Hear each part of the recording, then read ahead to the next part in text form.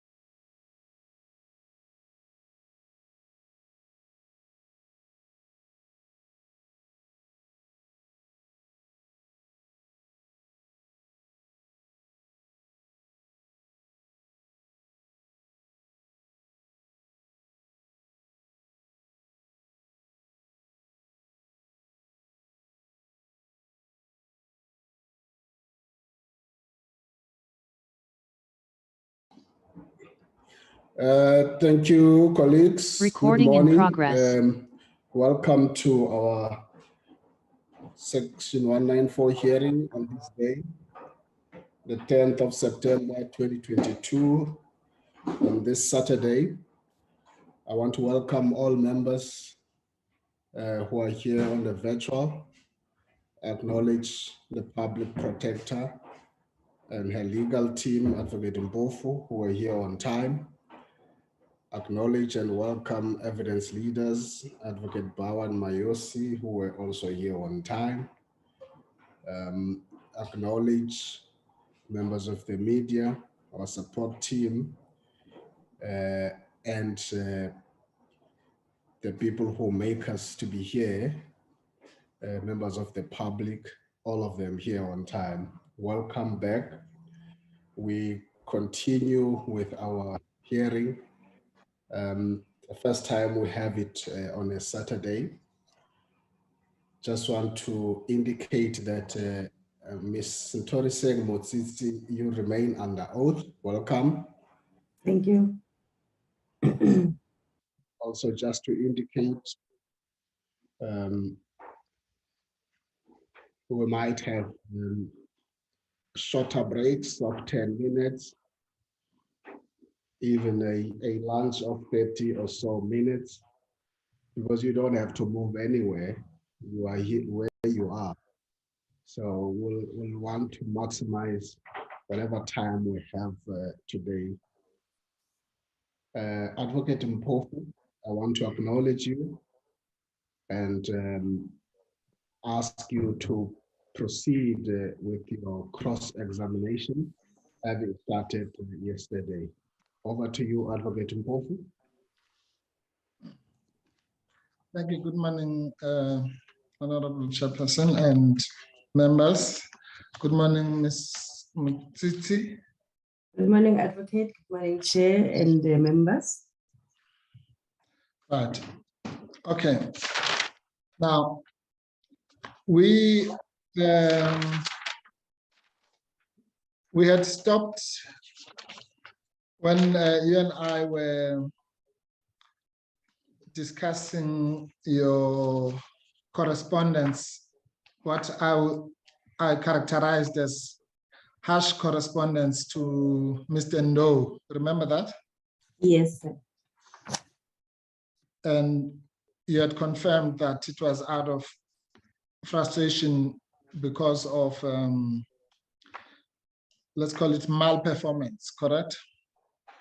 Correct. Right. And I was suggesting to you that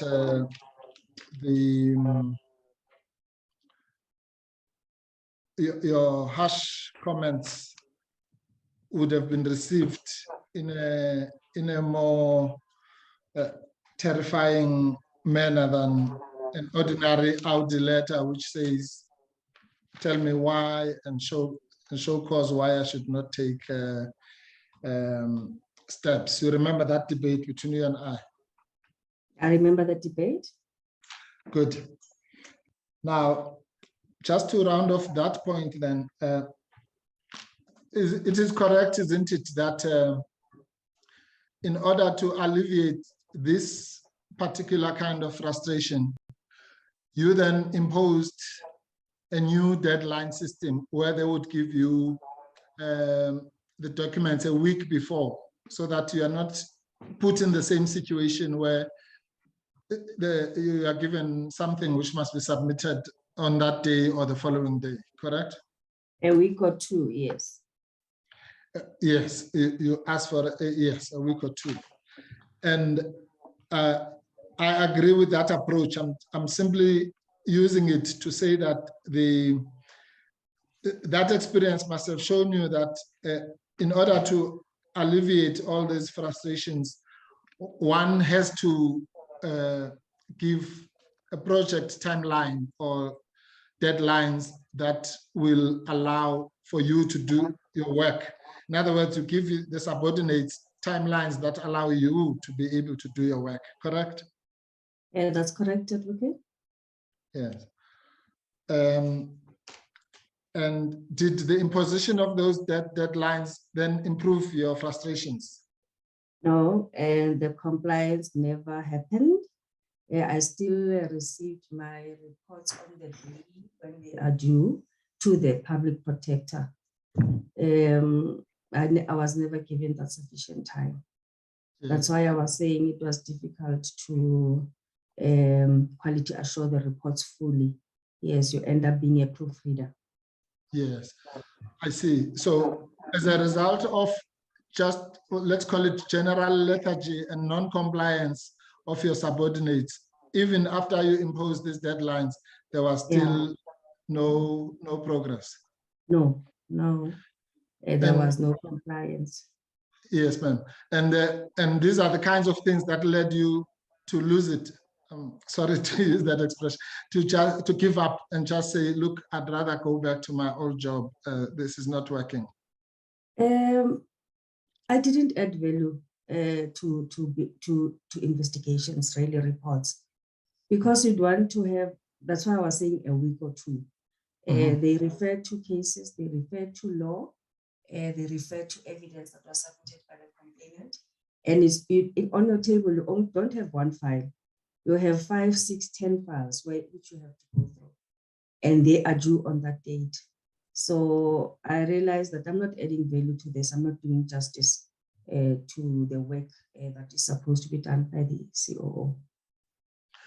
And you did not regard the deadlines that you had imposed on these people, you did not regard them as unreasonable or impractical, because as we've already established, they would have allowed you to do your work properly as well, correct?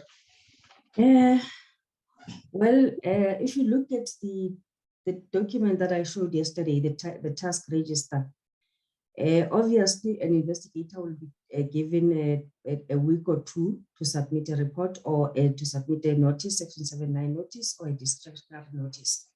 And from that 2 weeks that is given are also required at least a week. So it means that the investigator has 1 week to complete the discretionary notice or the report. So although it was unreasonable on my part to ask for those and impractical for investigators, but I had to put in some measure to say, can I please get these reports so that I can also apply my mind to what you have submitted. So they were impractical because they are not dealing with one case, they're dealing with several cases. But I really had to put something in place to make sure that I also do my work when I submit the reports to the country as the task authority. No, that's understandable, yeah. And because obviously you also had to meet your own deadlines, which had been promised to the PP or which had been discussed with the PP, correct? Yeah, I think what was important to investigators is the deadline to PP. So they looked at that deadline.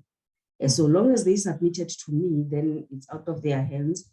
And now see to finish as to when I submit.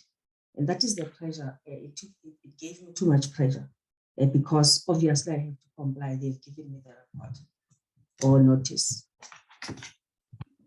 Oh, I see. So you're saying that effectively these people would ignore your deadlines and try to comply with the deadlines of the PP.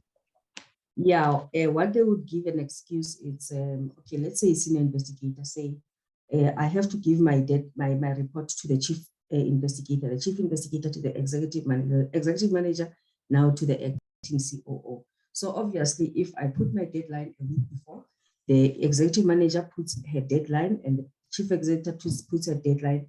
At the end of the day, they don't have days to really focus on that report because everybody wants a day or two to go through the report before they submit.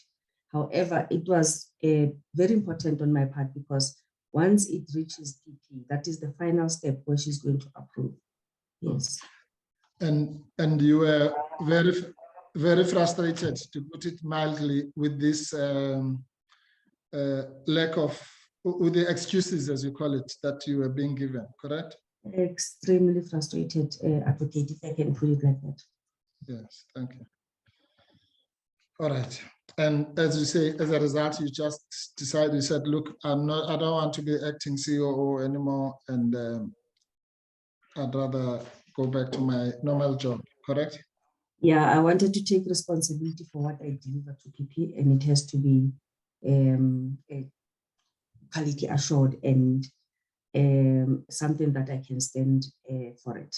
I must be able to defend that report. As a matter of interest, did you, before you gave up or kind of battled under this excuses, which is understandable, did you apply any steps for consequence management against these people? Okay. My style of management is I would go to the offices of the executive managers and Right. see what they're doing. And I'll find them with their teams working on the reports. I'd go to the chief investigator. I've been in every office just to make sure that I understand what is happening in their offices. And Right. I'd find them working on the reports, and there would be many reports on a daily basis. So they will explain, and I will tell them that this report is due on such and such a day. And they will tell me that they are still considering evidence that is submitted. So that is the audit that I was giving them, going to them, seeing what they're doing and understanding what they are doing. And obviously I could see that the deadlines are impractical. Okay. All right. So then what? So then they were not giving excuses. Then that means you are wrong with that. It means they were giving you genuine reasons. So why do you say they were giving excuses? Excuses, how do you define the excuses? Because if you say, can you please excuse us, we are still working on this report, we cannot submit. How do you define it? Maybe I'm not understanding the phrase excuse. Okay, maybe you don't, yeah. No, when somebody gives you excuses, in other words, when you ask for something, they give you excuses. That generally means that they're not giving you a valid reason. It's a different thing if someone gives you a good reason. That's why you say, stop giving me excuses. I just want my work or something like that. You understand? I don't define excuse as not being a valid reason. Oh. Yes, and they gave me reasons what they are doing, and I would go and check for myself that they are doing exactly that. But Okay. where you'll find that they are not delivering because it's something that I've asked maybe 5 months. It happened in my case 5 months ago. I started asking for this, and it never happens. Then that's when I issue an audit. That I've since February, March, April, I've been asking for this, and it's not happening. And the reason, the explanation that they give, you'll find that it's way outside the work. It's something that the person is dealing with in their private life. Yes, So that would still be a valid reason under those circumstances. But not one that you'd accept, because it would be way outside of their scope. I mean, okay, let me put it this way. After all those reasons or excuses or whatever you call them, at some point you would issue an audit letter and say, okay, now I'm not accepting, or rather, now you must give me the reasons in writing, correct? They'll provide their reasons, and it's outside the work. And unfortunately, you'll find that those circumstances, they made it impossible for the person to perform. Yeah. Then that's when I go to the level of working with you and making sure. I can give an example, the remedial action letters where I got an audit. In that case, I spent a week in the boardroom. The manager said, okay, I'm going to do this with you. In that week alone, we produced 86 letters because she was required to submit 40 letters per month. We produced 86 letters. I would do the work for you. And I checked the office, I found that the filing system was a mess. She doesn't have a project plan. So I drafted that project plan for the person because her situation, private situation, made it impossible for her to leave work after 5. She has to get kids, yes. So those reasons you'd accept, but take the manager and guide her and assist her. But now, yes, if it happens every now and then, you start saying, but I did this for you. I've assisted you. I've done your filing. I've done your project plan, but now you're not complying. Then that's when you decide that, no, now I'm issuing this one. Yes. Okay, good. Now then we're on the same page here. So that at some point you would, after all those good things, issue them with an audit letter and demand an explanation.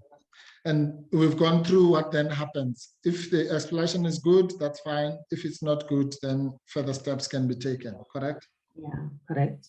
Good, good. So that's very good.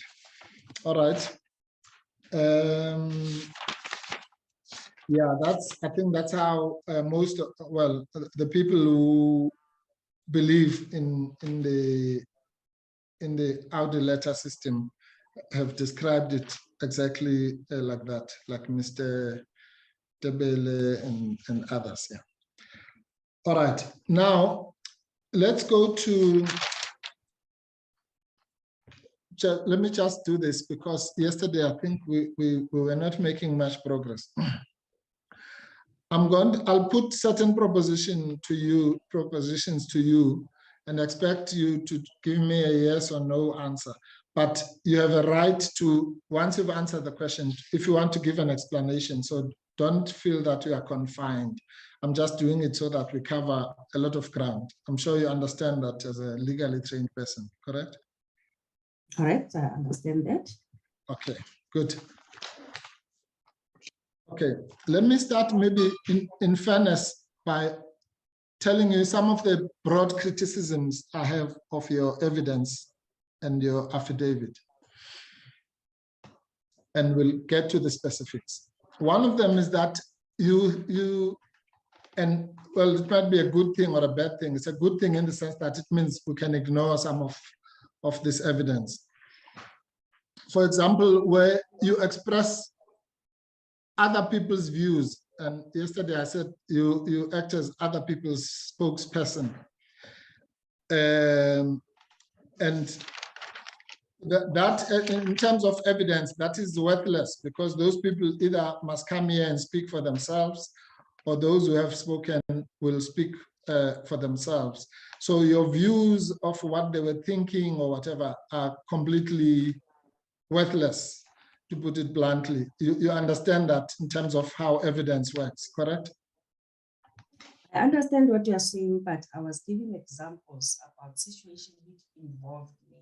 So the evidence would relate to me in issuing an audit, and how I played a role.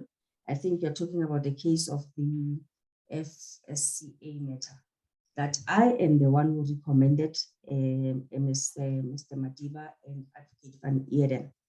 And when I recommended them, I knew them to be the ones who are investigating.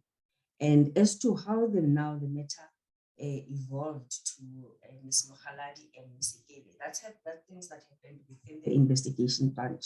But the work was allocated to Mr. Madiba and Advocate Van Eeden as per my recommendation. Yeah, no. That's not the, yeah, that I understand, because there you're talking about your own experience, so to speak. Let me give you an example maybe of what I'm talking about. If you go to page 4219. 4219. Yeah.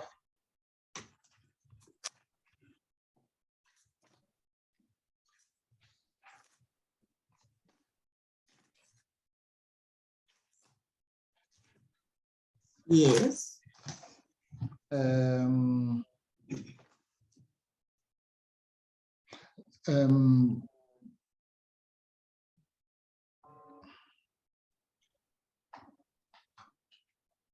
Okay, let's go to the next page, 4220, where you say, for example, it was clear that Ms. Baloyi was overwhelmed by the pressure to which the PP subjected and advised her that the Audi will provide us an opportunity to be heard. I'm just saying, sorry, ma'am, 118. Oh, 118 towards the end. Or towards the end. It was clear that Mr. Yes. Yes, that sentence. And then if you go to 121 at the bottom, you say, Ms. Baloyi was attempting to work with more realistic deadlines, having consulted the investigators and understood the constraints within which they were operating. She was also attempting to avoid cases of malicious compliance, where investigators would submit simply a document on a particular deadline. It's that kind of example. I'm saying there, you are not expected to speak for Ms. Baloyi because she's a witness here. She'll speak for herself if that is what she was thinking at that time. You understand? So your evidence of what she was thinking is relatively worthless compared to what her evidence will actually be when she speaks for herself. You understand? That's selective reading. Go to paragraph 118 in page 4219, where I said Ms. Malloy resisted the PP's insistence that she, as COO, issue out letters to every EM. However, I recall that one night I found Ms. Malloy broken and sitting in her office, mulling over the prospects of her employment being terminated as she was still on probation. She said she had reached the end of the road, in that if she does not comply with the PP's instruction to charge us, she's going to be terminated. Then you can go and say, it was clear from where I was sitting that Ms. Baloyi was overwhelmed by the pressure to which, so it's something that I observed when I went to her that night. That's yes, I know that's exactly what I'm saying, ma'am. About your observations, I'm saying your observations are relatively worthless about someone else's feelings. It's better if she says that's what she was feeling, then it's better in terms of evidence. If you don't understand that, that's fine. I'm just saying that is one of the criticisms I will give. The other one is also where, for example, you give a version about somebody's, like Miss Mukhaladi. She was here. Miss Mukhaladi was here. She spoke for herself, and she gave, I think I gave you an example of this yesterday. She gave a version, for example, of how it came to be that she was in charge of the Financial Services Conduct Authority matter. So again, I'm saying the committee is more likely to accept Ms. Mukhaladi's version on that than your secondary version, which might even clash with what she has to say. It won't clash. No, I know okay. factually, it will not clash. Factually, the file were allocated to Mr. Madiba and Advocate Van Eden upon my recommendation.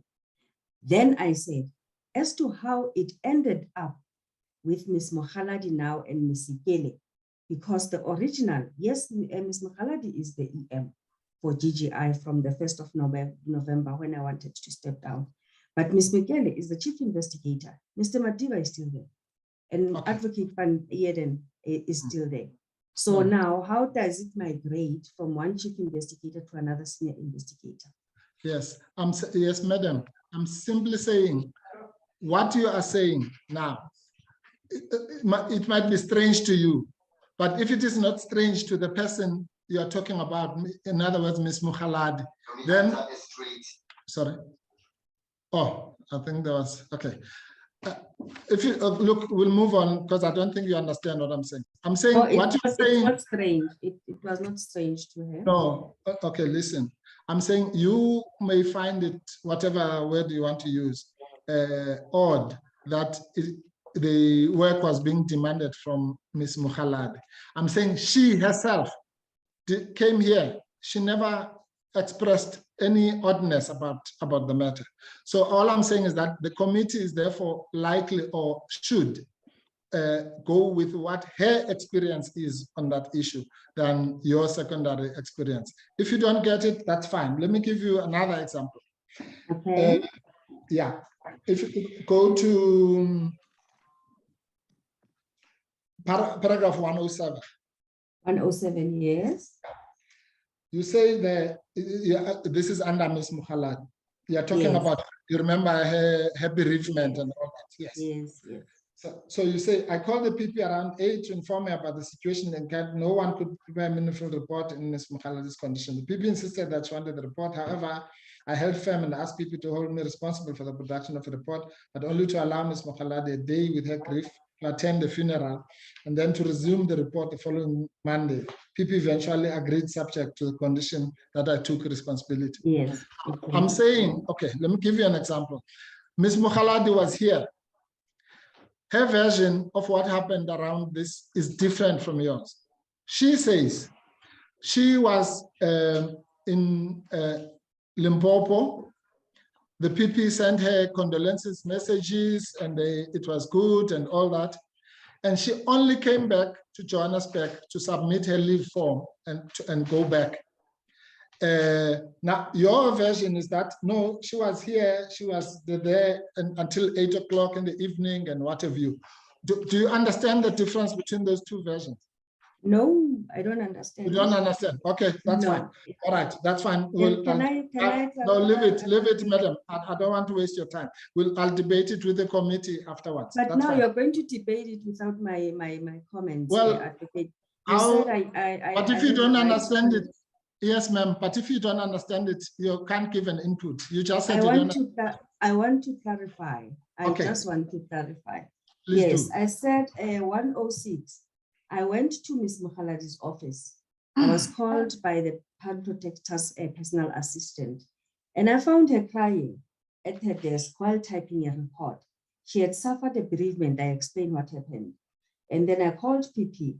The PP wanted her report, and my view, my observation, I said, however, I said, I called PP at around 8 o'clock to inform her about the situation and indicate that no one could prepare a meaningful report in Ms. Mokhaladi's condition, as I experienced it when I was with her in her office. So that's what I wanted to clarify. Thank you. That's fine, ma'am. I was just telling you that she told the committee that she never came back to work. She only came to Joburg to collect to submit a leave form. But that's fine. If you don't, as I say, let's not debate it now. Yeah. All right.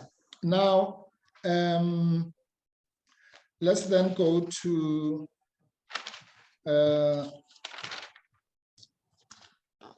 the issue of,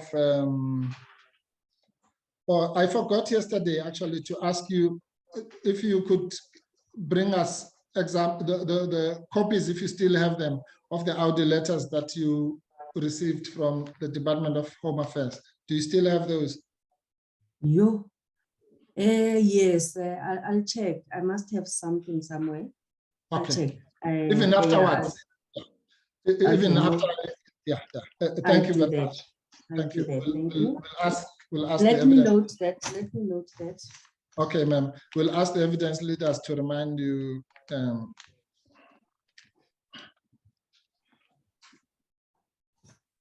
Okay.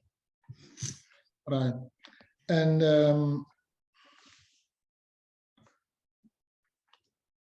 while we're on that, okay, since we don't have them here, you may not remember, but the standard form of those Audi letters would be the usual form. Explain why you did not do this.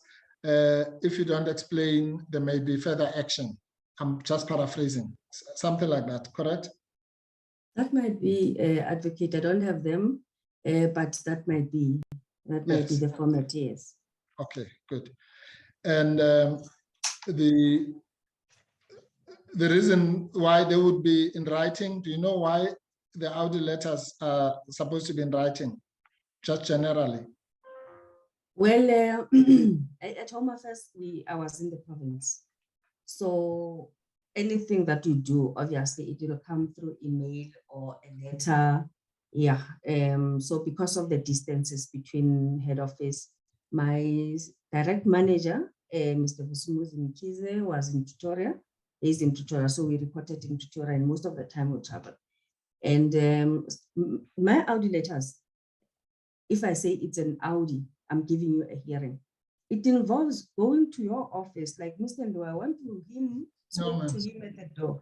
So it might be a conversation, or calling an employee that, but you were supposed to submit this report, you did not, and then they explain. So Audi, listen to the other side. So it doesn't have to be in writing. It can be a discussion. Yes, no, that's a different thing. I'm sure people in every work environment, they talk and listen to each other. That's not what I'm talking about. I'm talking about an Audi letter. An Audi letter is in writing, correct? An Audi can be oral, or it can be a formal letter or an email. It can be like that. Please listen to the question. It can be 1,000 things, but when it's an Audi letter, it's in writing, correct? Yes, letter is in writing. The Thank letter you. is in writing. Yes. Yeah. All right. And that's the reason why you still have them somewhere. You're going to give them to the evidence leaders. If it was just a conversation, you would not be able to give them to us. You understand? If it was an email, I'll give you even emails if I still have them. That's Yes, why but I'm that, saying I'll give you a letter as you define it, and then I'll give you an email. And if I was asked telephonically and I responded myself, I'll give you my response and say this was asked telephonically. that's fine. All right. Now, we also covered, you had a good, you said the PP was good to you. She recruited you from the Department of Home Affairs. She gave you an opportunity to act as CEO and even as COO. And as I understand it, you welcome those. I mean, before there were problems, you welcome those opportunities as learning opportunities, correct? Yeah, correct, yes. Yeah. And you also were expressed to her frustrations about the working environment, about some of the employees, correct? Correct, yes. And that's my other problem with your evidence, ma'am, and I'm going to deal with that now, because for some reason, you now give a different spin or accent to those issues, as if there were no problems and these people were totally innocent, and there was this horrible public protector and instilling fear and what have you. But in reality, you were aware of the problems that the public protector was facing. Let's take Ms. Masana. Oh, Musana. Musana. Yes, Cleopatra, I think. Yeah. But before you go to Ms. Musana, can I clarify something? Yes, ma'am. Yes, public protector, I want to make sure that you understand that she's been good to me. She gave me opportunities. And because the way she was asking, said, can you please assist? And when I made proposals, I'm proud to say, she accepted my proposals, like saying, no, do not terminate. Let us move Ms. Musana to this post. So the only thing is, what goes wrong here is people are telling you their issues. I know them from experience. I go to their offices. And as an acting CEO or acting COO, every time I come with an excuse, as if it is, I have no powers to get those reports. And what we end up doing the work for employees, because I don't want to keep on going to PP that, you know, this one is going through this program, this one, they're still in the office, they're doing this and this. It doesn't appear good as a manager or a leader, a supervisor, to always come up with excuses. Hence, you find us doing their work. So I don't say, I'm not spinning. I'm simply saying, yes, there were genuine reasons, and people lived in fear. And I also lived in fear in a sense that if this thing is not delivered, the Audi will come to me, and they did come to me. Over to you, Advocate Mpofu. Thank you. Thank you, Chair. No, okay, no, so sorry, maybe I misunderstood. No, that's the point, ma'am. That's where I have a problem, because what you're saying to me now makes perfect sense. But in your statement, you portray her as this person who doesn't listen. And yet the real experience, as you correctly point out, is that when you made suggestions, those are suggestions were accepted, and I think you appreciated that. For example, your intervention in the Musana issue, as you've correctly pointed out. Understand? Show me the statement that you're talking to. The statement where I put. Can you show me the statement that you are referring to so that I can give it context? Yes. Well, you say she was not interested in listening. Yes, I'll show it to you. But let me just give you other examples. I mean, the public protector actually, when I was consulting her about you, she gave very good account of those kinds of interventions by yourself. She gave you credit, for example, for having introduced what you call the district model in outreach, which I think you described yesterday, where you didn't have to have these hundreds and hundreds of meetings, but you could do them in a district to cover a wider area. That was an idea that you came up with, I think, because you had learned it from Home Affairs, correct? Yes. Yes. And as I say, she credits you with that. And that's another example of her having listened to your input and having gone as far as adopting it as her own, as an approach for the public protector. You understand? That's not the only one. I can give you several examples. Yes. A project that we undertook. I mean, she even had to go there about 3 times when I recommended that we need to do something to change the circumstances of those people in Cape Town. Yes, that's why I'm saying she was good to me. When I made proposals, she listened.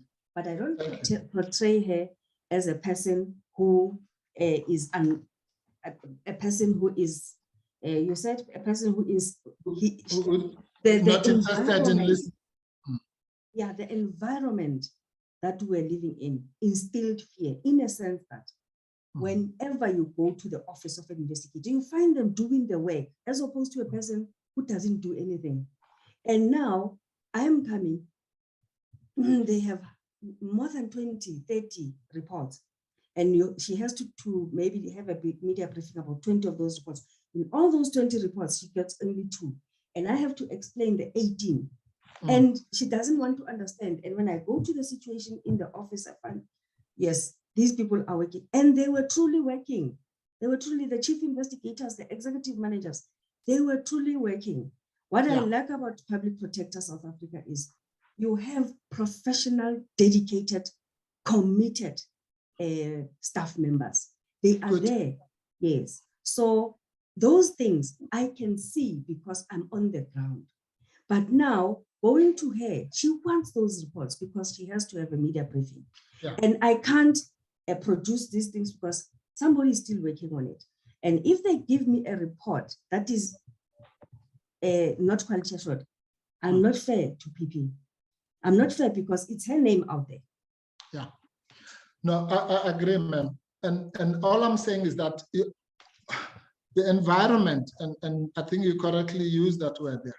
I'm saying that the environment affected everybody, including the public protector, because that's also the environment that she found there, correct? Yes. And no, that whether she found it there, I was not there when she got there. No. I'm saying, okay, let's say that's the environment in which she found herself, like you, like everyone else. That there was a lot of work, cases were streaming in.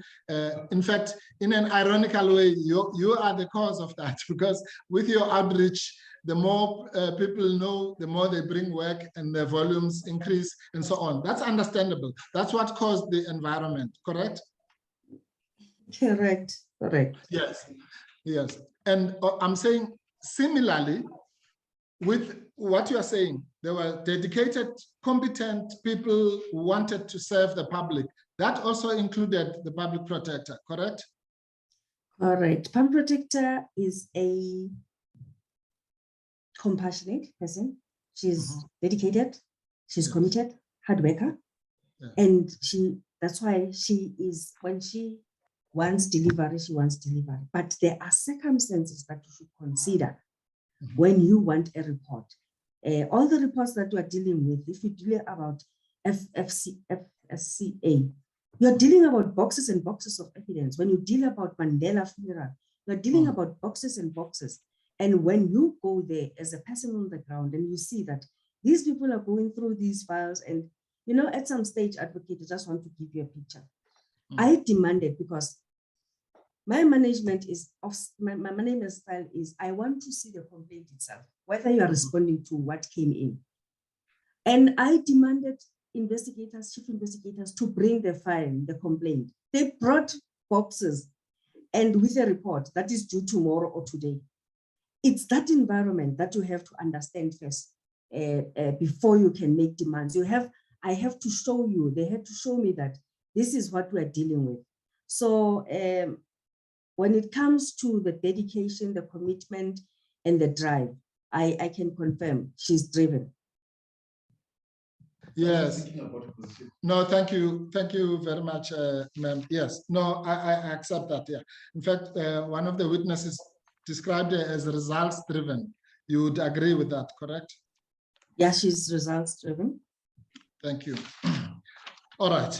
Now, that's fine. Now, then I'm happy with then we're on the same page with that. The other thing which I wanted to use, but I mean, you've already answered, is the fact that, let's take another example. When Ms. Mukhaladi was not delivering the PAYU work, one of your proposals was that she must do a memorandum. You were actually emphasizing to her that do a memorandum, explain to the PP what the problems are, and don't keep her in the dark.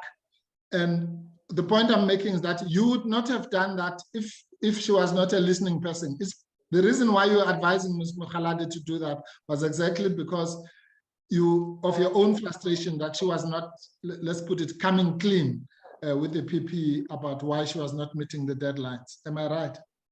I think by then we already had a warning and written warning, etc. And the report was not delivered. And I felt that because she even said, I don't want to comply maliciously. I can't give PP this thing.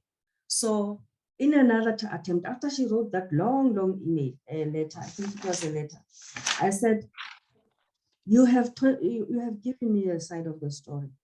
Can you just do it again? She said, but I don't see any point because we are here now. I said, but let us give it to her. Maybe like I did with Ms. Basani Balo.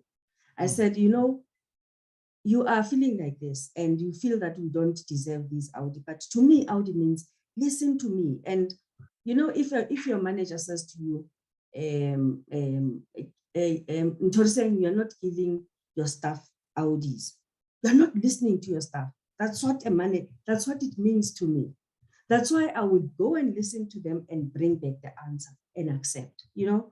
So it was not like giving an Audi with the intent of giving a warning and taking discipline. I thought it's a deficiency on my part as a manager that you are not listening to your staff. Listen to your staff. Whereas it's not that, yes. So the Audis that I thought I understand them was not the Audis that were supposed to be issued. That's why I'm calling good Audis and bad Audis. Yes, so, no, yeah. I understand. I understand perfectly, ma'am. I've been in that space, yeah. What you are saying is that there's a difference between what we call listening leadership, which is probably the biggest skill in leadership, listening. Yes. And that we all accept. And you're saying that to that extent, the public protector, in your experience, was a listening leader, correct? Oh, no. Yes. And sorry? I said no. Okay. When I gave advice as acting CEO, I have to give her credit. She listened to me. Right. She accepted my advice. Yes. You know, that I truly appreciated. Can't take it away from her.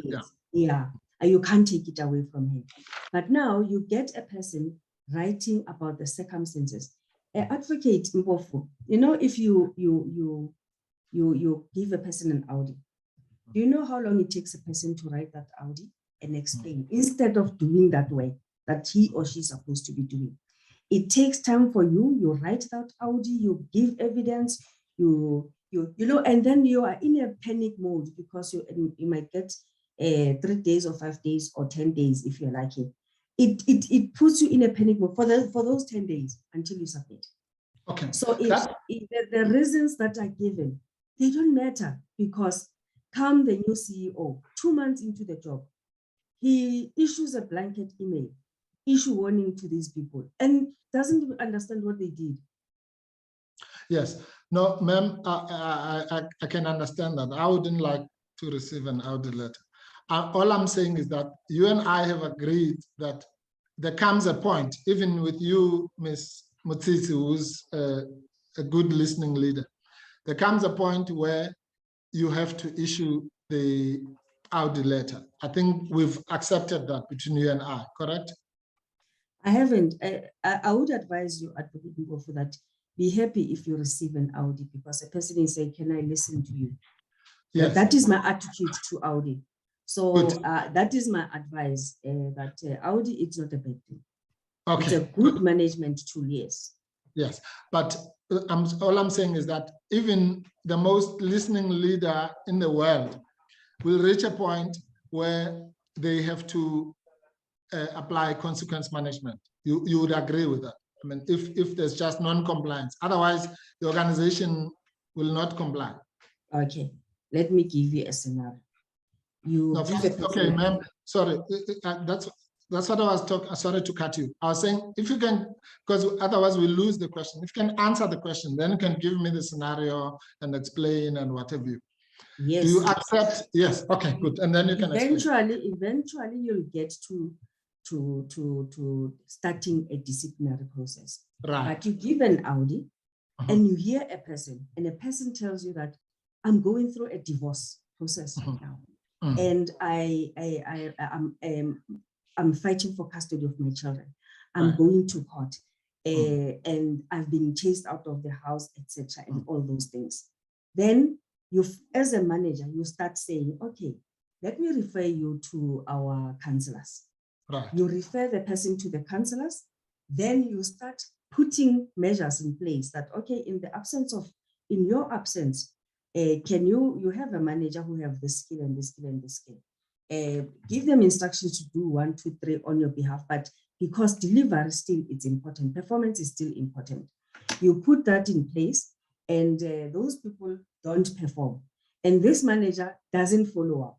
This manager expects you again as an executive manager to do the work for him or her.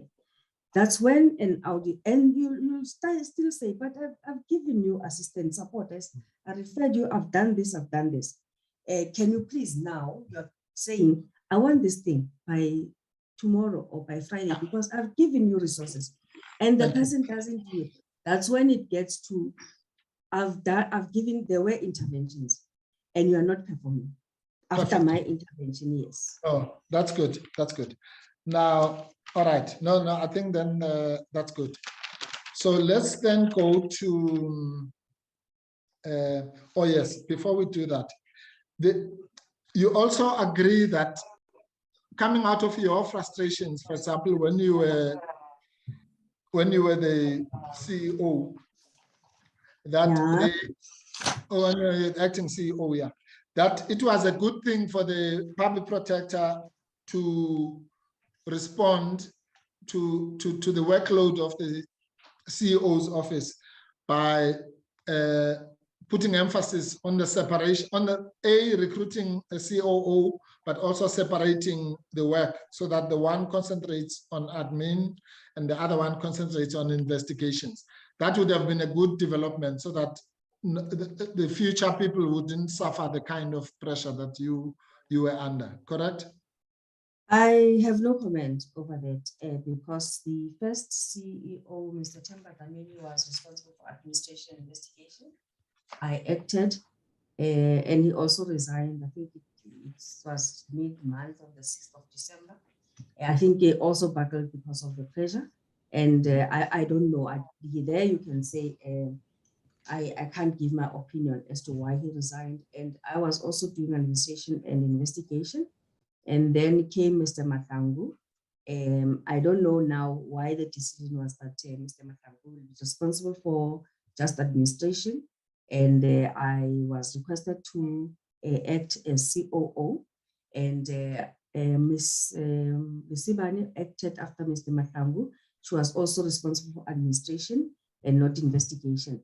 Then came Ms. Sibanyoni, Thandi Sibanyoni. It's back to square one. She's responsible for administration and investigation. So I wouldn't have any comment as to how do you distinguish between these two cases, because it's back to CEO being responsible for investigation and administration. Right. Okay. Okay. I'm simply saying to you that you would agree that it's a good thing that the role of the CEO is more administrative, and some of the work that deals with investigations with the core mandate would be separated to the COO's office. That's a good development if that is implemented well. If it may not be implemented well in certain instances, that's fine. But I'm saying, as a matter of principle, that would alleviate the pressure on both persons, correct? Yeah, it is a good development indeed. Yes. Good. And then also, you accept that an environment such as the Public Protector's Office is by definition a pressured environment, and one of the reasons for that is because of the Batupile principle, where you must focus on serving the public, correct? Yeah, it's a pressured environment, and yeah, it's about the people, all the people. Good.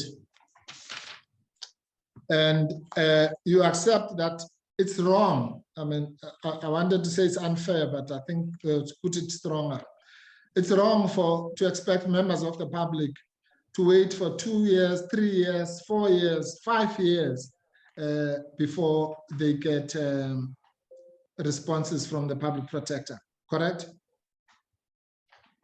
Final response, or are you talking about progress reports? No, I'm talking about just getting outcomes. You know, if I go to the public protector and I have a complaint there, I don't know your internal workings. But if it's going to take me 5 years to get the outcome, that's just wrong, because I'm a citizen and I'm entitled to delivery, correct? What we have done, Advocate Mpofu, just to make sure that people understand, the complainants understand our environment, in our acknowledgement letter, that's where we even tell you that in terms of our service standards, ER matters, they take 6 months, service delivery, they take 12 months, GGI matters, they take 24 months to 36 months, so that the person can feel that if I have a investigation against Kusile with their documents, it will take more than 6 months. And yes. If it's yes, yeah, so we don't raise expectations that you'll get your response in 3 months or in 6 months. You know beforehand from the acknowledgement letter that this investigation might turn into a 24 months or 36 months investigation. Chairperson, I don't know if you can still hear me. I can hear you, Advocate Mpofu. Okay, well, I can't hear you. I can't hear the witness. We have load shedding. I think the generator is going to kick in soon. Can we just pause a little bit, Chair? That's okay. I can't hear either one of you. I can see that you are talking. We'll pause for a few minutes. Okay, I think they can hear us. Okay. Okay, there you are. All right. Thank you. Can you hear me? Can somebody say something, Chairperson? Yes, Advocate Mpofu, can you hear us now? I can hear you now, Chair. Thank you very much. Yes. Please, you can repeat where you did not get with your witness. Go ahead. Yes, I think she was responding to me.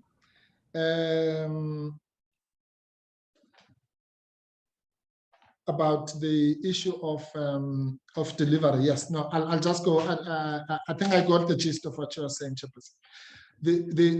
Ma'am, all I'm saying is I understand your timelines and so on. I'm saying that, in fact, let's even use that. So if you then say to me, Mr. Mpofu, this thing is going to take 2 years and so on, and yet it takes four years. That is to be avoided. It's just wrong, correct? It's just wrong. It has to be avoided. You have to adhere to the service standards that you set for yourself. Correct. Yes. Yes. And you know, I want to put it like this, ma'am, and I want to see if you agree with me. You talk about the environment that was difficult. You talk about the pressure of the work that was coming. You talk about the fear of not meeting those deadlines.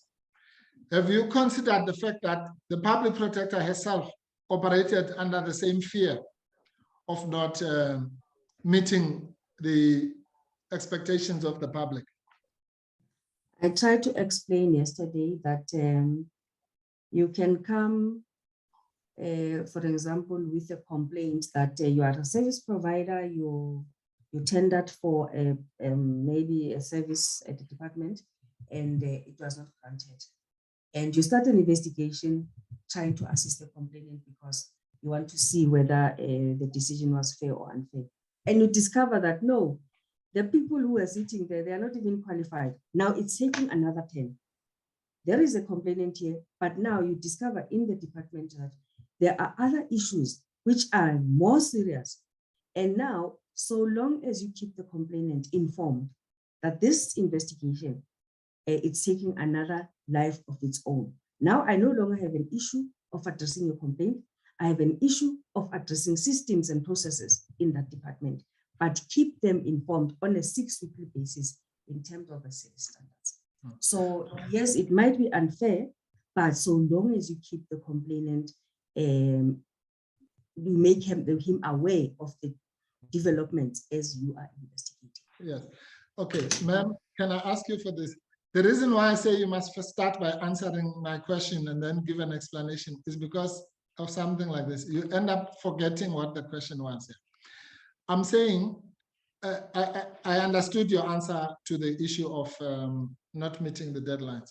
I was asking you a different thing. I'm saying, do you agree that just as you or the other people who are working under you were working under this pressured environment and fearing that if they don't meet the deadline, there will be consequences, that the public protector herself acts under the same fears, that if she doesn't improve the performance of the organization, then the public will suffer? You can answer the question, then you explain if you want to explain. Do you accept that? Just hold Advocate Mpofu. I think she's frozen out. Okay. Steam. Let's just wait for a few minutes to get her back. Thank you, Chair. Thank you. She probably has load shedding, but you are safe because you are very efficient to get a generator. Yeah, I've learned the hard way. I've learned the hard way, Chairperson. Yeah, thanks. Let's wait for it. So. Thank you.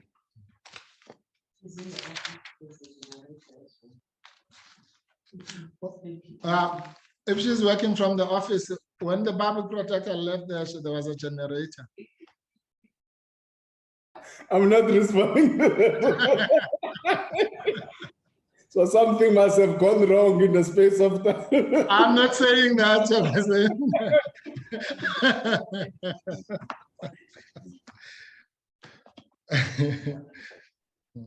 Chair.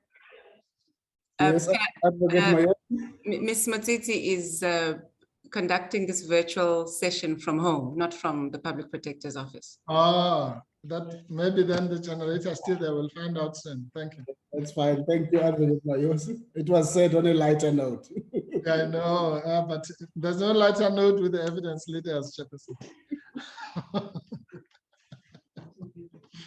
All right, I don't know if can you contact Advocate Mayos? Are you able to? Yes, I'm trying to do that now. Okay.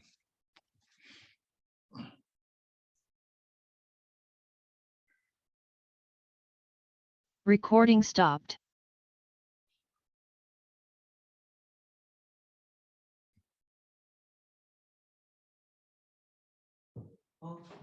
in the WhatsApp communication.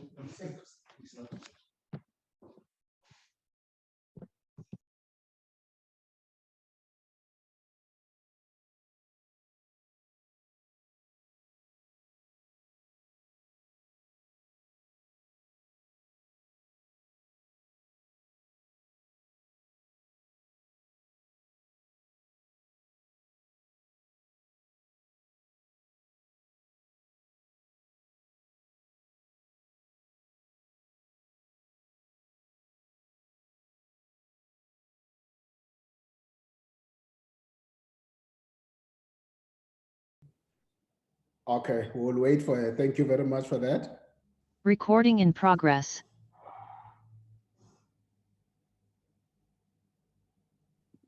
My apologies, Chair. I checked my load shedding schedule and it seems like I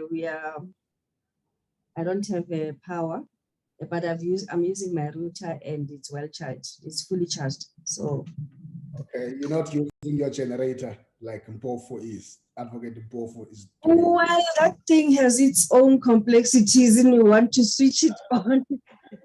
Okay, thank you. Welcome back. Welcome back. I hand over to Advocate Mpofu. Thank you, Ms. Motsitsi. Yeah, do you think that people who cause us load shedding should be impeached? People who cause us load shedding should be uploaded. In my situation, they should be uploaded. No, because they get you out of this terrible situation. No, thank you, ma'am. Okay, now I was just saying, I think when we got cut off, I was saying you would agree that the public protector also operates under the fear of non-delivery to the public, correct? If we are quiet, yes, she must make sure that we are responding and we are able to explain. She operates under that fear because she has to deliver. She Yes. made undertakings in annual reports, in strategy, etc. So she has to deliver.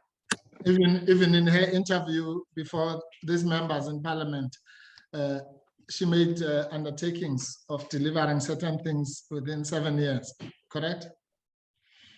Even to the portfolio committee, she has made undertakings to deliver. She has to deliver. Yes. Based on her undertakings, yes. Yes. And you know, I'm just taking advantage of you as a lawyer. You are aware of Section 195 of the Constitution, which places obligations on people like her and the public administrators in general. I don't expect you to know the Constitution off by heart. Yeah, not by Nobody heart. does. So, yeah, but I'll just, yes, okay. yes, but I'll just take you through it. Section 195 of the Constitution says that these are the principles that must guide people like the public protector. A high standard of professional ethics must be promoted and maintained. You would agree that she endeavored to do that, correct? High standard of professional ethics. Yes. You must maintain it. Yeah, you must maintain it as public protector.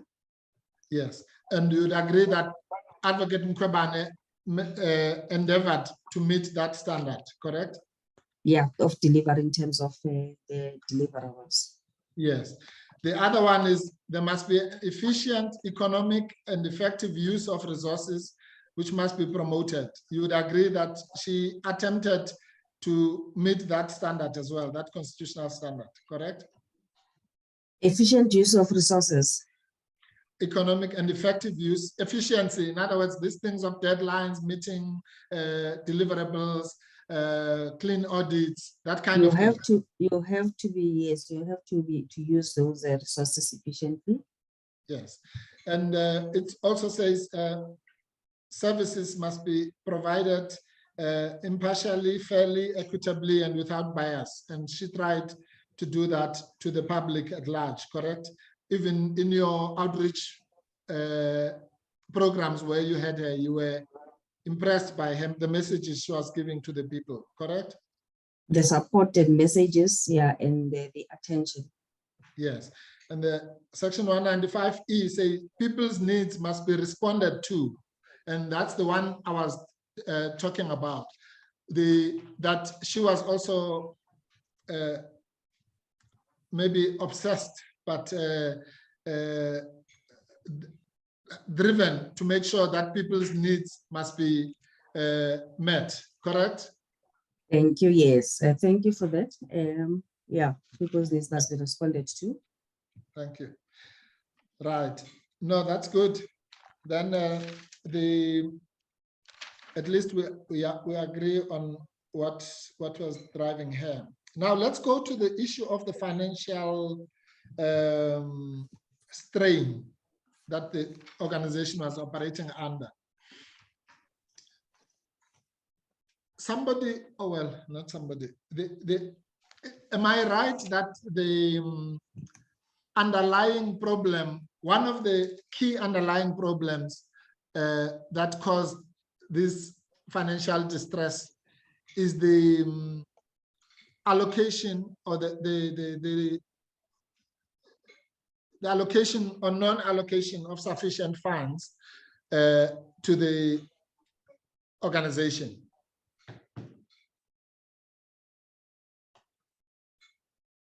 Advocate, you know, when I was acting CEO, I know that whatever we have to do is to, okay, you have this planning session and you know that you have 350 million. And So you're fading. Okay, I can hear you now. Okay. Let me try and, I don't know whether this makes a difference. Yeah. You are allocated a budget and it's 320 million. You must operate, you must plan in line with 320. You cannot overspend and go beyond. The concern that I had, a serious concern, was when we had to apply for bank overdraft. Because from the planning session, as a CEO, as the leadership of the organization, we were supposed to make sure that whatever we are doing for that financial year, 2017-2018, it will last us until the 31st of March, 2018. And now you realize in January that whatever you have in December, you won't even be able to pay salaries by the end of the 31st. So something went wrong. Yes, you are not allocated sufficient budget, but in your planning, how did you allocate this insufficient budget to make sure that it lasts you until the end of the financial year? Okay, no, okay. You and I can have a long discussion about that, but we don't want to bore the honorable members. It doesn't work in that simple fashion, but that's fine. The point I was making is simply that one of the key problems that caused the financial crisis was the insufficient allocation, not the only problem, the insufficient allocation of budget, correct, of funds. You have insufficient allocation, you work within, you live within that. Ma'am, yeah. Yes, we'll come to what you do. I'm saying, is that one of the key problems that was faced by the Public Protector South Africa that caused the financial constraints, insufficient allocation of budget, of funds, correct? Okay, can you tell me what is sufficient allocation? All right. You all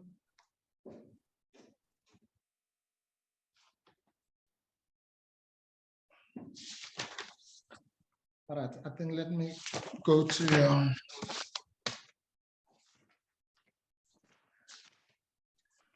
your CFO seems to have understood this better.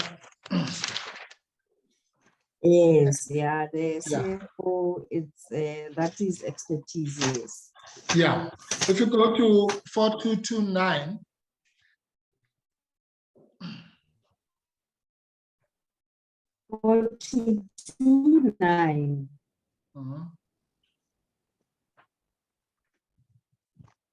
429, yes, 429 days, I'm there. Okay, that's a document which was copied to you, correct? That's a document that I demanded when I started acting. That did you make PP aware of the financial constraints? Because yes, we were operating, but it didn't seem like a formal communication was sent to PP. Yes, good. Now, that document which was communicated, which you demanded and was communicated to you, gave this as the background to the financial constraints. The base, I'm reading at 2.1. The baseline allocation is insufficient to cover the full financial needs of the organization. I'm simply asking you, were you aware of that as a problem, that the allocation was insufficient to cover the needs of the organization? And this is what he said, but my question is, when you plan within what you are allocated. Remember, you don't. No, I'm sorry, I really have to cut you. We'll come to that, okay, please. You must just answer the question first, and then you can explain as much as you want. Yeah. Do you accept, or was it communicated to you that the problem, one of the problems was insufficient allocation of funds to cover the needs of the organization? Yes, then you can say what, or no, then you say about planning, whatever. Okay. Advocate, that's why the CFO himself said we had 2 meetings. I wanted to know, we had a plan and we planned within the baseline. And now it is insufficient. Why do we realize now in December that it's insufficient? We are supposed to be planning, submitting our plan, costing our plan. And if you wanted 500 million, then they give you 320 million. Then you work within 320 million. So it can't be insufficient right in the middle of the year because your needs have increased.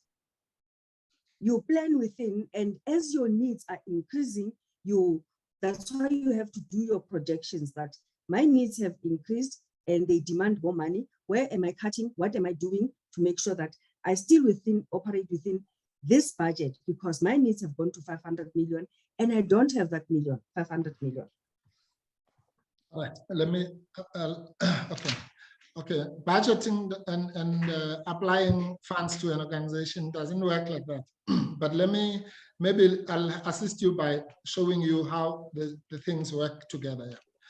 The other problem with the public protector South Africa in terms of the causes for financial constraints was the skewed allocation of funds as between employee costs and the core mandate, correct? Can you repeat that question? One of the reasons for the financial constraints faced by the organization was the skewed proportions between what is spent on personnel, on staff, and what is spent on the core mandate. Correct or not correct? Or do you don't know? Advocate, I will say to you, right at the beginning of the year, when you're doing your planning, you know that I'm going to spend 200 million for. Unfortunately, if you don't want to hear my response, No, because this is how yes, but can I ask you for a favor? Answer my question first. Then you can explain as much as you want. I don't know how many. I don't agree with you. I don't agree with you, Advocate. I don't agree with you. Well, you agreed with me when I asked you to do that in the morning. I don't know why now you don't agree. I'm saying you have to operate within the insufficient budget that has been allocated. You know, at the beginning of the year that I was allocated insufficient budgeting. Now, if your needs are increasing, you have to adjust and readjust and review your needs so that they fall within the budget that has been allocated, so that you don't go beyond and asking for an overdraft. Then that would be my question when I took over, that how did you get to a stage where we were not even aware that we weren't able to pay salaries? How did we get there? Okay, okay, madam, you see the reason why I'm asking you to answer my question first is because of this. You don't know what question you are answering. You are answering the wrong question now. Which question are you answering? You say the financial constraints were caused by skewed human resources and the needs of the organization. So I'm saying you are aware right from the beginning of the human resources needs, financial needs, and the resources. You know right at the beginning when it is approved, when you get that letter from National Treasury, that we confirm that you are going to get less than what you requested. No, but that's that's the point I'm making. We've moved away from the issue of insufficient funding now. I'm asking you a different matter. I'm saying, was another problem the skewed nature of the allocation as between personnel costs and the core mandate? Was that another problem? Forget about the allocation thing now, we've moved from that. Was that another separate problem? Define skewed. Okay, if a company spends more than 70% on just on paying workers and only 20-something% on its core mandate, whatever its core mandate is, then that is a recipe for disaster, generally. Would you agree? Could be anything, could be, pardon? Who caused that? Who caused that? No, ma'am, I don't, let's say it's caused by Mr. Yes, by my planning as the yes, all that. I have decided to appoint more and take this budget, and let's say I have to produce products, magwinya, fat cooks, then I employ more people, and then I can't buy flour. Then it's me who has decided to employ more people, and I can't buy flour. So I can't render that service. I can't provide those goods. So that's why I'm saying the planning part and the deliverables, they must be able to be determined right at the beginning of the financial year. That is my understanding of budgeting, planning, budgeting, and resource allocation. Okay, then when are you going to answer my question? I'm saying, I don't care who caused it, ma'am. I'm saying, or whether it's good planning or bad planning. But when that situation occurs, is it a problem that causes a financial, that can be a problem for an organization? If I appoint more people for fed cooks and I don't have money to buy flour, it's skewed. It's a problem. It's my planning. It's wrong. Good. Yes. It's okay, thank you. And the other issue that was a driver of the financial problem was spending on legal costs. Were you aware of that one? Yeah, yes, I saw that in the memo, and then later in our EXCO meetings, they were discussed regularly, because I think the first year it was like, I can't remember the amounts, but the amounts that were allocated for legal fees was about 10 million or something, can't remember. And only to discover that you spend about 3 times that amount or 4 times that amount. So that was the first indicator that you are underspending, you are under budgeting for legal costs. Then the following year, it was increased by 4 million. And I remember in one of the budget committee meetings said, you say you have spent 30 million, but you move from 10 to 14 million. It doesn't make sense, because your baseline now it's 30 million. Okay, well, I don't think that ever happened, that it moved 4 times, but I'm just asking you a different question. That one of the drivers was spending on legal costs, which was, there's been evidence already, which was caused by a spike in legal reviews, for example, because of the EFF Nkandla case and so on. But I'm not going into those underlying issues. I'm saying that was one of the drivers that was identified. The legal fees were, Legal fees were the driver of Yeah. yeah, they increased it tremendously. Yeah. Yeah, and the other driver was spending on ICT, correct? Yeah, that's the explanation that was provided to me by the acting CFO then. Yes, yeah. Now, I'm saying then, ma'am, this is according to all this. I don't know why we're having this debate, because that comes from your statement. If you go to paragraph 28 of your statement, the insufficient budget allocation, employee costs, overspending on employees' costs, continuing mismatch between PPSA's budget and spending on legal costs and spending on information and communication technology. Those were the 5 things that were mentioned as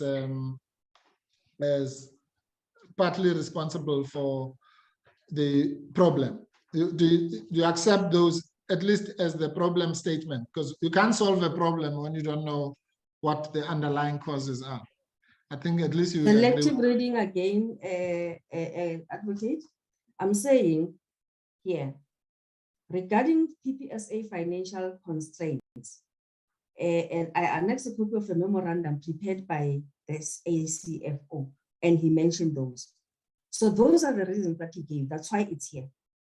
So yes, I'm quoting him directly. Yes, it's not. So yes, you are saying in my statement, I say. In my statement, I say the CFO, acting CFO said. So that's the difference. Okay. Okay, fine. Did you accept or reject the CFO's analysis of the underlying problems? I wanted to know from him and for him to explain to me why there are these the shortage in the yes. In our ultimately, in the end, after all those explanations, did you accept or reject? I said, let us inform PP so that she is also aware, because I don't think she's aware of these circumstances.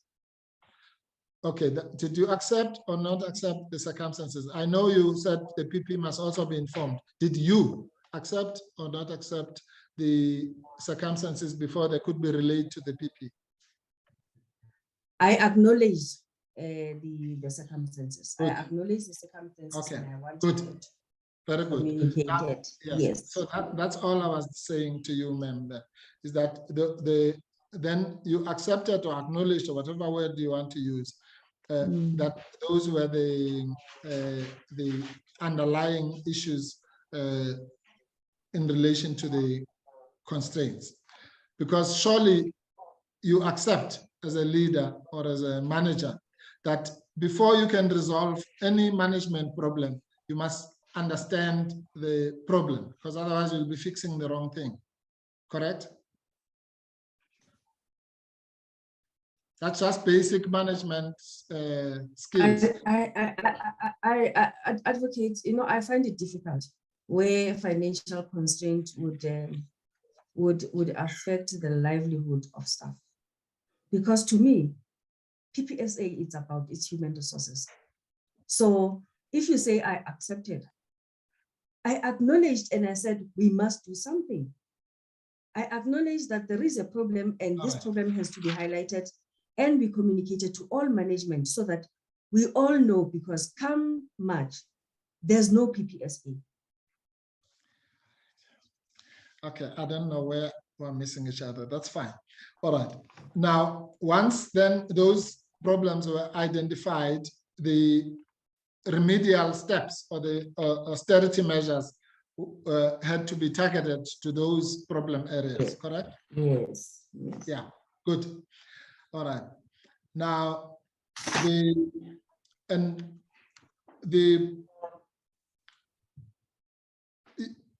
okay, you said you don't know. I don't know whether I say you accept or not, that the fact that there was 72%, according to the CFO at least, 72% of the money allocated went to staff payments. Which attachment, by the way, sorry, Advocate? 72%, ma'am, of the money allocated to PPSA went to. Can you go to the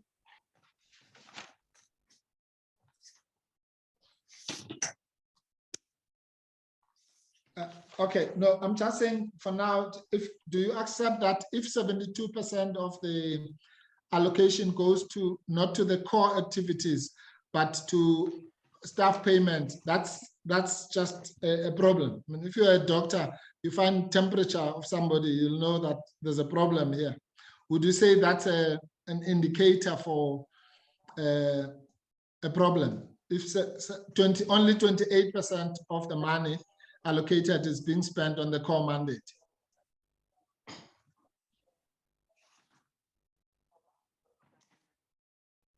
Can you show me the 72% so that at No, least I'm not showing. I'm that asking. context? No, forget. I have the. I don't want to show you anything, ma'am. I'm asking you whether do you accept as a general statement that if there's an organization that has 72% of its allocation, or rather only 28% of its budget allocation dedicated to its core activities, that would be a sign for a problem as a manager.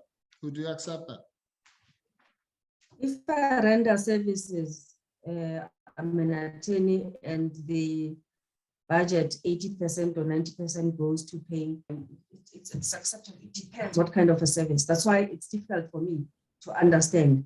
72%, it's about reports, it's about investigation, it's about the it's about outreach programs. So it's services more than delivery of goods. So if it was about delivery of goods and 72% goes to payment of staff, you are overly staffed because now you have to deliver goods which you can't produce. Yeah. Yes, okay. Go That's to why page, I said, that's why I said, show me the page. yeah, go to page 4230. Oh, okay.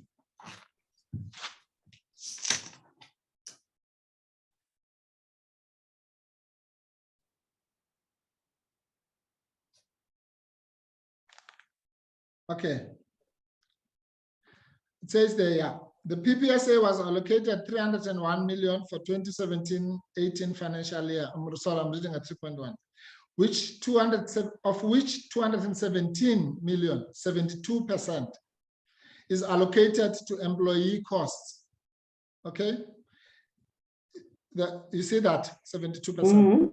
Yes, that's the one I'm talking about. I'm saying if an organization is allocated 301 and 217 of that goes to employee costs, and they say the overspending on employees costs was mainly due to the implementation of OSD, not progression and merit bonuses for the prior 2 financial years. In other words, that the 2015-16 and 2016-17, before the public advocate Nkobane was working there. Okay, so that goes to your thing about how was it cost. So we now know when and how it was cost. Yeah.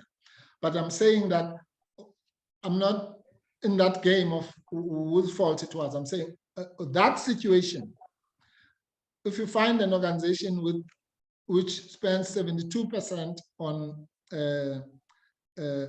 staff employees and only 28% on its core activities, that which is called the public protector, so that we forget about the attorneys. That would be a problem, correct? Not correct, advocate. Let me explain this paragraph. At the beginning of the financial year, let's say on the 1st of April 2018, you decide from your budget that you are going to spend 72% on employees, and then it's within the budget. If you decide like that, then stick to that 72%. The problem here arose as at 31st January 2018. The total overspending on employees was 9 million. How did it happen? Because already by the 1st of April 2018, you have decided that 72 are going to spend on employees. And then now you realize as at Okay. 31 January 2018, the total overspending on employees. In fact, it's 2017 financial year. You realize that you are going to spend overspend by 9.1 million. When did it happen? When did you take the decision? It should have been at the beginning when we were doing the budgeting, the planning and budgeting, isn't it? Thank you, ma'am. Yeah, no, I agree. Okay, now let's move on to the issue of the CFO. You are aware there's been some comments made about the fact that the CFO was seconded from State Security Agency, as if State Security Agency is not part of the state. Were you aware that when that was done, the public protector had approached the Treasury as well to provide a seconded CFO? I was not aware of that. Okay, that's fine. Okay, that will be led by the PP. Then you said something yesterday about, you were basically saying that it is not true that people would fail to meet their own deadlines or something to that effect. I don't want to misquote you. Is that your evidence? No. Okay, do you therefore accept, because one of the witnesses told us that they didn't understand why people were complaining, because sometimes they had failed to meet their own deadlines. In other words, they would Mr. Tebele, yes, Mr. Tebele said that. Yes. What I explained is, I went even to the annexure. I tried to explain that annexure, and I know it's difficult to understand. It was a task register.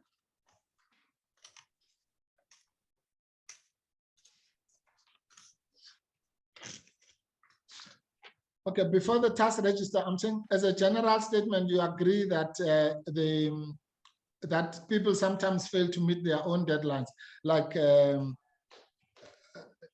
that was part of the problem, correct? I don't want to give an answer, but I can explain this simply. But I wanted to explain an answer in the context of the task register.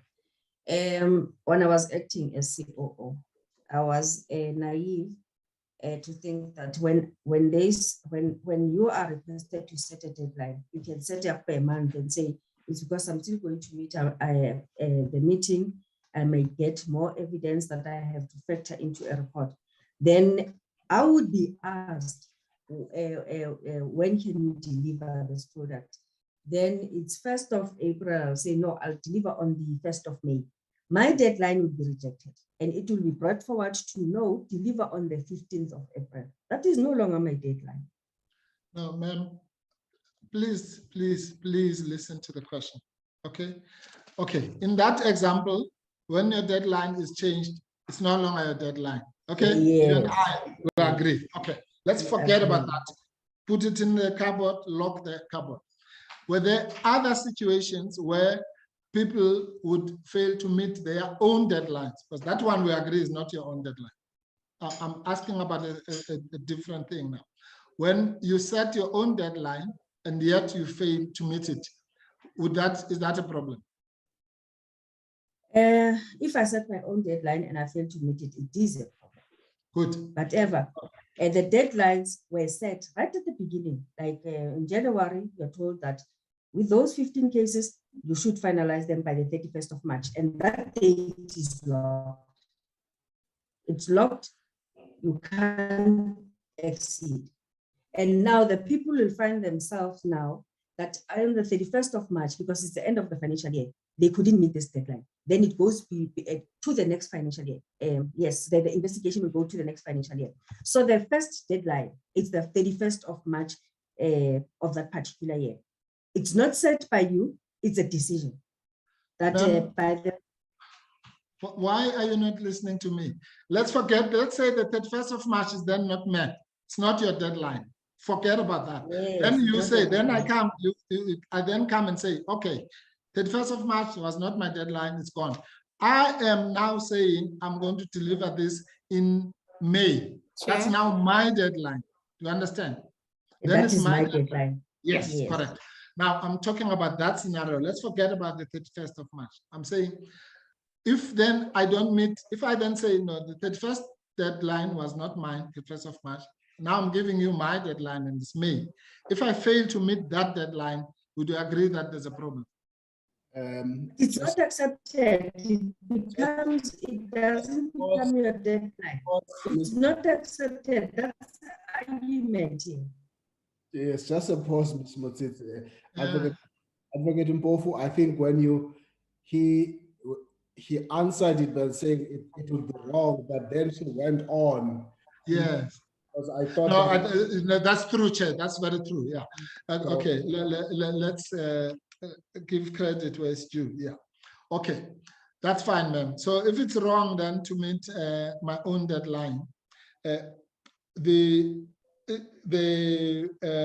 consequences of that then must be blamed on me, correct? If it's my deadline, you blame me. 100%. Good. Now, and an example like that was even Ms. Mukhaladi considered that, because in the case of Mr. Mudiba, for example, he was given a deadline or several deadlines, and then he gave himself a deadline and he failed to meet it. And then the consequences followed. That cannot be unreasonable, correct? Because it was his own deadline. If it's his own deadline, he must meet that deadline. If it is his own deadline, I Yeah. totally agree with you there. Yes, good. Now, let's now go to the core issue that you use as an example.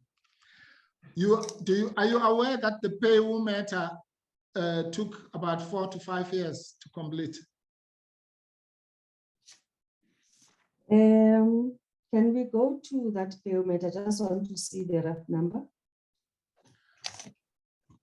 Okay. I don't know where you want to go, but I'm asking you generally, are you aware that it took, I think Ms. Mukhaladi. That's why I'm checking for it on. Yes, okay, let me put I it want like to, this. yes, you might have confirmed, but as you said, I Okay, shouldn't be the spokesperson for other people. So I'm just going to my notes here. No, I'm not asking you about other people, ma'am. I'm saying that the evidence before this committee is that report took about 4 to 5 years, and it's from the person who was working on it. I'm just saying, whether you agree with that or you have a different experience. I can't agree if I don't. You can't say it. dispute. It's likely. Okay, Yeah, I can't that's fine. dispute That's fine. That's enough for me. All right.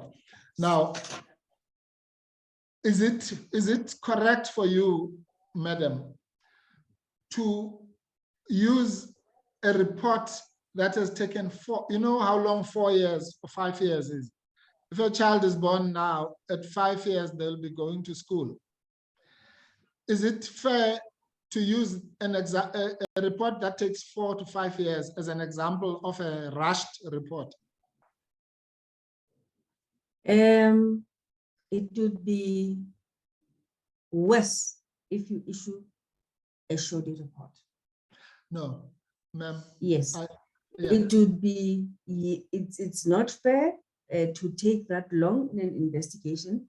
But if circumstances that develops during the investigation lead you to go beyond the, okay, I assume it was 24 months, the timelines for PAYU, I don't know.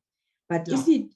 yes, it would be wrong. But if still you have to analyze the information, you look at the quantity of the volumes and volumes of documents you got, the inspections in local, interviews, etc., then it would be worse if you issue a wrong where you didn't do a thorough investigation.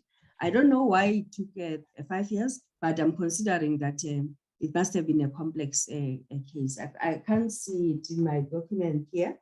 At least that would help me just to understand. Okay, no, we'll get to that, ma'am. All I'm saying to you is that, don't you think that it is, I mean, there must be other examples. Do you think that it is fair to use a report that takes 4 to 5 years as an example, as your primary example of a rushed report? Really, can you say something that has taken 4 to 5 years is rushed? When that 4 or 5 years, you say you earn about 1.6 million, correct? Yes. So in the space of 4 or 5 years, you would have earned about 8 million. And if you don't produce something in that period, can you call it rushed? Okay. I've taken over as ACOO in May 2018. And I find a situation where there is a report that is now urgent. And from June to December, to me, I have 6 months. I don't have the 5 years. And that report now has to be produced. So as to where the report started, it is rushed in terms of me taking over and being responsible for that report. It is rushed.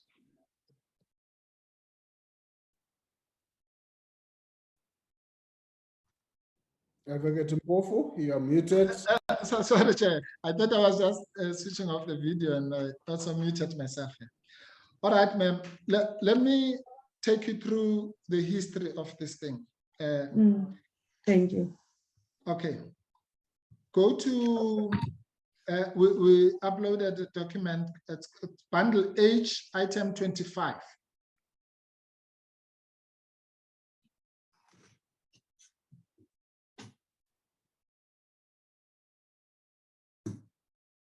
Page 25.1, or item number 25.1.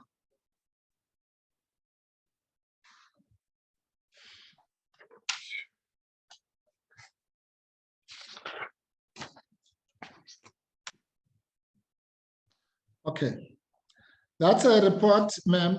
As you can see, it's to the public protector from Ms. Linda Mulelekwa, who was the acting chief of staff at that time. Yes. And just go further down. It's called the Trackings of PEU Matter, Section 7, State of Readiness. Okay. And the starting point is that the thing was launched. Yeah, it was launched in 2015. It was allocated. So at that stage, it was the 15, 16, 17, 18, like towards the end of the 4th year. Yeah.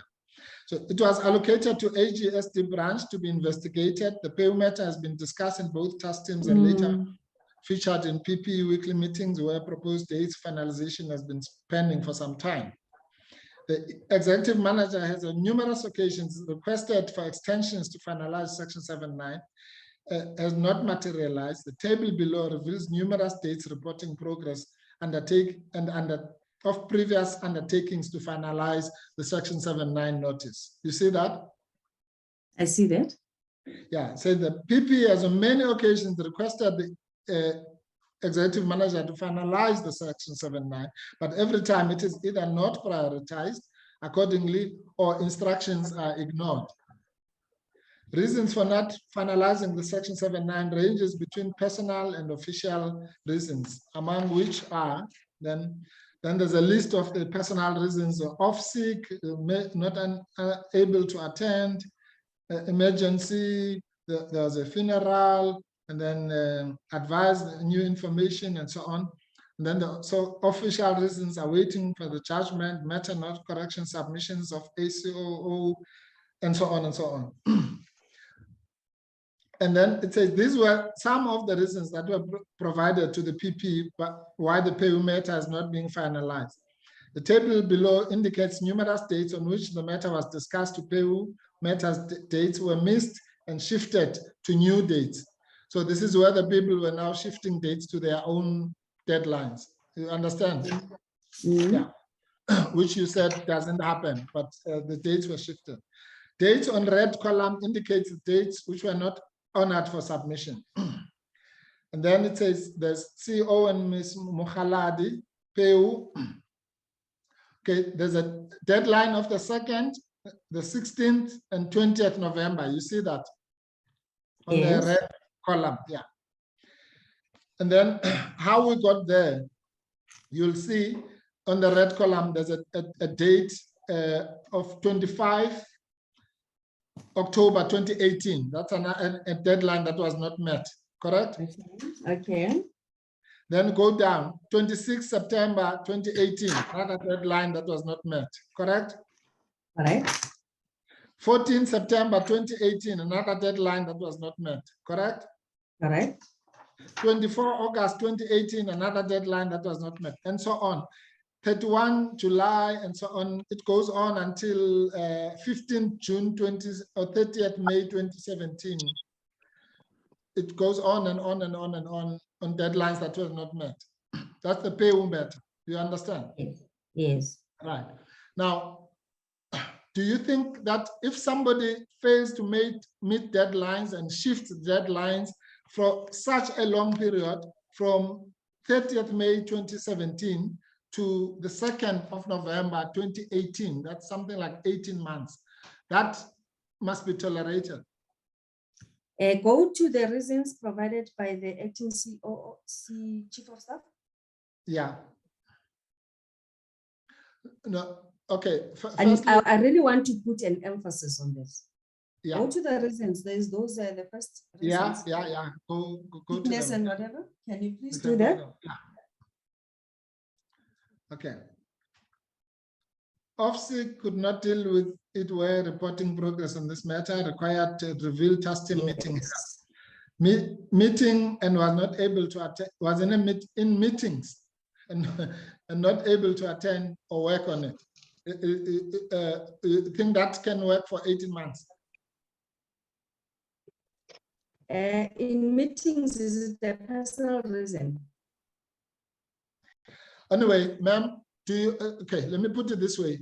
Do you think that it is fair to the public for somebody who's getting paid every month a Before lot I of go money? there, advocate.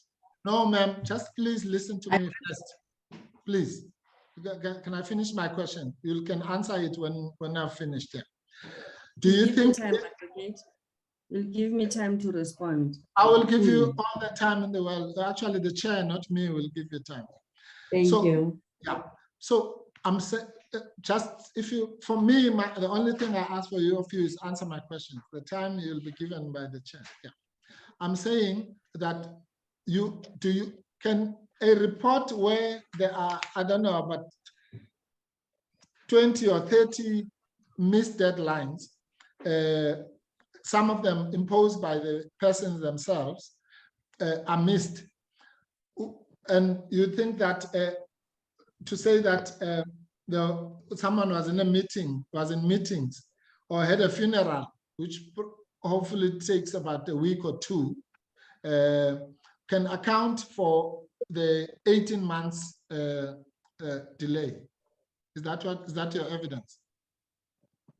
Before I answer, I request Chairperson to give me time to respond to this fully so that we put it to rest. Thank you. Can you go to page 4252?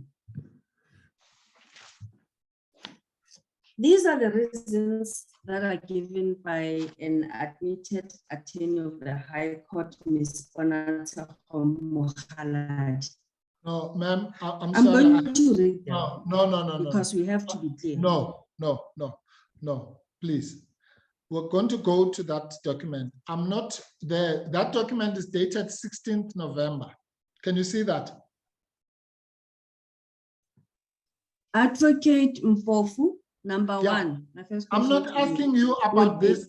We're going to go to it, madam. I'm assuring you. I'm talking about the period prior to this. We will go to it, believe me. I'm saying to you, before we even got to November 2018, which we will come to, I'm giving you my word, okay? Do you think, I'm asking you a simple question, whether from May 2017 to October, let's forget about November for now, October 2018, a series of 20 or 30 excuses and missed deadlines in one matter.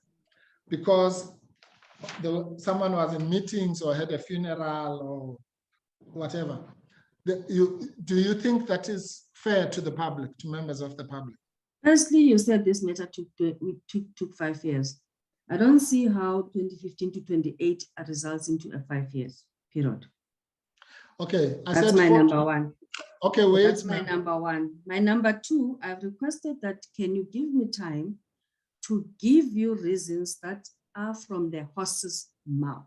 No, that was regarding this later. matter. We're coming to that. I've just told you we're coming to it, ma'am. Please, ma'am, I can't do this, honestly. Can you please answer the question that is put to you? I've given you assurances that we will go to that letter. I don't know what more you want me to do now. Advocate Mpofu, I hear you. You want to recognize a hand, Advocate Mayosi? Chair, can I just point out that this document was uploaded in bundle H item 25 at 9:30 this morning, whilst these proceedings were already underway. That's the first thing.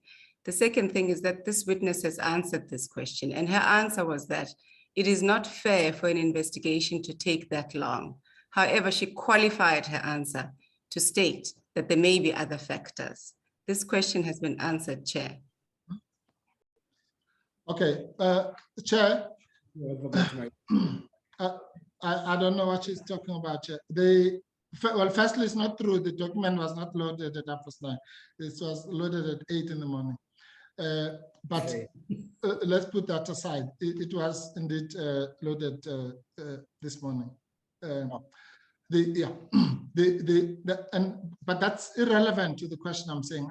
I don't need a document. I could say to the witness, there was a delay from May 2017 to October 2018. You don't need a document to calculate how many months that is. Okay, so that's the point I'm putting to the witness. Anybody's like can ask a child outside, they'll tell you May, June, July, August, September, October, and then we know how many months. That's the point I'm making. Okay. As far as that's why I'm deliberately limiting it to October, because I'm avoiding this debate about talking about November, because I've told the witness that I'm going to go into the November situation. I'm just building up to it. So I don't know where the problem is.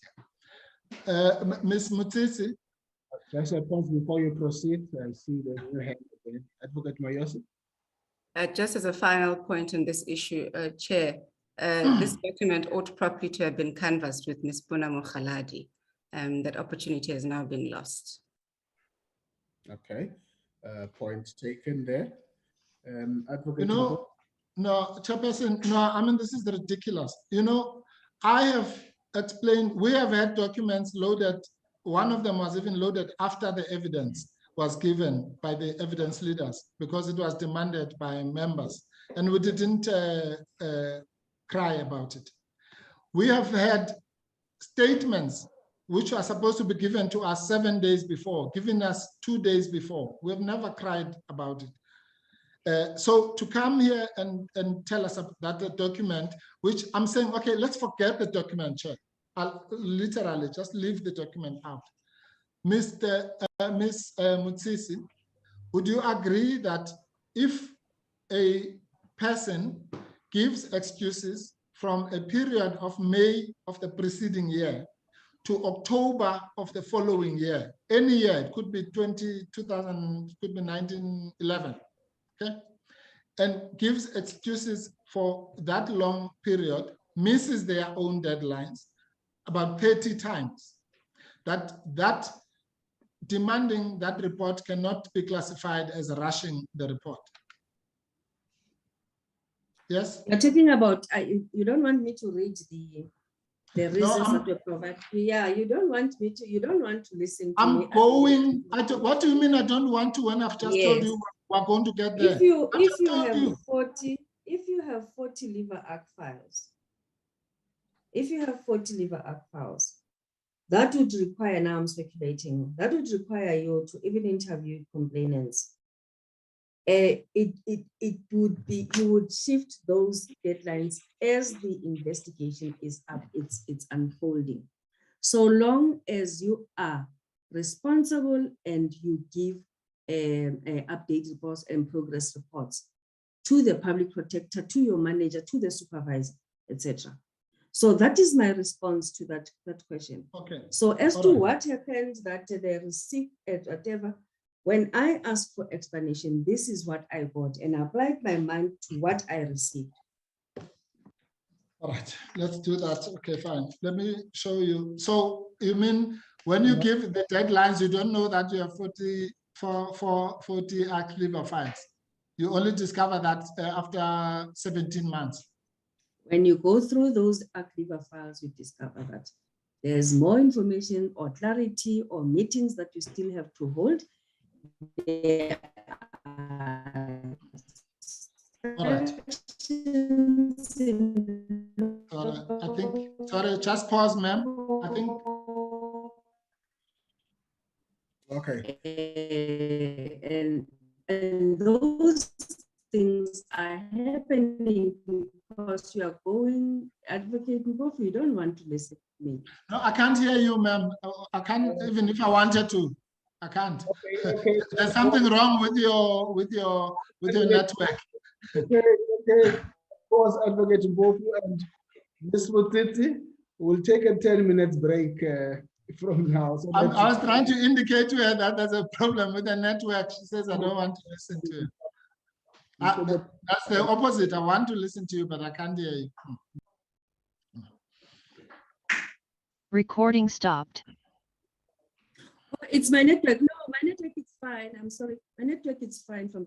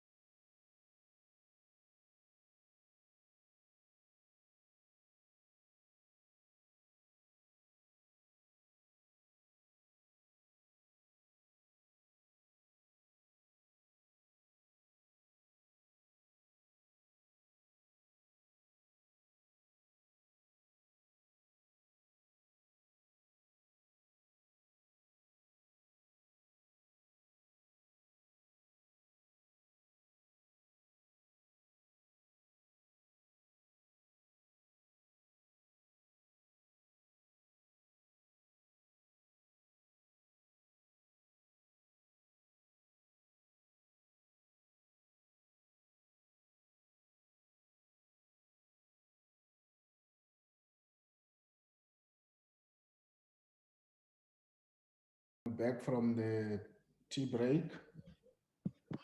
Thank you, Chair. Advocate Mbofu. Thank you, Chair.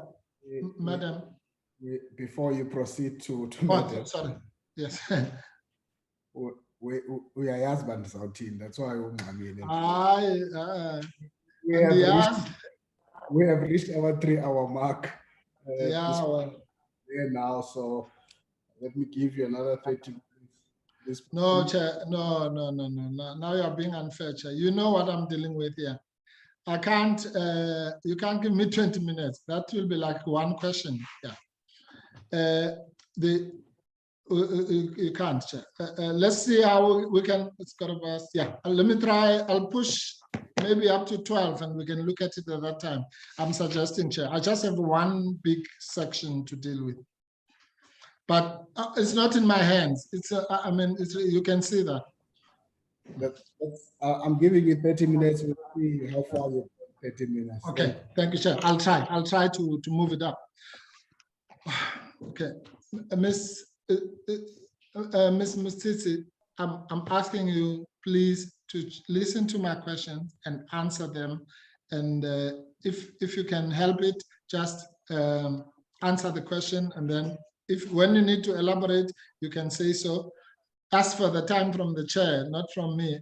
I won't give you from my 30 minutes.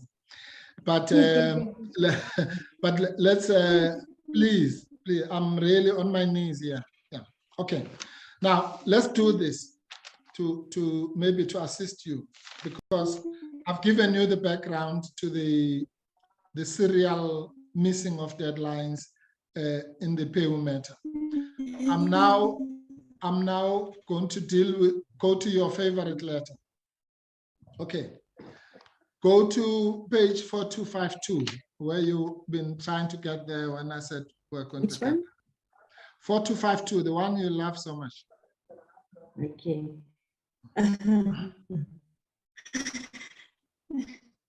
Okay.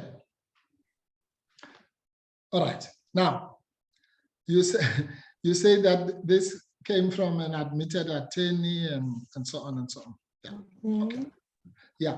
Now, this document is sent. Let's get the sequence right so that you can work with me here. Okay. It's sent at, okay, firstly, there was from the document that we looked at earlier, you know that there was a deadline somewhere, I think on the 2nd of November. You remember that? 2018. 2nd of November? 2018. No, it's the one that was put up, that Ms. Mayosi said was put at 9:30, what? Yeah, okay, there. Oh, I don't have, yeah. Okay. Yes. Yeah, it's there. Okay, you see that there was a deadline of the 2nd of November, 02 November. I see that. Right. So let's take it from there. Let's say that deadline was obviously not met, correct? It seems like yes. Yes. Now then go to 4250. 4250? Yeah. 50. Yeah. Okay. That deadline having been missed, then this is what Ms. Mukhaladi does on the 6th, 4 days after the deadline, correct? Yes. Yeah. Email. And she's writing to you. Yes. Okay. She says, attached here to is a draft section 79 letter of PAU. As stated, I'm still working on the draft and it is still incomplete and I'm not happy that it must be sent out. This is now, let's say 4 days after the 30th deadline or whatever. You see that?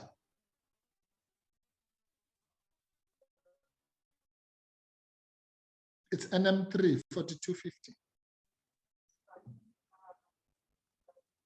Are you still with me, ma'am? Yeah, I see that. Yes. Okay. So. Oh, you can't hear me. No, you can't hear me. I can hear you now, ma'am. Can you hear me? I can hear you. I can hear you. Yeah. Okay. Okay. So yeah. So as I was saying, okay, I'm going to ask my assistant here to count this deadline so that I don't mislead you. count the dates on the red side. Okay, that's the 30th or the 40th deadline has just been missed. But I'm saying now, 4 days later, she still says she's still working and it's still incomplete and she's not happy. That's the 6th of November, all right? I think you're frozen now, ma'am.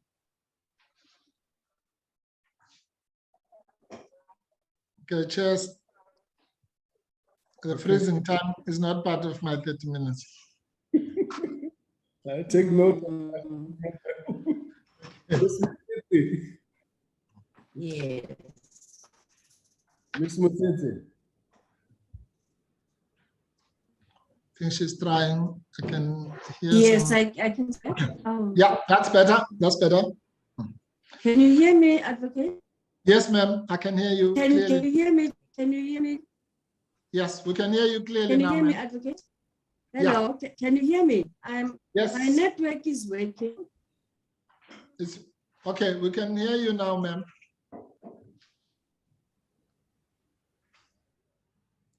I think she's still struggling. Let's just take Let me try and move. Maybe. Yes, please do. Okay.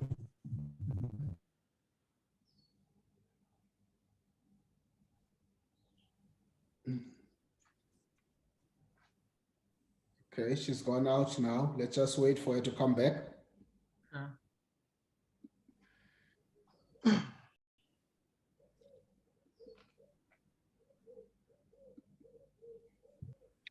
Maybe, Chair, we can also advise her to switch off the video since she had indicated that she's got load shedding. So maybe the gadget that she's using cannot carry much bandwidth. Maybe we should just advise her when she's back to switch off her video. Thank you, Chair. Okay.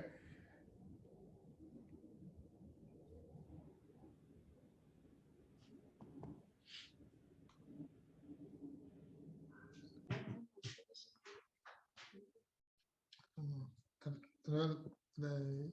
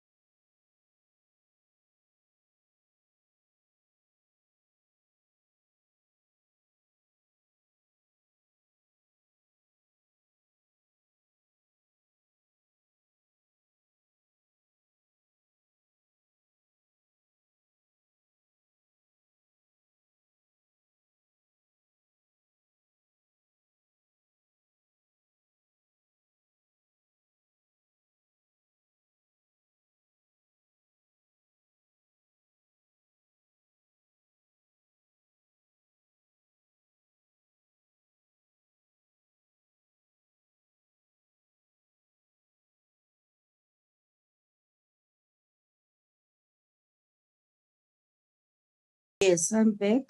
I hope I won't have any challenges. I was trying to join with my phone. Okay. If it's challenging more, you can switch off your camera. But I'll now ask if Advocate Mpofu, are you back?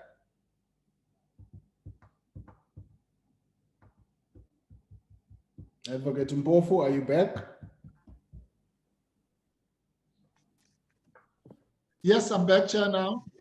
Ms. Motsitsi is back. Please go ahead. I hand over to you. Okay, Chair, you can start your half an hour now. All right. All right. Ms. Motsitsi, I was saying that we were at 4250. And 250, yes. yes, and apologies, the deadlines that were missed, I was saying 30, there were 25 deadlines that had been missed, according to that. Yeah, so let's say this was now deadline number 25 on the 2nd of, or 23 or whatever, more than 20 on the 2nd, yeah. So now I'm saying then on the 6th, then Ms. Motsitsi then says she's still working on the draft. Ms. Mokhaladi. Oh, I'm sorry, Ms. Mokhaladi says to Ms. Motsitsi, she's still working on the draft and is still incomplete and not happy that it must be sent out. This is, yes, as I said, on the 23rd or 24th deadline. Okay, so that's the background. Now, then 10 days later, ma'am. So you say this was the 24th deadline that she's missing? Yeah, I'm saying it's more than 20 of those deadlines that you and I went through on the red line, deadlines that had been missed on this particular. Can I see those deadlines? If you say it's 24 deadlines. You can. Thank you. Can you go back to the yes thing? Okay, go to the end. Start at the back. Yeah. All right. Right at the end. No. I mean, at the end where there's a deadline. Yeah. Where there's a red thing. Yeah. Okay. So okay. Why is it the 24th deadline? Because can you count them, Advocate? Ma'am, we're going to waste my time now, but I'll do it. But you can take it for granted. Okay. Number one. I can't take it for granted. Okay. All right. Yeah, but can you just please? I don't think we have time for that, ma'am. I don't think we have time. Advocate Mpofu, just Ms. Motsitsi, because I think the question that you have to respond is not about how you deal with them one by one. So unless you dispute that before deadlines, I wouldn't want us to spend time on going through them. Yeah. In fact, Chair, let me make it easy. The evidence leaders will count it for you, ma'am. After the many deadlines. Yes, you rather say that, yeah, yes. Yeah, many deadlines. And then we were now on 4250. Then on the 6th of November, 4 days after the deadline of the 2nd of November, she says she's still working on the draft and it's incomplete and she's not happy that it must be sent out. Correct? She says that to you. Yes. Okay, good. Then 10 days after that, we can then go to your favorite letter, 4252. The one from yes. Yeah, the one from the admitted attorney and so on. Okay. That is 10 days later, yes. Yeah, 10 days after that, she then gives this long story that you're saying. She says that I can, to save to you time, one of the things is that she says it includes 40 ash liver files. That's a story that you told us. Yeah. And as I said, it always included 40 ash liver files. And then number 2, she talks about the set-aside contract with Afrisake. That's the next paragraph. I'm just paraphrasing. Yes. And then the third one, she talks about that they were investigating the termination of the contract, the mutual settlement agreement. Yes. And later she talks about the court proceedings. Yes. And number 5, she talks about the different mandates and all that. Yes. Okay. Yeah. And then next page, she talks about the city of Tshwane, which can use something against us and so on. You see all that? Yes, I see that. Yeah. And then she says, I know the PP will say that we are doing the work of the investigators. Obviously, that's one of the things the PP didn't want people at that level to be doing. That is true. Yes. Yes. Then here's the point. Then she says, once again, our sincere apologies. On a lighter note, the blood of AJSD, that's a unit, is on the top layer of the skin. So we're hoping that based on our overall performance and efforts, Public Protector will forgive us and the whipping stick can remain under the people's table until Monday. You see that? Yeah. Yes. So she's now imposing her own deadline to the Monday. That Agreed? is her own deadline, yes. Absolutely. And we know that those ones must be obeyed, correct? Yes. Okay. Yes. So that's the 16th. It's a Friday, ma'am. Okay? Yeah. Yeah. So she asked for until the Monday. Go to 4251. This is now, as I say, after all this 20-something or this many deadlines. So if you look at it in that context, then after all those long stories, this is what the Public Protector responds at 7:55. That's about an hour or 2 hours after that letter, the long letter of the admitted attorney. Okay. Are we still together, ma'am? Oh, I think there's a problem with the network again. Are you with us, Ms. Motsitsi?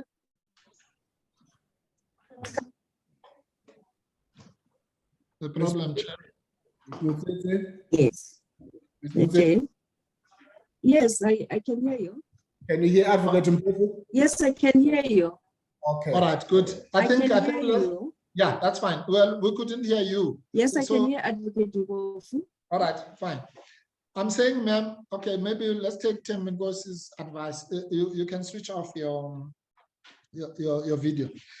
I was saying 2 hours after the letter that we've just gone through, which was where she imposed her own deadline, the Public Protector answered at 7:55. Can you see that?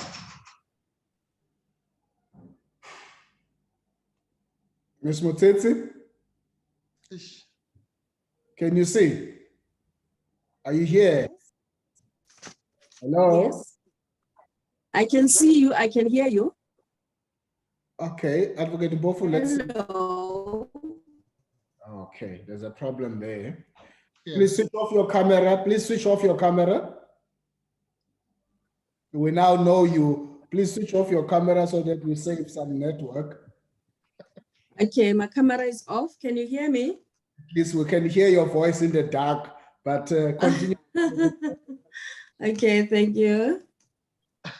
My camera is off. Yeah, thank you. All right, can we, all right, ma'am, I was saying at the bottom of that page, at 8 o'clock, the Public Protector now responds. Yes. I'm saying let's keep the perspective now. Not only has that deadline been met, but remember one of the deadlines in the document was actually the 16th of November.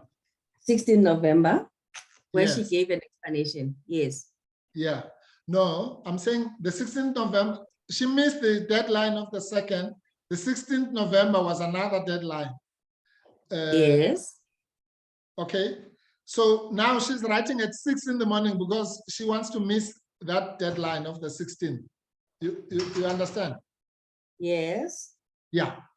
So she then says, instead of, I know I've got this deadline of today at 6 o'clock, she says, please spare the rod or whatever, the whipping stick, and I'll give it to you on Monday. Yes. Okay, so this is now a new deadline missed. It's in that context that the public protector then responds 2 hours later, ma'am, and says, good morning, Ms. Mukhaladi and team. HASD, that's a unit, must focus. In fact, that means she has read the letter from the attorney. Then she says, must focus on the conduct of officials of COT, the evidence we've acquired from COT, and not use affidavits or reports from other sources. Okay, so she's giving them guidance, correct? Yes. And then she says, always remember, the public protector's report is meant to address the root cause of the impropriety and redress to those affected by the conduct. I expect the Section 7.9 by the end of business today, extension not granted. In other words, the 26th extension that she's asking for is now not granted because she's giving this guidance, and it is in that context that there's still a full day ahead. It's 8 in the morning, and Yes. she says, I want it by I don't want it now this morning, but by the end of today. So again, Yes. it's another extension of some sort, correct? Correct. Yeah. Then that is not done. Yes. That instruction from the PP. Correct? Yes. Correct. It's ignored again. We saw in the other report that instructions were ignored or deadlines were ignored. Now is the public protector's instruction is being ignored, correct? The deadline is not met for the 16th year for that date. Yes. Yes. Yeah. Okay. So it's a Friday. Okay. Okay. Then on the Monday, the thing has still not been granted in the morning where Ms. Mukhaladi put her own deadline. You understand?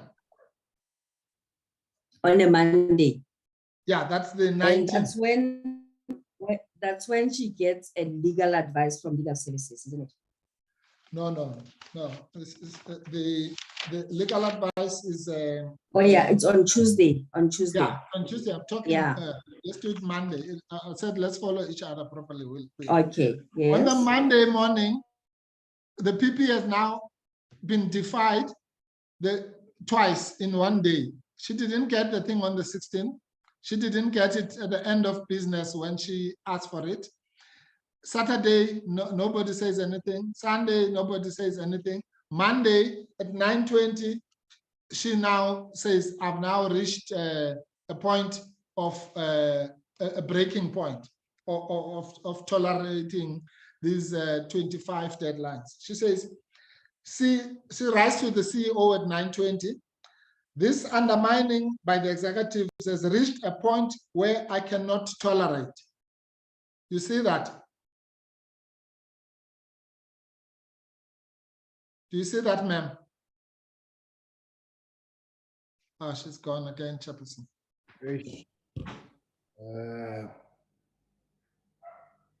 Yeah, she's out.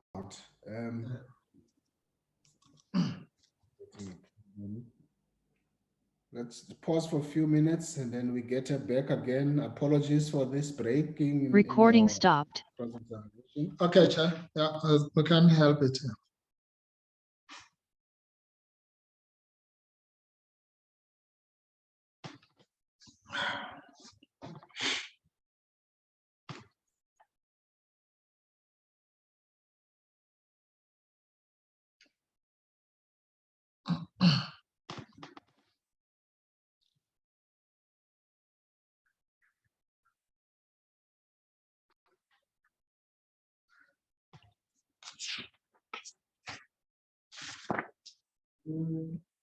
What was your concern?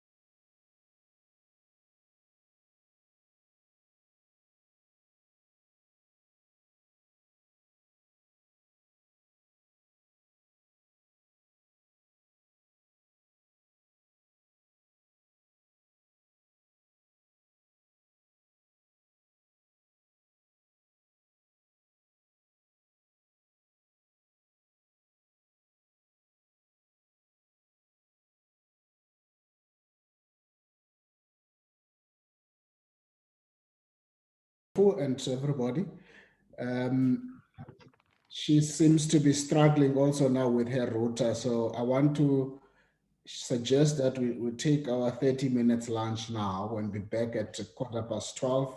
You resume from 12:15. Was her load shedding will be back from 12. Sorry, Chair, sorry. I've got a message that says Ubalekile, but I'm sure it's just must be the connection, yeah. Thank you. It's late, no message. We'll be back at 12:15, colleagues. Thank you. Thank you, your Chair. lunch. Recording stop.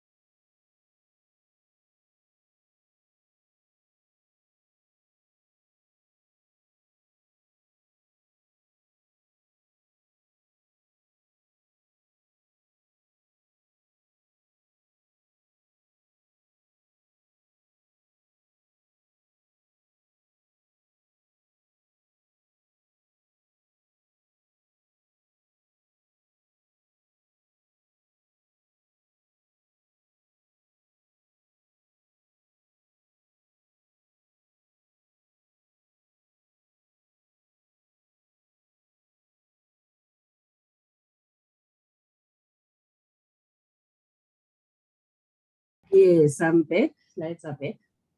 Thanks. Sorry about that. And that's fine. Recording in progress. Let me check, Advocate Mpofu, are you back? Yes, Chairperson. Okay, let's do this. 12:15 now, please go ahead. Okay. Yeah, good afternoon, ma'am. Good afternoon, and sorry about that. Okay, No problem. about the Thanks. interruption. No, that's fine. Yeah, all right. Just to recap here, we remember we spoke about the, let's call it the many deadlines. Yes. Then we spoke about the deadline of the 2nd of November. Yes. Then we spoke about the deadline of the 16th of November. Yes. I'm just making it up. I'll say the 16th in the morning. Yeah. Okay, then we talked about the extended deadline to the close of the day on the 16th, correct? Yes. Then we talked about the self-imposed deadline of the 19th by Ms. Mokhaladi, correct? Yes. Yes. Then we spoke about the response by the PP. Yes. That's where we were now. That on the Monday at 9:20, the public protector then, as I say, had now reached the end of her limit. Yes. Understandably, in my view, I'm sure you'd agree.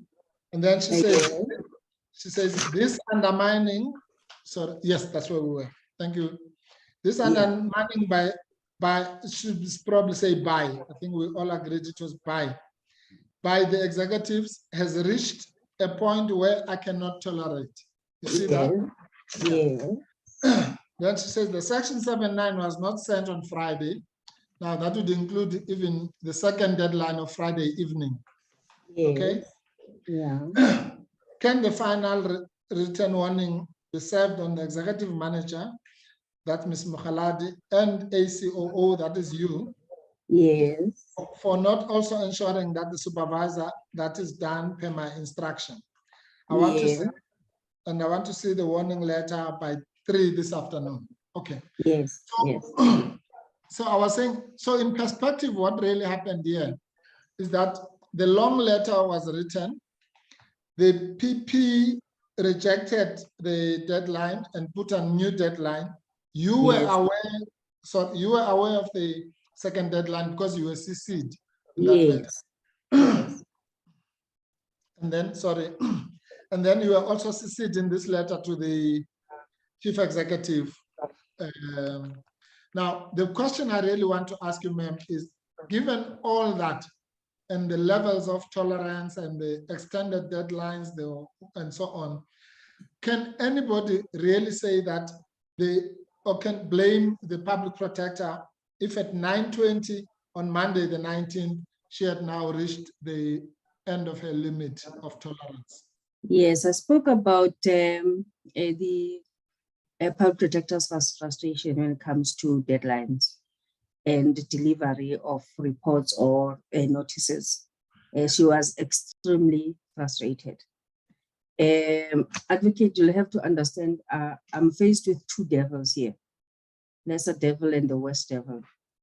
Lesser devil, it's rather submit a properly drafted notice, which we will all own, which will not embarrass the public protector and PPSA. And the worst devil is forcing Ms. Mokhaladi to issue those notices which are incorrect, and they embarrass the office and the public protector. So it's two devils, and that is confirmed by the advice that we are also getting from legal services, that the lesser devil is much better than the worst devil of giving public protector a document that is not complete. Thank you. Okay. Firstly, you haven't answered my question. But secondly, I was just asking you if you would agree that at this point of 9:20 on Monday, the 19th, when the report is still not there, then the public protector is justified to reach the end of her limit. I Given agree. the And I history- responded. I said, he was extremely frustrated. No, I responded. know. I'm not saying, I know she was frustrated. That's She what she had says in to- the yeah, letter. she I'm not asking you that. I'm asking you whether she was justified given the history of the matter from May 2017 and all the extensions that she had given to reach the end of her she limit. was justified, yes. Thank you. Thank you. All right. Now, the point then that I'm making, ma'am, is that let's come to your devils. There's no two devils. There's one devil, and it's non-performance, and it's non-performance by someone against her own deadline. There's only one devil here. This was not a deadline that was imposed by the public protector. In the so-called long letter that you spoke about, at the end of it, Ms. Mokhaladi imposes her own deadline of Monday the 19th, doesn't she? Can I ask a question through your chair to advocate? Yes, ma'am. Was it better to issue that report and give it to public protector if it was incomplete? No, ma'am. No, ma'am. Please listen to the question. She I'm didn't. not saying- She didn't. Yes, she didn't meet her own deadline. I agree Good. with you, Right. advocate. Okay. Yes, but the worst thing is for her to submit a report, which legal services they corroborated my view on the matter. No, no, ma'am. The legal services does not come into it. We're on the 19th. Do you understand? Yes. Okay. There's no Yes, legal service. yes. Okay. The legal service comes on the 20th. Well, don't mix up the dates. I was saying let's work together sequentially. There's no legal service story. I'm saying to you, I'm putting a simple proposition. I'm saying, forget about the bad public protector who imposes deadlines and what have you. This is Ms. Mokhaladi has now put her own deadline. She said, Yes. take the whip, put it under the whatever the table. I will give you this on Monday, and she fails to do so. Is that justifiable? Yes, it's Yes. justifiable for public protector to be frustrated. Good. Now, at that point, she's been defied by Ms. Mokhaladi, and she's been defied by you. Because now on the Monday, you can't say, because your evidence was that no, you were being victimized, quote unquote, because you accepted Ms. Mokhaladi's explanation. But that's not true, because Ms. Mokhaladi's explanation was that she's going to deliver the thing on Monday. Let's assume you accepted it, and let's assume even the public protector accepted it, but she failed to deliver on the explanation that you had accepted as well. You understand that? I didn't defy public protector. I was protecting public protector. I was protecting her. Whatever I was doing, it was in no way defiance, and it cannot be interpreted in that way. It cannot. Okay, what do we call, let's start with Ms. Mokhaladi. What do we call a person who's told by her boss that I want this by 6 o'clock on Friday, and they don't do it? What do you call that? She could have submitted that report, and it could have been sent by public protector, and that could have been the worst situation for me. Yes, that's fine. Let's leave that situation because it didn't Yes. happen. Let's deal with the one that did happen. So what do you call it when someone is told by the boss, 6 o'clock on Friday, please give it to me, and they don't give the thing, and they don't even give any explanation? She could have submitted, because she at some stage she did submit that section 7.9, which was incomplete, which she was not happy about. She could have submitted it, but because our interest was to protect public protector, her interest, looking at what she had at that time, she wanted to protect the public protector and PPSA. So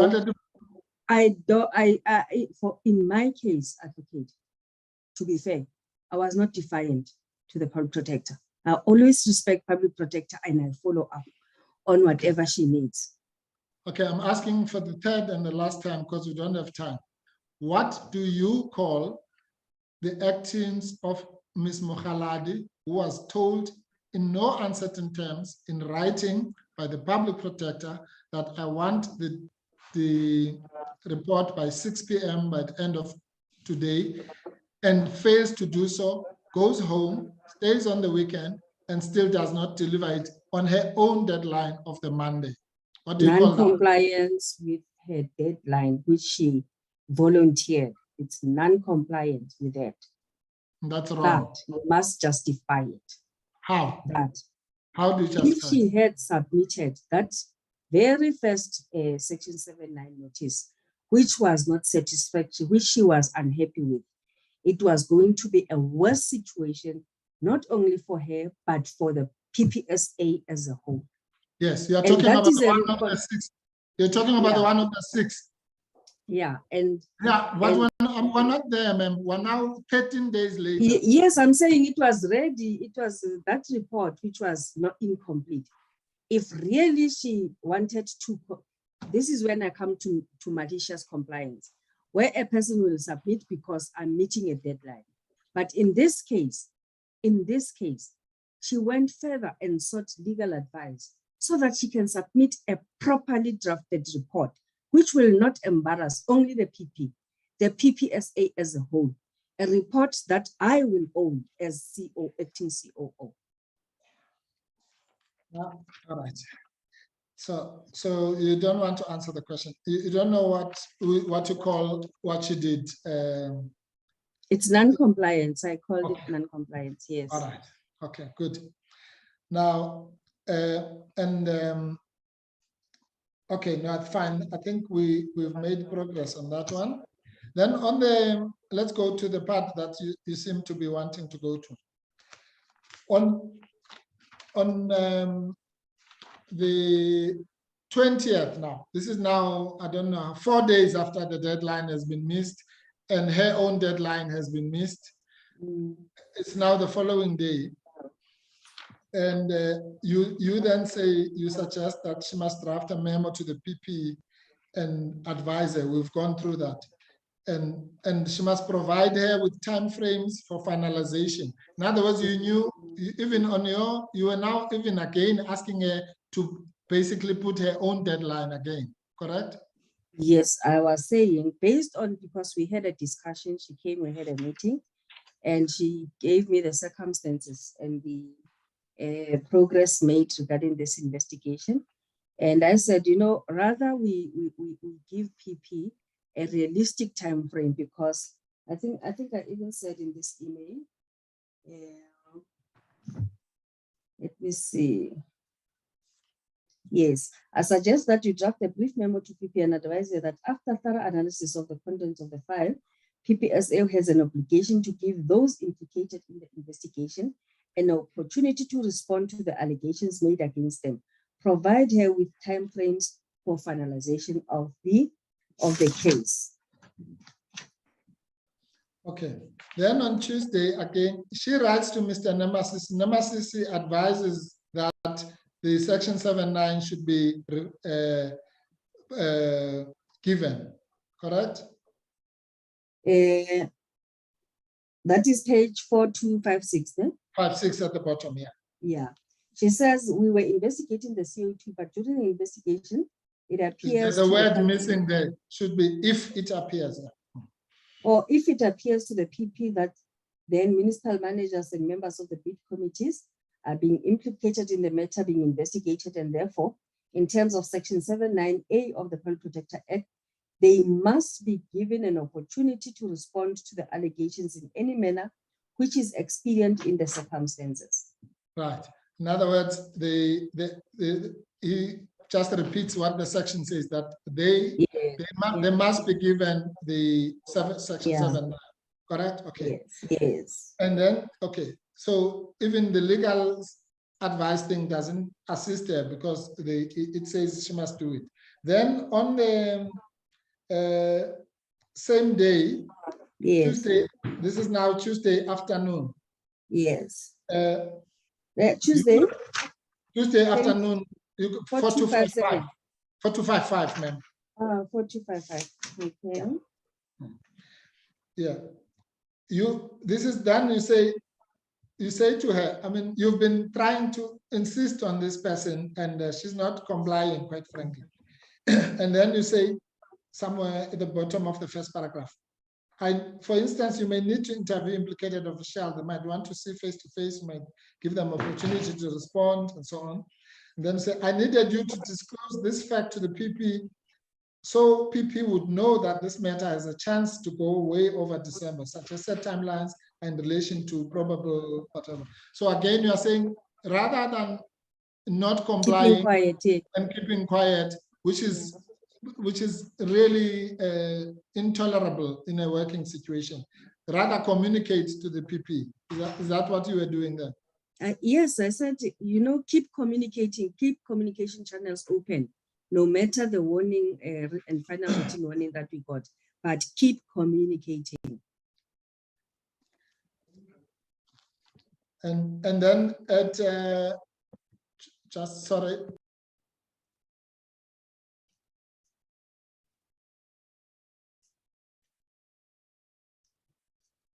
Okay. All right. Okay. Then at 5:30, I think the following. Again, this is even after hours. She says that she still gives you the same story she gave you on the 6th. I referred in relation to submitting a section letter that I know can easily land us in trouble. Was not referring to the memo to the PP. I will draft the memo. So again, it shows that from the 6th to the 20th, she's still singing the same song about a memo that will land us in trouble, despite the fact that she had said she was going to produce it on the 19th. You see that? She says not in the memo. She said, I have noted the email, the malicious compliance that I referred to in relating to submitting a section 7(9) letter that I know can easily land us in trouble. Yes, I've just read that. I'm saying it's the same thing about a memo that can land us in trouble. It's the same song she had been singing 14 days before. It's not a memo. It's a notice here. It's a section 7(9). So she's saying that section 7(9) may easily land us in trouble. Yes, I'm saying she says that after she has failed to meet her own self-imposed deadline, correct? Then she says, I will draft the memo and submit it tomorrow. No, ma'am, I'm not talking about a memorandum. I'm talking about a notice. She talks about the notice landing us in trouble after she has missed her own self-imposed Yes, deadline. we agreed on that, advocate, that she has missed a deadline. Yeah, okay. Now, and I say, now, given what you and I have discussed now, you still think that it is justifiable to use this example that we've gone through now as an example of what you call rushed reports? I'd rather submit a properly drafted report than a report that will land us in trouble. Yes, I'd rather do that. That's why I spoke about two devils here. No, ma'am, please. I'm asking you a simple question. Given the history we've spoken about from the 17th of May up to where we are now, and missing of deadlines and ignoring of deadlines and not communicating, missing your own deadlines and so on, I'm saying you still, and for a matter that had been submitted in 2015, it is now in its 4th year of being in the pipeline. It's almost doubled the 2-year mark. I'm saying 2015 to 2018 doesn't make it 4 years. It's 3 years. Okay, how many years is 2015?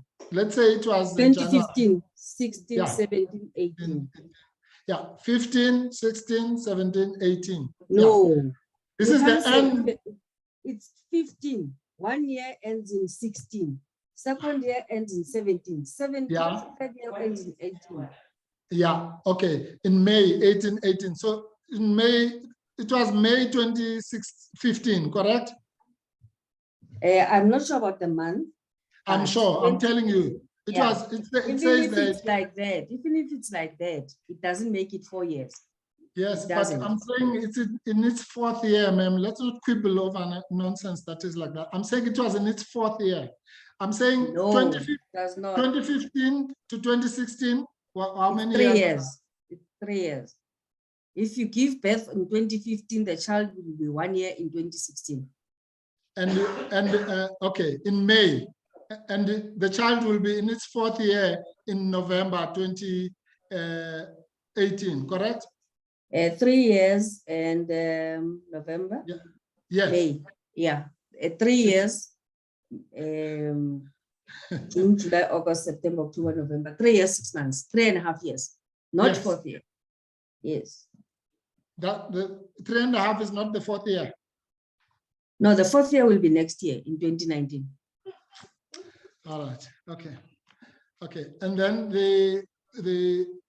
by the end of the 4th year, which was 2019, was the report? Yeah. Had the report been given to your knowledge? Yeah, the matter was finalized, but I was no longer acting then. But I'm not sure about the date of finalization. Well, it was 2020. Oh, thank you. Yeah, so that was in the 5th year. Agreed? When it was finalized, I accept it. Thank you. I can't argue with it. Thank you very much. Yeah. All right. And I'm saying that a report like that is finalized in the 5th year or 5 years later, you think it belongs to the category called rushed reports? It couldn't be rushed. It couldn't be rushed, this report, based on the background that we have already discussed at length. Yeah. Thank you very much. All right. Now, Chair, I'm wrapping up.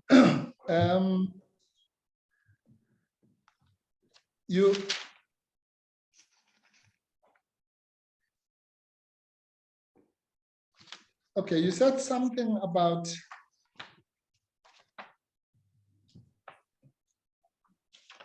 something was tantamount. You said it was tantamount to victimization. Tantamount means, I suppose, it's not Equals to. Oh, okay. It equals to. Okay. You can, yeah, in simple, I can say that. Yeah, no, that's fine. Yes.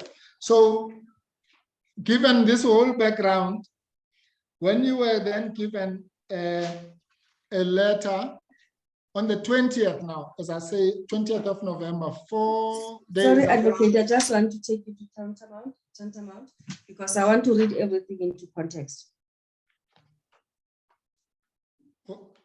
You want to take me? No, I want to read everything. I just want to go to that word tantamount. Why I felt that I am the victimization. I can't remember, but I know it's right in the middle of the page. There you are. It's where you deal with Audi letters. 61. It's flighted last sentence. There you are. Yes. Thank you, Chair. Yes, paragraph 61. Yes. Yeah. No, I'm saying. I see. Yeah. Yes, that's what I was taking you to, ma'am. Okay, let's take it step by step. Go to 59. Let's start at 59. Okay. Yeah. You said the people may insist that investigation should be rushed. And that's what the point, I've already covered that point, that for you, an example of a rushed, you say you mentioned as much to Ms. Mukhaladi in the email correspondence. That's the one that we've just spoken about. Okay. Yes. Firstly, that's not true. You never said anything about rushed reports in that correspondence, but let's leave that. That's just false. Okay. That's not false. That is true, in a sense that I take over the this report as mine. And there are those issues, that background that we've deliberated on, and I note that there are issues and I speak to the person, I sit down with the person. And I even say, you know what, even the deadlines that we're given, they all make sense. Let's go to December based on what you said was supposed to happen. So if it is rushed, yes, no, it was rushed in my circumstances as COO then. No, it you was said, rushed. Okay, I know, but that's not what I'm saying is false. What is false is, I've told you, I've shown you that it's not rushed, but if you still think it's rushed, that's fine. That's your business. I'm saying, you say, I mentioned as much to Ms. Mokhaladi in my email correspondence at paragraph 55. That's the correspondence we've just gone through about. I'm saying that is false. We never discussed rushed reports in that correspondence, but I'm not making a thing about it for now. It's just false evidence, but that's fine. We can move on. Okay. I dispute that. Okay, where in that correspondence do you talk about false, rushed procedures? You can go there, show us. Because I'm paragraph 55. Yeah, well, you just disputed it, so you must know where it is. Where is it? Yeah, that's why I'm going through that paragraph, Advocate. If you can give me a chance. I'll give you a big chance. Yeah. I'm also making examples after my discussion with Ms. Mokhaladi. I'm saying after our discussion, and based on what you have said, you may need to interview the implicated officials. They might want to see you face to face. You must give them an opportunity to respond before issuance of the notice. I need you to disclose this fact so people would know that this matter has a chance to go way over December 2018. So that is the point where I'm saying, now this, you cannot rush this thing. I didn't use the word exactly, I didn't use the word exactly rushed, but I wanted to say this can be prolonged. So if you wanted me to say rushed, I didn't put it like rushed, but I said it can be prolonged further than the due dates that you've been providing. If you are realistic, rather push it to December because of the steps that we've outlined in our discussion. Okay, so at least you and I agree that you did not refer to rushed procedures. Okay, that's fine. Let's go to. I would say it's implied in this paragraph. I will go again. Okay, thank you, ma'am. Okay, let's go to 61. Yeah. And then you say, Mr. Matang was contemplating disciplinary action against me because I had considered Mokhaladi's reasons for not complying with the PP's demand and found them to be reasonable. But that's also another lie. It's also false, correct? What is false then? Okay, I've just shown you, and I'm not going to go through it again. Let me summarize it to you. You were not being the Audi letter that was given to you was not for accepting Ms. Mokhaladi's reasons, which you found to be reasonable. Those reasons were complied in the long letter, and those reasons had already been rejected by the PP.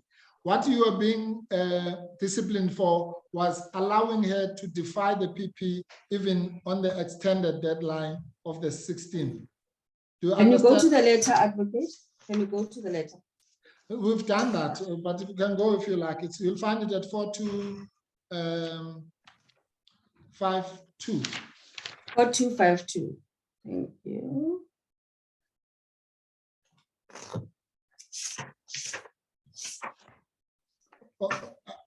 If that's the letter I don't know which letter you're looking for. Are you looking for the Matangu's letter? Okay, you'll find that at 4259. 4259. Okay. Yeah.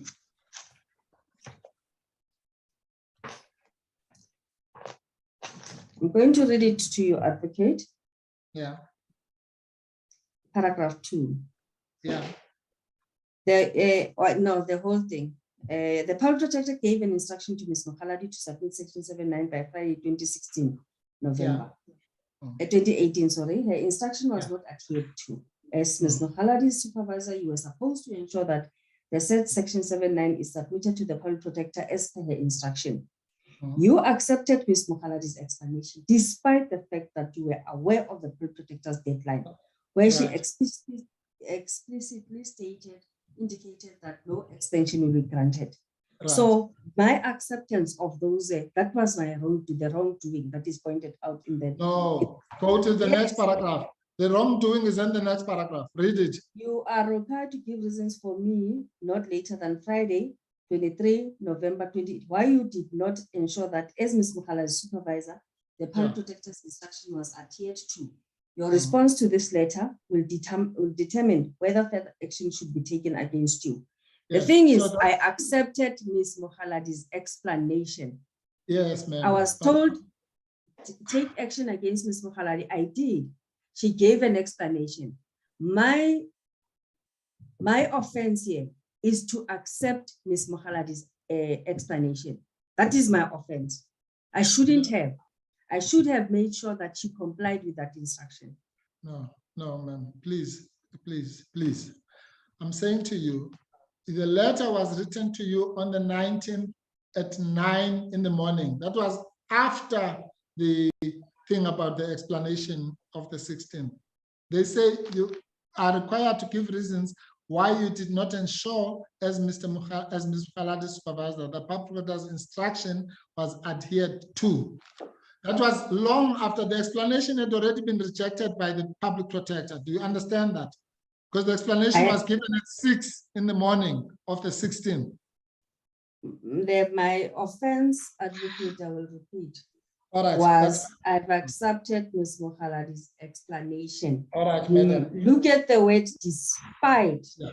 Okay, that's fine. The letter speaks for itself. Yeah, I'm saying then you then said that the fact that you were being told here that you should have ensured that a person reporting to you adheres to an instruction of the PP, you regard that as tantamount to victimization. Is that what your evidence is? The victimization here is I gave a person an Audi, as I understand an Audi, as we discussed since yesterday. And the person gave me an explanation. And I accepted the explanation, which was reasonable. And my offense here is accepting that explanation and asking further that, can you please explain to the public protector so that she can understand why I accepted this explanation. So my offense, according to this letter, it's accepting that explanation. No, ma'am, you're wrong about that, but I'm not going to debate it with you. I'm saying, do you accept that whatever that offense was, all that was being done is to give you an explanation for that failure? You accept that? Advocate, if Ms. Mokhaladi gave me an explanation and I did not accept, would I still be served with a warning? Madam, please answer me the question. Was this letter, whatever you did, whether it was justifiable or not justifiable, I'm not there. I'm saying this letter, the purpose was to give you an opportunity to explain by the 23rd of November your reasons, good or bad or indifferent, correct? For the fact that I'm the supervisor who issues an Audi and I accept the decision, obviously Ms. Mokhaladi would rely on my acceptance that what you are saying, you have accepted my explanation and I'm going to draft a proper report. Yes, I'm saying now you are then, that's your very good reason. You are now being given an opportunity for accepting. Yes. Whatever. Why you accepted, because that's why she didn't comply with this. That's fine, ma'am. Let's say yes. Let's say it's about accepting. But all I'm saying is that you are now being given an opportunity why you accepted her explanation. Yes, that's why my explanation, I'm talking about the reasons that she provided. Yes, no, ma'am. We're coming to your explanation. I'm saying the letter seeks for you to give a reason why you accepted the explanation of defying the public protector's instruction, correct? Defiance, can you rephrase? Because I said non-compliance. There's no Yes. defiance. It's non-compliance. Non-compliance. Your reason, you are being given a letter to give a reason why you accepted the reason for the non-compliance, correct? Yes. I'm Yes. given the opportunity for non-compliance of submitting, and non-compliance is based on the fact that I have accepted Ms. Mokgaladi's explanation. Why do you accept Ms. Mokgaladi's explanation? Explanation, yes, ma'am. It's on your version. That which you have just described now is what you call victimization, being given an opportunity to explain why you accepted Ms. Mokgaladi's explanation. That's, you say, is victimization. Advocate Mpofu, Yes, ma'am.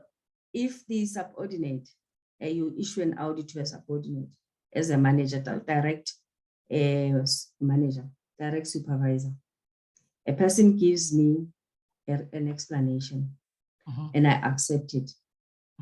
Why am I being charged now and be given a written warning or final written warning for understanding? You're not being charged. You are asked to give a reason. It's a Yes, a reason, because the explanation was acceptable to me and it made sense.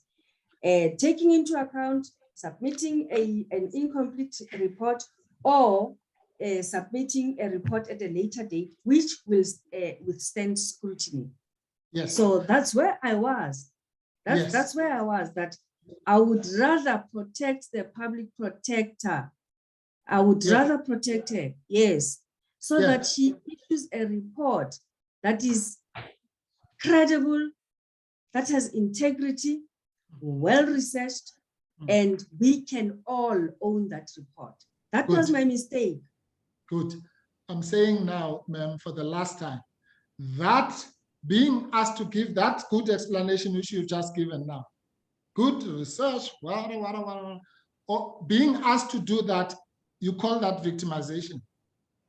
You've just done it now. Did I victimize you when I was asking you to give that explanation? Okay, advocates, let's look at this. Let's look at this matter this way. Yes. Let's say I said I have managers and assistant managers. Right. Assistant manager doesn't perform. The assistant manager doesn't perform. And the manager is the one who spoke to the assistant manager. Right. And then there is a senior manager. Right. And then now this pattern, it shows that I should issue an audit to the senior manager. Why are you not taking action against the manager? And the manager must issue an audit against the assistant manager. So it goes and goes and goes and goes. And what happens to the no, I'm goes and goes and goes. I'm saying here in this example, I'm trying to explain, advocate. Just come in, sorry, just to ask you, just to give very short answers now. We no longer have time. Okay. You have a long wrap up, so if you can now wrap up, and I'm asking you to respond with short. Thank you, Chair. I appreciate that, Madam. And I'm literally going to give up if you don't answer me this time. I'm saying, if I say to, or the chairperson, let me take myself out of you. The chairperson says to you, Ms. Motsitsi, we've heard all the stories from Advocate Mpofu and all that. Can you, in your own words, tell us why you did not take action against Ms. Mokgaladi?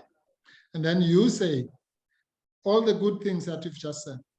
It had to be good and perfect and what have you and so on. Can we then say the chairperson was victimizing you by asking you to give that explanation? No, the chairperson doesn't accept my reason. Doesn't accept my reason, no, but you're supposed to. He's not rejecting. He's saying, give me the reason. We haven't come to the stage where he's going to reject it. If he rejects it, maybe he's victimizing you. All he's doing now is simply to say, just give me the explanation. We'll see what he does with it later. We're still at the point where all he has done, the only sin he has made is to say to you, give me the explanation. Is that victimization. Okay, let me put it differently, ma'am. What do you understand by victimization? What is victimization? Before we get to that, advocate, before we even get to that, Right. Because Ms. Makhaladi gave her explanation, and I made sure that that explanation goes to the public protector. Yes, and I was supposed to get from her that I don't accept this resident ads because now really this is, you have to take action against this person. But the thing is, the explanation, it's so reasonable and understandable to an extent that it's corroborated by legal services. No. So I would have wanted her to issue, yes. Okay, I give up. The legal services came on the 20th, madam. I've shown you this. You can't use an explanation of Tuesday for something that was done to you on Monday. If you don't understand that, then we're not going to be talking about the same thing. The Audi letter that was given to you was in relation to your failure on Monday. There's no legal service story there. Okay, anyway, Chairperson, I think I don't think it's going to get as much. Anyway, I think the point is made. So are you prepared to favor us with what you understand to be victimization? I'm being victimized here because I am doing my job thoroughly and I'm making sure that I'm protecting the institution and the public protector. But despite that, the Audi keeps coming. Despite that, I am accused of not performing. No, that is victimization. Ma'am, you're not accused, you are asked to give a reason. Where is the victimization? Advocate Mbofu, what is not understandable by the explanation that is given by me? What is not acceptable? I just want to go to the paragraph. You are looking at the letter by, that letter was signed on the 19th, but it was not given to me on the, it was signed on the 18th, but it was not given to me on the 18th. It was not. I know it was given to you. That's even good for them. They withheld it for another 2 days. It was only given to you on the 20th. Thank you. Thank you. Yeah. Because now Ms. Mokhaladi was already engaging, and that is the reason that I'm saying, despite the fact that whatever decision I took, I made sure that I consider everything, and now it's corroborated by the by legal services. Whatever she told me, it made more sense. That's why I'm talking about two devils in this case, and I had to opt for a lesser devil. All right. Okay.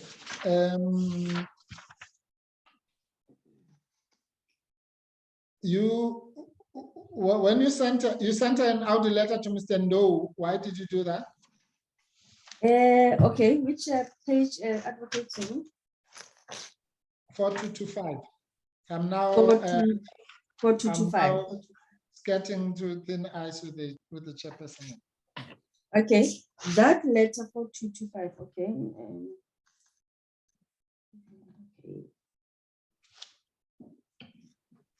No, okay, no, so sorry, forget about that, ma'am. Because the chair, before he stops me, let's go quickly to Ms. Musana. You were aware that Ms. Musana disrespected the public protector, correct? When I was aware, I was made aware by the COO. What happened is, I don't know what happened on a Saturday. Were you aware that Ms. Musana disrespected the public protector, yes or no? Yes, Thank you. we're discussing, yes. Thank you. Okay. And you were also appalled by her calling the public protector by her first name, which not even you would do that, correct? I would not do that because she has made it clear to all of us that nobody is allowed to use my name. Yes, I'm saying that were you, if that was made clear, were you therefore equally appalled that Ms. Musana had done so?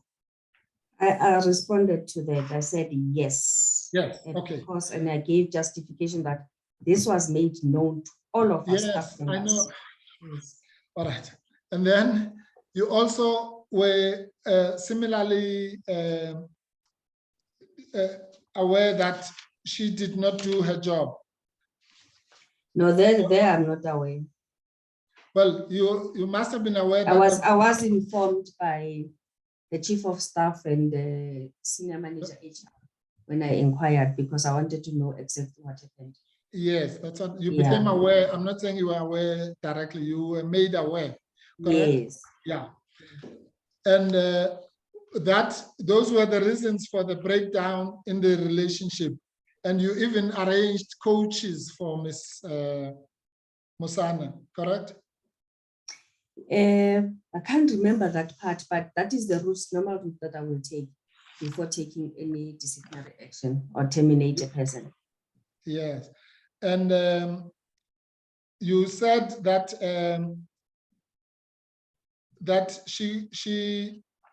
you sent messages to the public protector indicating that Cleo basically was out of order, but in disrespecting her, correct? Yes, that's what I mean by saying. When she told me it was unacceptable, because yeah, that's what I'm saying. So why then do you give a slant when you are giving evidence to the committee here? Why don't you tell the committee that you yourself were troubled, or you disapproved of the actions of Ms. Musana and you want to portray her as some victim? But no, my role doesn't get, no. Here, remember, the transgression is not against me and I'm not the supervisor. Here, I even testified against Ms. Musana, went to CCMA, but the issues of the transgression and underperformance were not part of my testimony. My testimony is about why I did not sign on the offer. I had to explain that. So that was my role in this whole matter. Yes, and when are we going to find out as the committee that you testified against Ms. Musana at the CCMA, for example? When you ask me. I see. So so all this, that kind of important information and perspective, we only get when we ask you, but the others you volunteer. No, advocate. Yes, my role here, it was about signing on the offer. That is my evidence here and against Leo. At the CCMA and at arbitration, I testified about those things, the issue of an offer. That my role started with the offer which I refused to sign and which made Ms. Musana not to move to CSM until the matter is resolved. Okay, no, I'm making a different point, ma'am, that the people that you are making out to be angels now, you were even prepared to testify against them. Yeah, no, there's no preparation. What is said, you do. There's no preparation. If you read that email where I was instructed to go and testify, you are told to go and testify and you'll go to and testify. Okay, no, that's fine, ma'am. Did you find that Pona lied about at the bargaining forum? Did I find what? Did you accuse Pona, Ms. Mokhaladi, of lying at the bargaining forum? Lying about what? I don't know, it said Pona lied. I told them that they always gave me a feeling of not representing the employer. I told Chelela I was one who requested to meet with the PF and whatever. Manike complained about stopping of social outing. It's a message you sent to the public protector about Mokhaladi lying about at the bargaining forum. Can I see the message, advocate? Okay, you don't remember accusing Mokhaladi of lying? I don't remember, advocate, but can you see the message or can you send it to me? Yeah, okay, it will be sent to you. If you don't remember, you don't remember. Chair, we would also like the benefit of whatever it is that Mr. Mpofu is reading from and putting to the witness, please. I not recognize you, Advocate Mayose. Please mute. Thank you. Thank you, Chair. I was saying, I want you to wrap up now so that I can go to the next point. Maybe before Yes. that, the hand of Advocate Mayose. Okay, Chair. Advocate Mayose, you have your hand up. Thank you, Chair. I was saying, Chair, that we would also like the benefit of whatever it is that Mr. Mpofu was reading from and that he was putting to the witness. Okay, thank you. Would you be able to share that, Advocate Mpofu, so that the other team has that? Yeah. Thank Yes. you. Sorry, Chair, yes. Please, Thanks. please, Advocate Mpofu. Okay. Okay. Just give me two questions, Chair.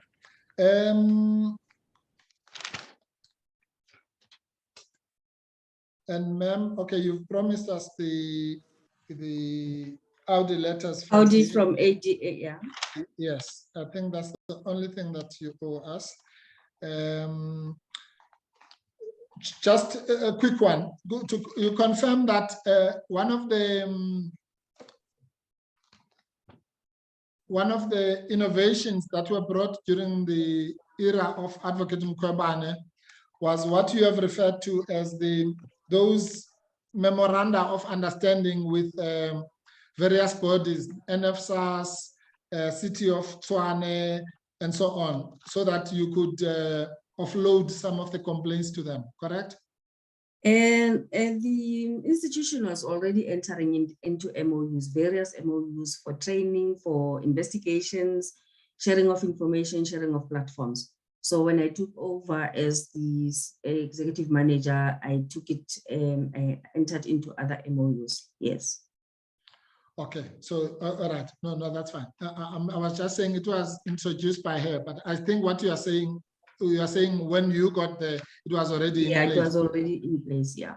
Okay, fine, that's fine. Now then we'll deal with it when the public protector testifies. No, okay, no, thank you, Chairperson. I don't want to start a new topic. Thank you, Ms. Sorry, just 1 second.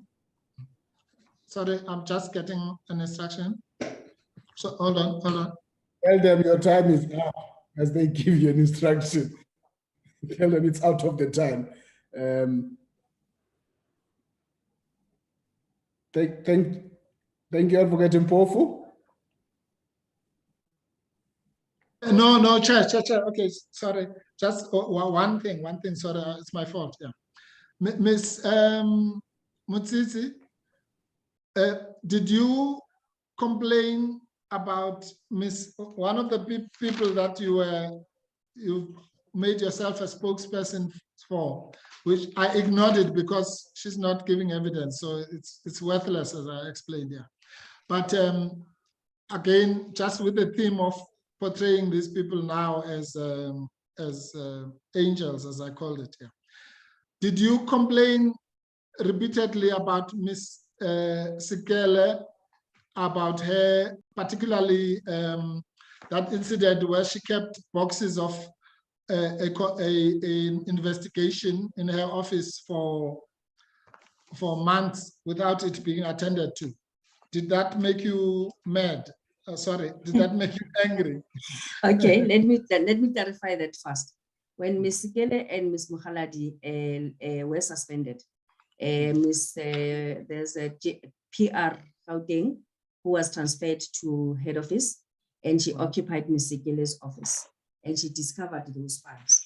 So obviously, if those files were in Ms. Sikele's office, we had to disclose that there are these files that were discovered, and the PR wrote to me, and we escalated, and then we had to redistribute them. So that I can explain first. Okay. Thank you, Advocate Mpofu. And Sorry, ma'am. Sorry, sir. See, I'm even calling you ma'am now, Chair. I'm trying to be. Thank you. Yeah. I'm saying no.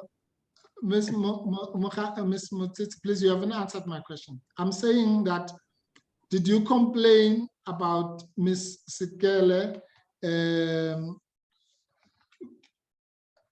not distributing the work, keeping the files, and was that part of your frustration with her, which you shared with the public protector, yes or no? It was six to 10 files. It was not boxes of files.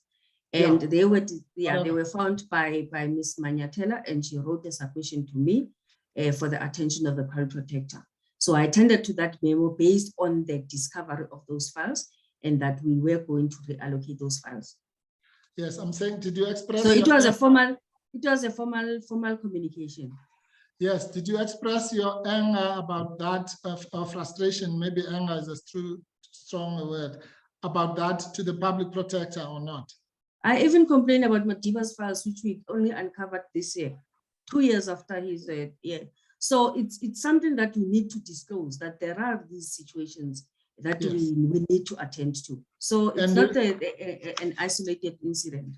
Yes, but you didn't think that it was important for you to put all those perspectives about those same employees to this committee, so that there's a balanced view about their frustrating conduct? Ms.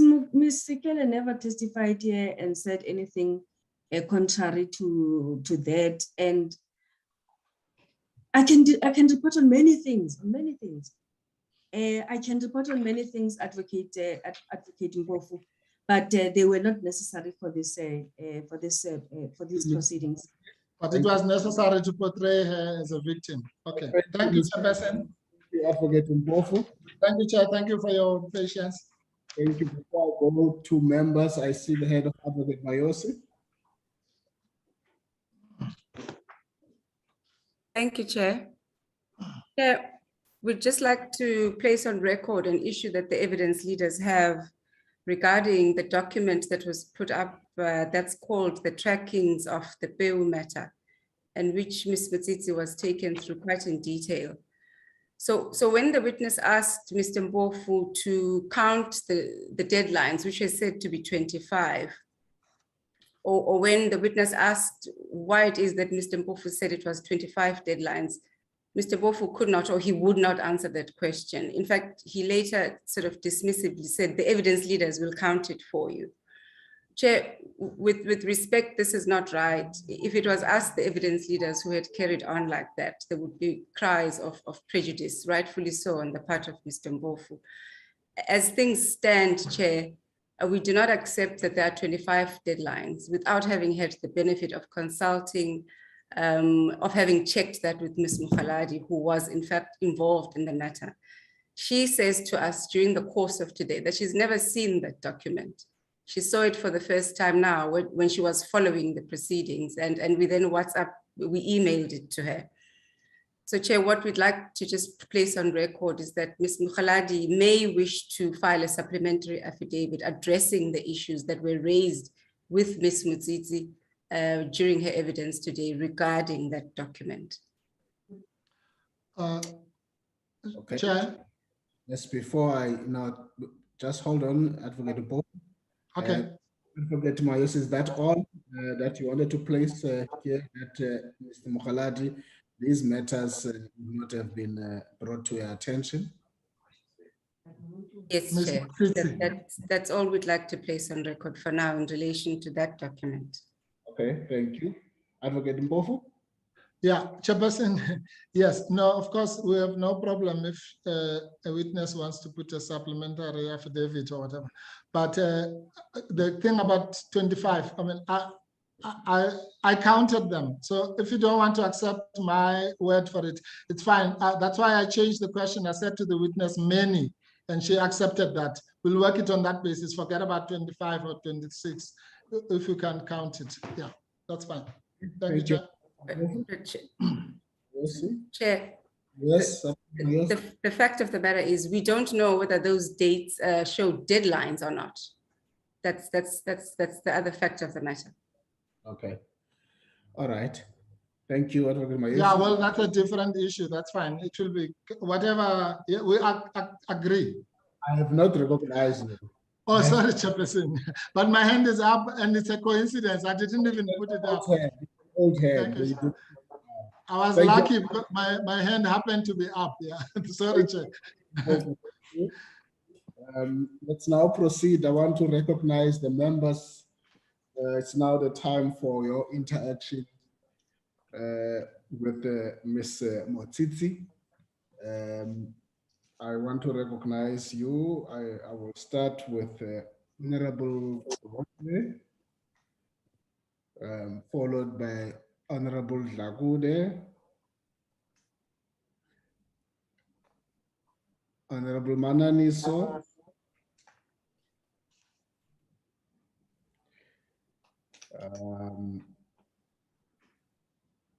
Honorable Mailam,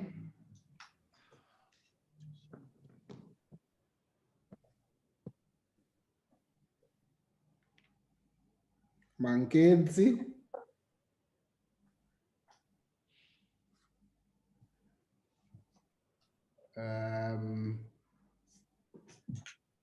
on the other hand, or Honorable Maneli.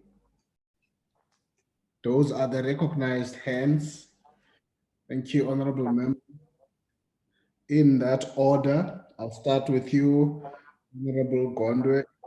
Now, exactly 16 minutes past 1. Over to you. Thank you. Thank you, Chairperson. Dumela mme Motsitsi le kae?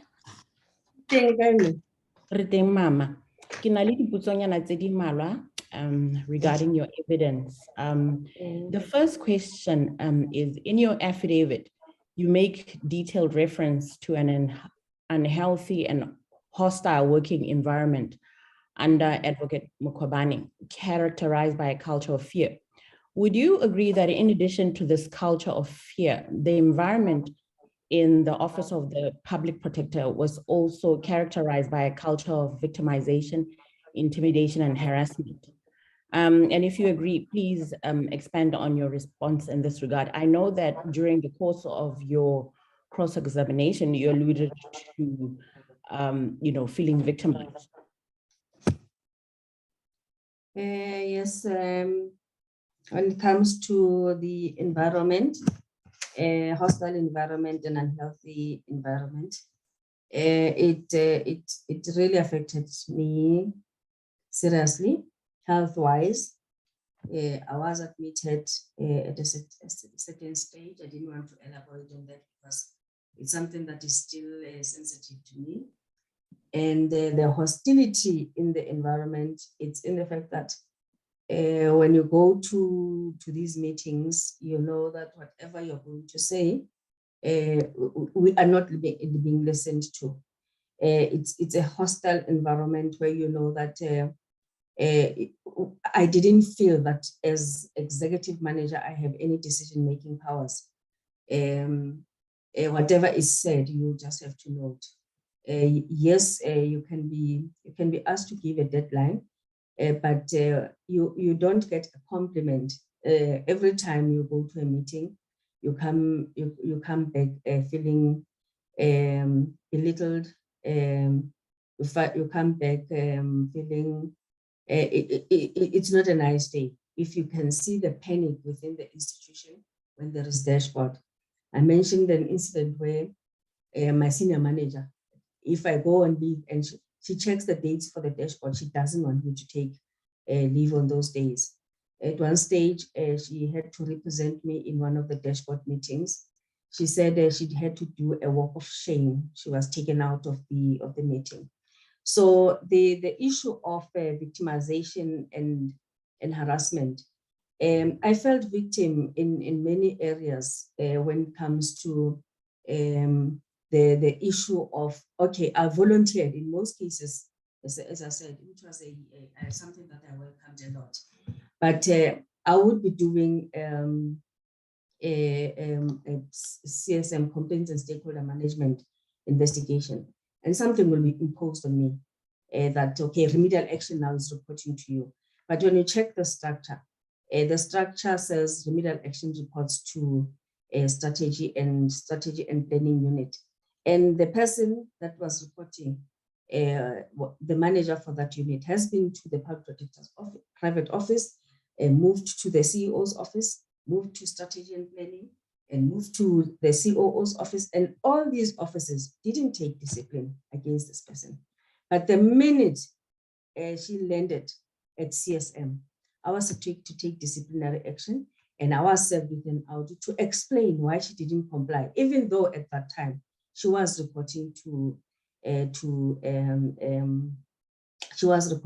CEO. Even the CEO mentioned that this person reports to me, but I took responsibility and explained that no, I did follow up on this. There are other incidents. At some stage, there were 2 strategic planning sessions.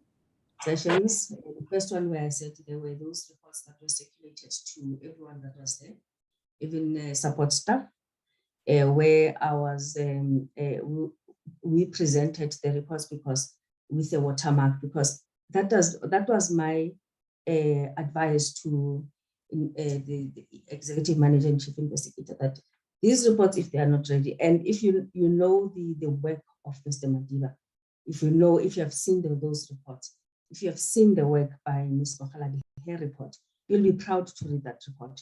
So I was lambasted. And when those reports were circulated and they passed via my table, I realized the quality of the work itself. And I didn't know why really am I being put in that place. And the executive manager at Stoffel for had to hold my hand just to support me so that I don't break down. So regarding the issue of— Just to remind both of you, you have a limited time. Okay. Yes. So victimization and harassment, it's those things where you have to take over additional tasks. And then lately it was me now managing the entire branch, and I had to take over investigations. That's why I was saying I would go to roadshows and come back and follow up, because now I'm managing investigations. I've explained that it was issuing allegations letters, conducting ADRs, inspections in local, issuing subpoenas, laying charges of contempt. Yes. All right. No, Motsitsi, has there been a change in the working environment of the Office of the Public Protector in the 3 or so months that Advocate Mukhabane has not been physically present in the office due to her suspension? Yes. What happened, I think, after my early retirement application was declined, the CEO, and in fact, since December, when I took that sick leave again, because my health just was affected negatively. They wanted to know exactly what is happening with me. But because it's something that I was dealing with my private, with my medical doctors, I could only say that I have depression, and this is what the doctor is saying. So, and they knew that I'm going to retire or resign by the end of end of June. And in June, when I submitted my documents, they set me down just to understand. And to an extent that the acting public protector was saying to me, I think if this is affecting you like this, it's best to take retirement. And then because I have submitted those documents, it was like— You're also fading as you respond. You're fading some. Sorry, yes. So my health improved. Yes, my health improved in such a way that yes, I was referred to ICAS for counseling, and then I was appointed a therapist was attending to me, and that's why my health has improved dramatically. Because the working environment has changed since the 3 or so months that she's not been. The working environment has changed because those phase 1 investigations were taken away. Okay. In your view, is the Office of the Public Protector, as it currently functions and operating, living up to the purpose for which it was established? In other words, is it living up to its name of being the protector of the public? Is it working for the marginalized and the ordinary woman or man on the street with bread and butter issues? Or do you feel it has become too caught up or wrapped up in politically sensitive matters to the detriment of the marginalized and that ordinary man or woman on the street with bread and butter issues? As I mentioned, a public protector is a very highly compassionate person. If he gets a complaint, especially from, there was one example where a student wanted to commit suicide because of I think it was a certificate. You know, once you get that notice, you have to attend to it because those are the issues that it deals with. You go to orphanages when Mandela Day, orphanages, you go to old age homes. We contributed for her to buy shoes for students because that's the person she is. So when it comes to marginalized, we went, I made an example about Masikmele, where I took her 3 times. That's where her heart is. So when it comes to marginalized, her heart is there. And I'm proud really to have worked with her regarding those issues because we feel the same way. Okay, in paragraph 31 of your affidavit, you state that yourself and then the then acting CFO, I assume you're referring to Mr. Vusi Menzela? Well, in paragraph 31 of your affidavit. 1. Yes. Are you there? Yes. You state that yourself and the then acting CFO, I assume you're referring to Mr. Vusi Menzela. Yes. You said you signed off on a memo to National Treasury seeking to justify that the Office of the Public Protector be granted a bank overdraft facility of 15 million rand to address its financial needs. Now, you indicated in the course of your cross-examination that you were concerned that the Office of the Public Protector was applying for this overdraft facility of 15 million rand because it was a sign that it had not planned within its allocation or baseline. Please confirm if you felt that the application was justified in the circumstances, and also confirm if the Office of the Public Protector's increased spending on litigation directly contributed to the dire financial situation that it found itself in, which situation could have resulted in it being unable to pay staff salaries. Okay. The 15 million, it was critical in a sense that failure to pay salaries, you affect the livelihood of PPSA staff. So that had to happen by hook or crook. That was a priority to me, that we cannot get to a stage where we can pay salaries. And then about the increased legal spending, I said in one meeting, I was questioning that the legal budget, yes, it was, I think it was 10 million, but we increased it to the following year to 14 million, when we had already spent something like 20 or 30,000. And I was saying baseline for last year, it's 20 million, but now we are still under budgeting for legal services. So legal services were very costly for the office, and it disturbed the financial status of the institution. So you agree that it contributed directly to the financial situation that the Office of the yeah, because found itself in, more especially, the possibility that it wasn't going to be able to pay staff salaries. Yes, that I got from the memo from the then acting CFO. Okay. Now I want to ask you about the Audi letters. Did you get the feeling that the issuing of Audi letters in the Office of the Public Protector was sometimes done on a selective basis? I'm asking this because we heard evidence earlier from Mr. Nthoriseng, where he confirmed that he and others in the legal services unit were to blame for an incomplete Rule 53 record in respect of the Freda investigation. But he was not issued with an Audi letter, nor was he disciplined for the incomplete 53 record. Yet Ms. Ona Mukhaladi confirmed that she and others were disciplined and eventually suspended for a defective Section 79 notice in respect of the FSCA investigation. Audi letters are served across the board. Recently, I think there were audit letters which were drafted for the entire office, but they were withdrawn for some reason, but I don't have confirmation. The CEO is the one who can testify to that. But you are lucky if you can say I was actually surprised when Mr. Stoller said he never got an audit letter, but they are served across the board. Okay. Please tell this committee about the involvement of the State Security Agency in the business and operations of the Office of the Public Protector. That will be the last question. That will be the last. Thank you, Chairperson. Noted. Please tell this committee about the involvement of the State Security Agency in the business and operations of the Office of the Public Protector under Advocate Mkhwebane. To what extent was the SSA involved in the business and the operations of the Office of the Public Protector? Okay, we had the acting CFO. I was informed that he's from SSA, and the reason was that we are not going to pay for him. We are saving. And later, I received a letter from.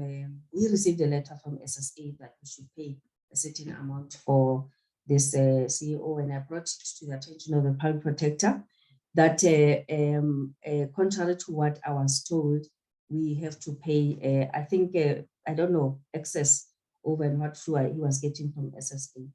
I'm also aware that at some stage, I attended a meeting myself, Advocate Niels van der Merwe, Mr. Senior Manager, Security Services.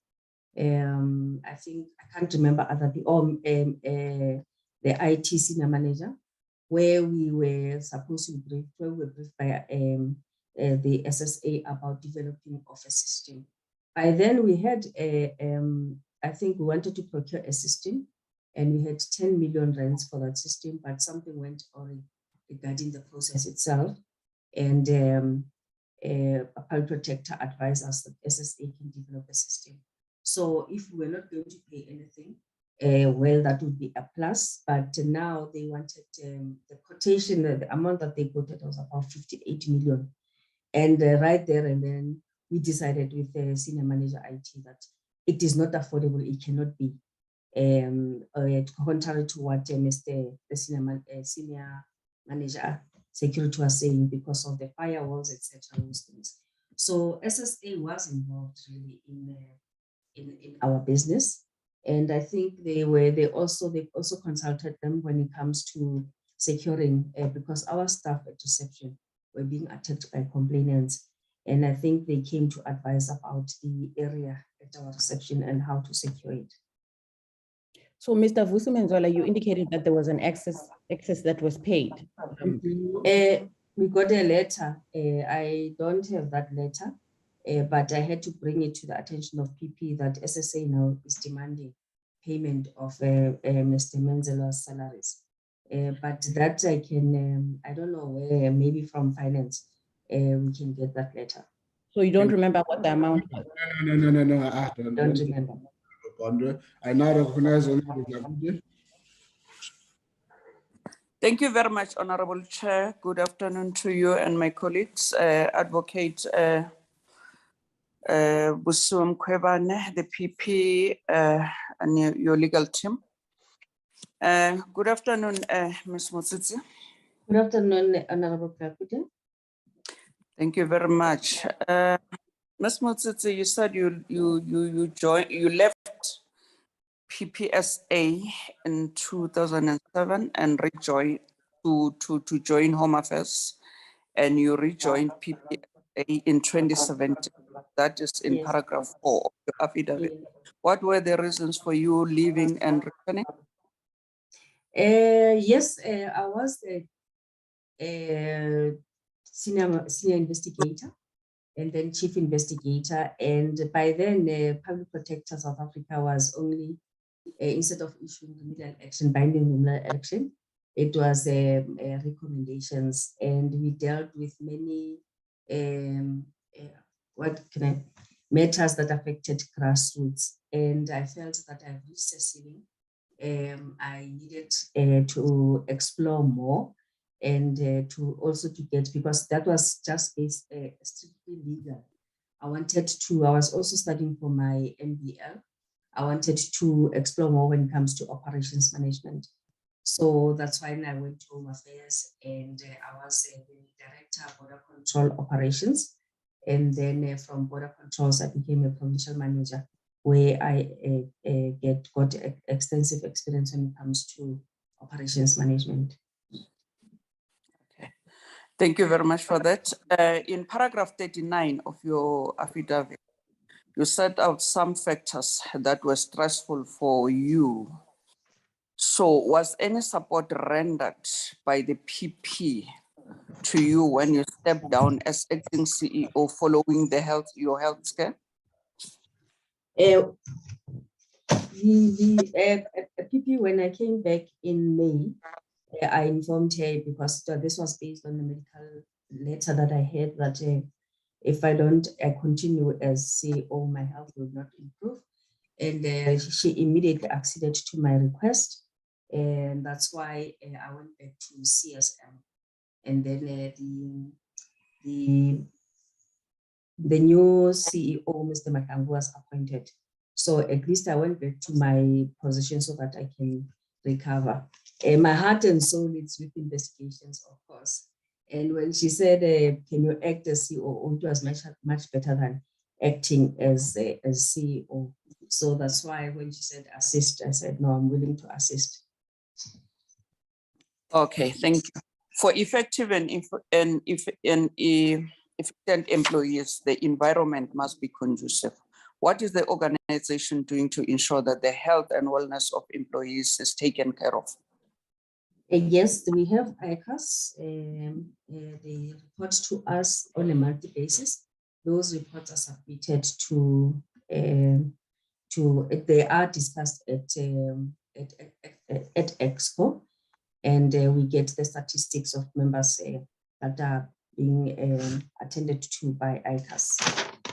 And most staff members either have counseling or they go through physical therapy sessions. Okay. Thank you for that response. The PP, you say in paragraph 45, was concerned with delivering and deadline only, without considering the circumstances. Do you think she failed to understand the nature of the office and the context in which investigations were? Yes, as I said, a public protector is results driven, but when it comes to the context and the merits of investigation, that's not what we discussed. We discussed that you promise that you'll deliver a notice or you'll deliver a report. And if you don't deliver, obviously consequences will have to follow. Thank you, Motsitsi. Do you think the deadlines and the demands of the PP for the finalizations were unreasonable, considering the volume of evidential material investigators at times had to deal with? For example, with the PEU investigation in your paragraph 49 to 50? If everything was equal, we are investigating in cases, let's say AGSD, you know that you move from step 1, 2, 3, 4, 5, and then GGI, you move to step 10, and it's the same information, etc. The demands and the deadlines would not be unreasonable. However, in this case, we are dealing with extremely complex matters, and you have to decide on a case based on its merits. One case might take 24 months, the other we even extended to 36 months. And they are complex indeed. You have to look at the events that are unfolding as you're investigating. So the demands were, the deadlines were unreasonable, and demands were unreasonable when it comes to the nature of work that investigators are doing. Thank you. My last question, Honorable Chairperson. In paragraph 50, as it relates to the PEU investigation, you indicate that the PP informed Ms. Mokhaladi that she should ignore evidence from the court process. Was it irrational for the PP to have requested this? It's unreasonable. You cannot ignore that evidence. You cannot. If you're going to, because obviously you might find that you don't have jurisdiction to investigate. Do you really think it was reckless of her to do so? It was reckless. You cannot ignore anything that comes when you do investigation. You must take everything into consideration because the remedial action, it affects lives, it affects jobs, it affects families. So you have to be very strict when you make a recommendation against anyone. And you have to be certain that once I make this recommendation against the DG or the minister or MEC, the repercussions and implications will be serious for that person and for the country as a whole, because now we are talking about this government that is corrupt, whereas you find that you didn't do your investigation thoroughly. You have to make sure that you investigate thoroughly. Thank you very much, Ms. Motsitsi. Honorable Chair, thank you. Thank you, Honorable Lagude. I recognize Honorable Bananiso.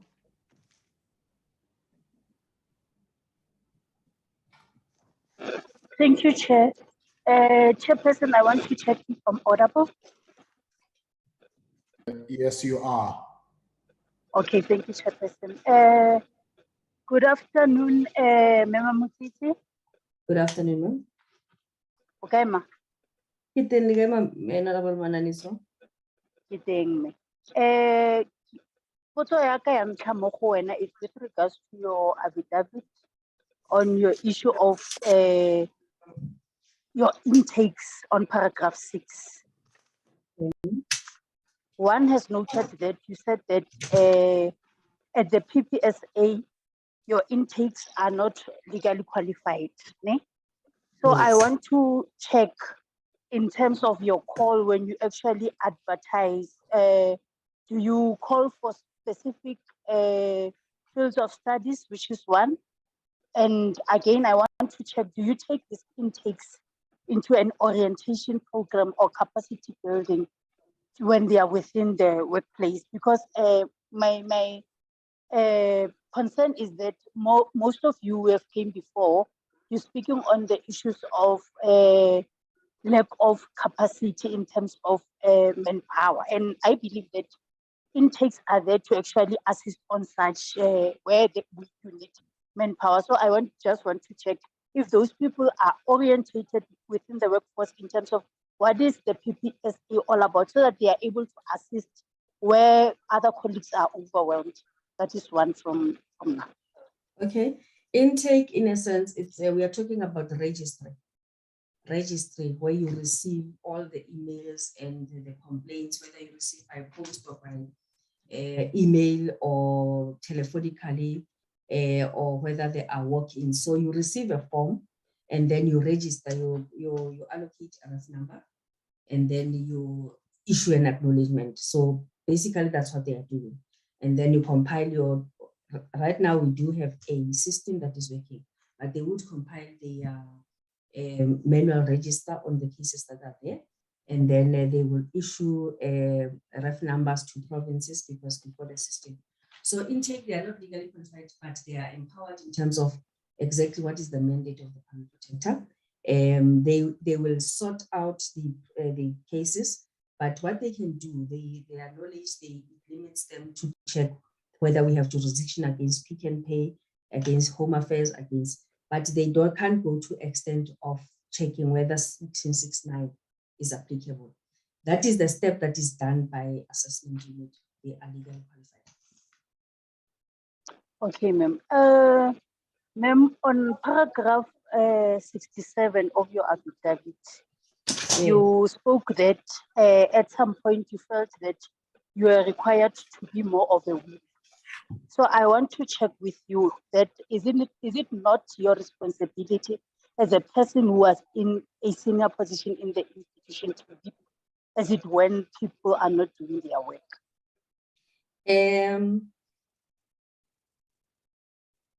If a person doesn't perform, I specified the steps that you should take as a manager. There are steps, there are reasons that will be provided. And non-performance does not in itself become misconduct, automatic misconduct. It's not. Non-performance, you have a responsibility to make sure that you empower, train, and make sure that a person can perform the function. And you have a responsibility, a serious responsibility, to make sure that the person is able, he has resources, etc.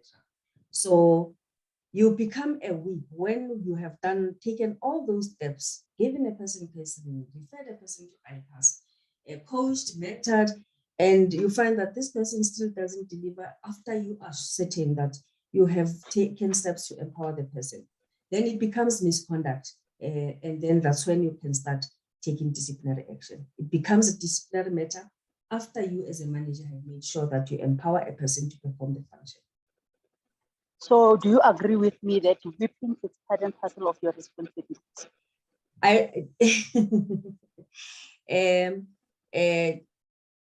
Consequence management for failure to perform, which results in misconduct, it's my responsibility. Okay, no, you actually answered what I wanted you to answer. With regards to what we have alluded on, ma'am, on issues of the Audi letters, I want actually you to take us through in terms of the difference on your Audi letters from Home Affairs and as well at the PPSA. Is there any difference? And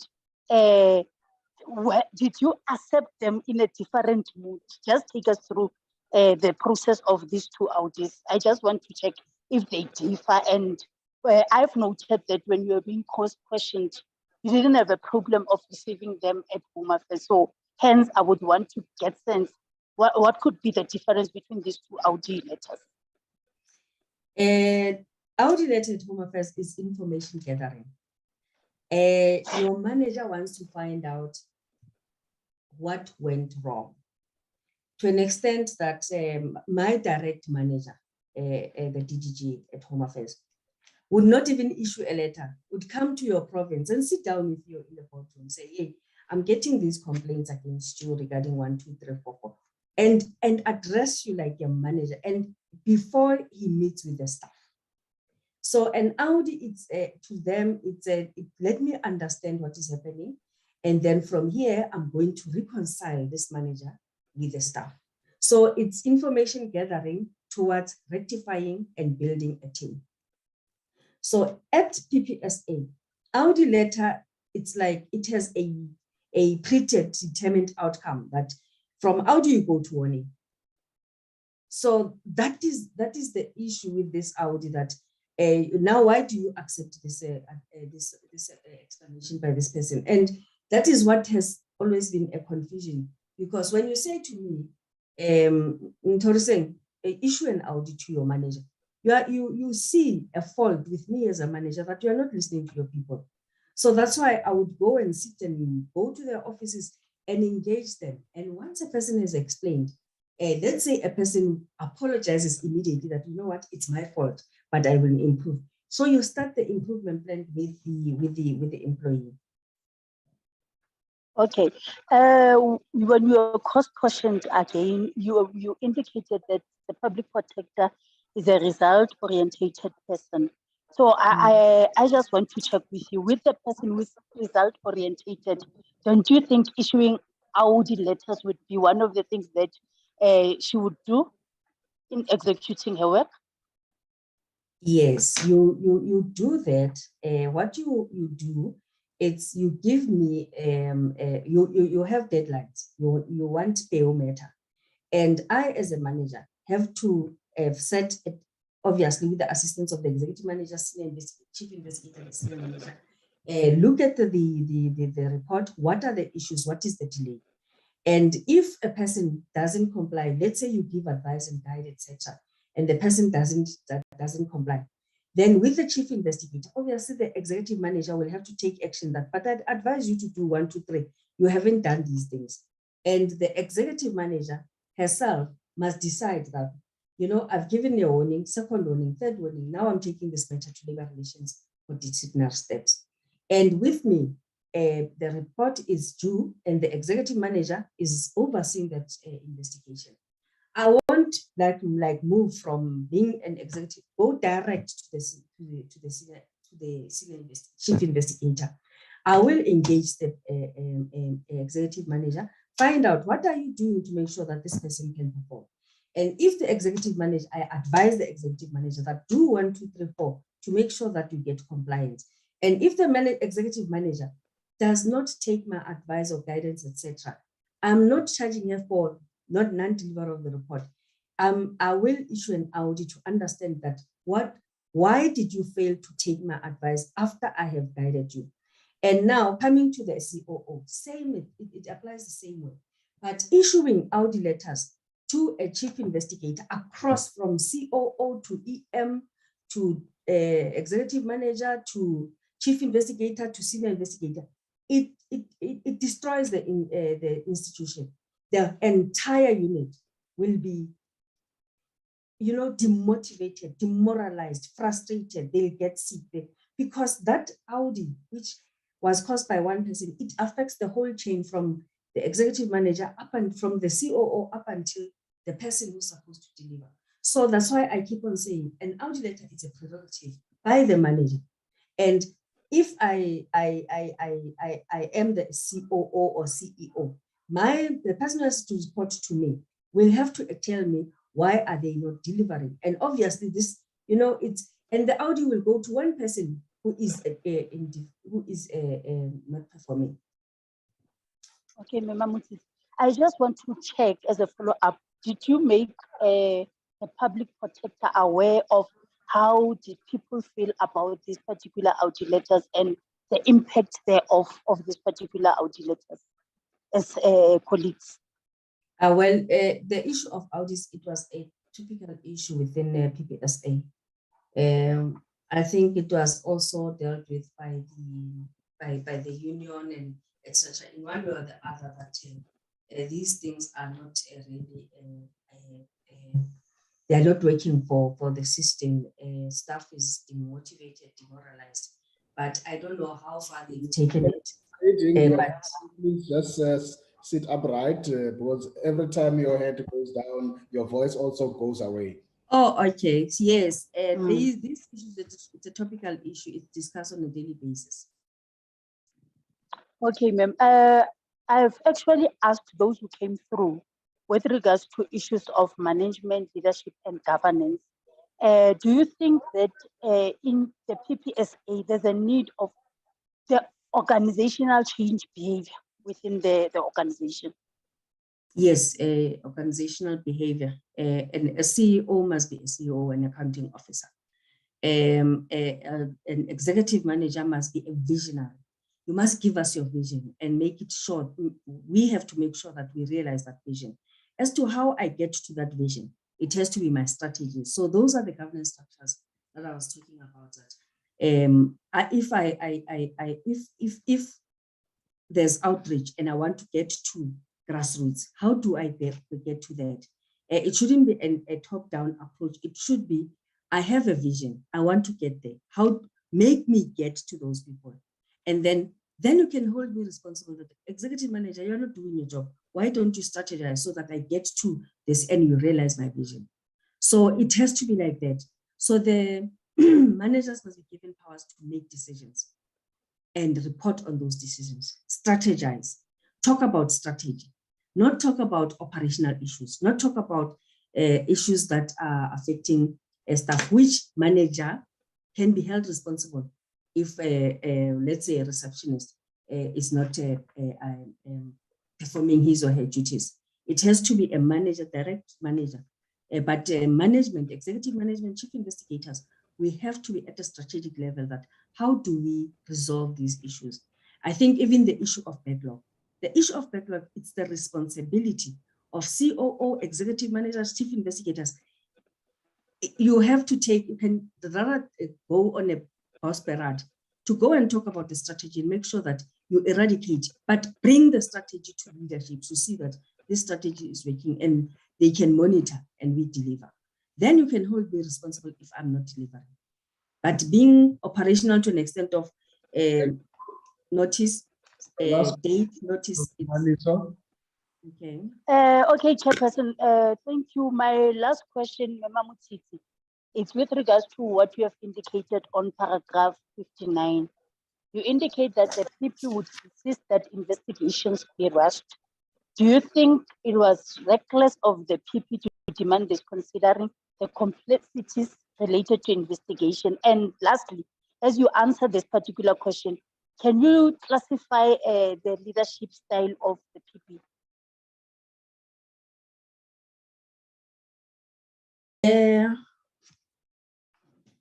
Honorable Mananiso, I can tell you that PP, I think when she started, there were cases dating back from 2012, 14, 13, 14. They were very old cases. The backlog was huge.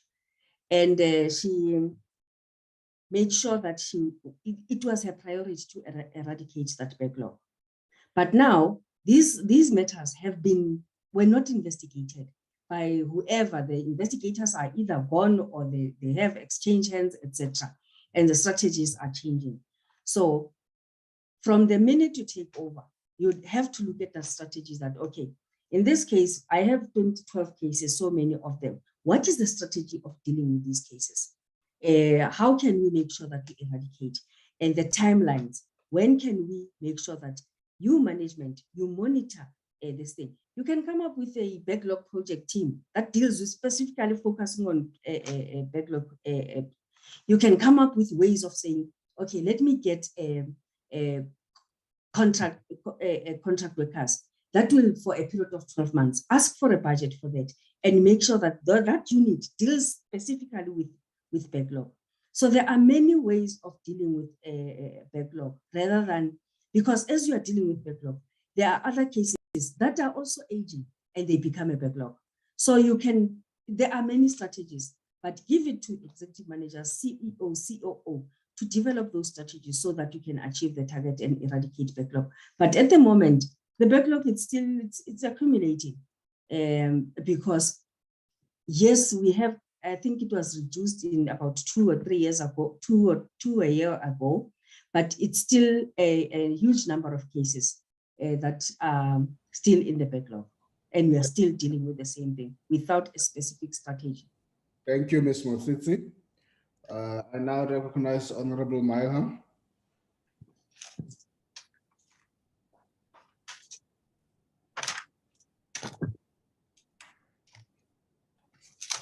Honorable Mailam. Sorry, Chair. Good afternoon, Chair, and thank you. Good afternoon, Ms. Motsitsi. Good afternoon, Honorable Madam. Ms. Motsitsi, I'd like to start by drilling down into the financial state of operations during the time you were acting CEO. Firstly, and please help me understand this, budgets are drafted and approved by the Public Protector and by Parliament. Is that right? Remember, you first have your sessions where you look at your baseline for the previous year, and then you come up with your plan, and then you cost your plan. So budgets are drafted together from executive level and to senior managers, where we sit and decide about the CS. What I'm getting at is, where are they approved? From office level, they are approved at, from Public Protector would approve, and it will be presented to Parliament and justified. Thank you. And is approved, yes. Now, if I understood you correctly, those budgets were not always adhered to. Is that right? For the 3 months, yes. That's why, Honorable Madam, when I took over, the shock was that we didn't foresee that we are going to run out of money by the end of March 2018. So, and that, yes. And that was because of the massive increases in litigation costs. It affected other cost centers and other expenses. Is that correct? It was not only legal costs. There were other issues that were raised by the acting CFO then, that these issues, IT, and then sure. I think salaries, yes. Okay. So amongst the expenses which were affected was the ability of the Office of the Public Protector to pay the salaries of staff. It was going to go there if we didn't really, because we had to attend to the matter urgently and get a bank overdraft. And it was granted on condition that we pay it back within 30 days. So you spoke about how there was a multi-million rand offer to settle with Ms. Mosana. Can you explain to me why you would settle with an employee, firstly, if there was a shortage of operating funds, And secondly, if that person was guilty of a dismissible offense, why would you put a multi-million rand offer to settle on the table? I was not involved in those negotiations, but that's why on that day when I came at about 11, I heard that there was those discussions. I even mentioned that I wouldn't even pay a settle at 5,000 rands based on the circumstances of the office. So from course, chief of staff and the legal services and senior manager HR, they were saying that she has a contract. It's a contractual obligation. But I said, no, there are other ways. Look at alternatives, because this money, salary, we don't get it in a lump sum. And if you get it, it's for a period of the duration of the employment of this person. Just sticking with Ms. Mosana for a moment, do you think that the action or that was taken against her for allegedly calling Advocate Mkhwebane by her first name, do you think that the action taken was reasonable? Honorable Madam, that's why I said the breakdown was not between Ms. Mosana and the office. It was individuals, two individuals who had a conflict, and that can be resolved by moving her from the principal, from the private office into core function. Okay. So yes, but the preference by public protector, she has made it clear that we can't use her name, and that's how it is. We don't use her name. Okay, I'd like to turn to the portion that you spoke about, the acting CFO, Mr. Menzelwa. Now, he was seconded to the Office of the Public Protector by the State Security Agency. You've already testified to that, correct? Yes.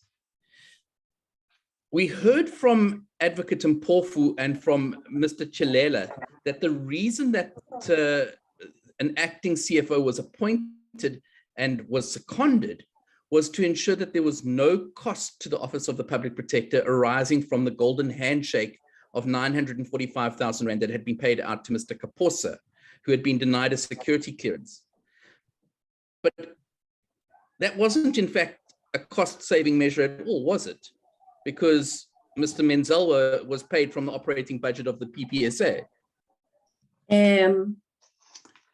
When I was briefed about Mr. Menzelwa, I also knew that we are not spending on his salary until that letter came where SSA was demanding that we have to pay them for, I think it was for, I don't know what was his level before he came to public protector, but you got that letter, and I took that letter to public protector and said, you advised me that we are not paying this salary.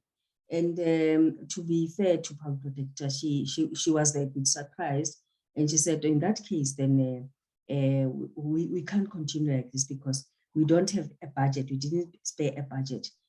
He was supposed to be seconded for a certain period so that we can recuperate from the loss of the amount that was paid to the previous CFO. Was that not confirmed in writing beforehand? Was there correspondence or some kind of agreement or anything like that? No, I wouldn't know because when those engagements happened, I was not the acting CEO. Sure, but by the time it came to your attention, did you investigate it in any way? By the time it came to my attention, obviously advice would be no, this we have to stop. I mean, if we are going to pay the salary, you might as well get the CFO for PPSA. That was my advice.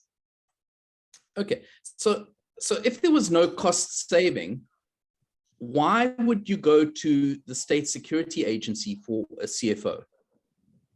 And I'm talking about the Office of the Public Protector, not you personally. I think.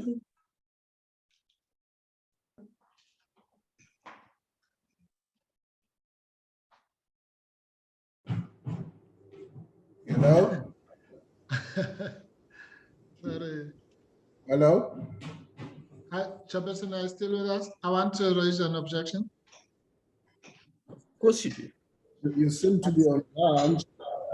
What's your problem, Alan? Pardon? Chairperson, Chairperson, I'm saying. Chairperson, on a point of order. Chairperson? Chairperson, on a point of order. I'm still on the floor, sir. I'm raising a point of order, Advocate Mpofu. Yeah, don't shout at me, just raise your point of order. Just Chair, hold, who are you recognizing? just hold, Advocate Mpofu. Just Okay. hold. Honorable Myla. Chairperson, I am very, very particular in addressing Advocate Mpofu by his title of Advocate Mpofu or Mr. Mpofu. He has repeatedly referred to me as Milam, which is unacceptable, it's unparliamentary. And secondly, Chair, he repeatedly interrupts my questioning and takes away my time with the witness. And it happens pretty much only to me. Now, I object to that strenuously. So, Chair, I'd like a ruling first on the matter of the way that I'm addressed in this committee. And so he can call me Mr. Milam, he can call me Honorable Milam, but to say Milam is not acceptable. And secondly, I'd like my time preserved, please, Chairperson. Okay, thank you, Honorable Mylam. On the issue of time, let me start there. I manage that, so I would know when your time is interrupted, and I normally give members back that time when somebody interrupts. So rest assured there, your time will be still the time that is allocated to you.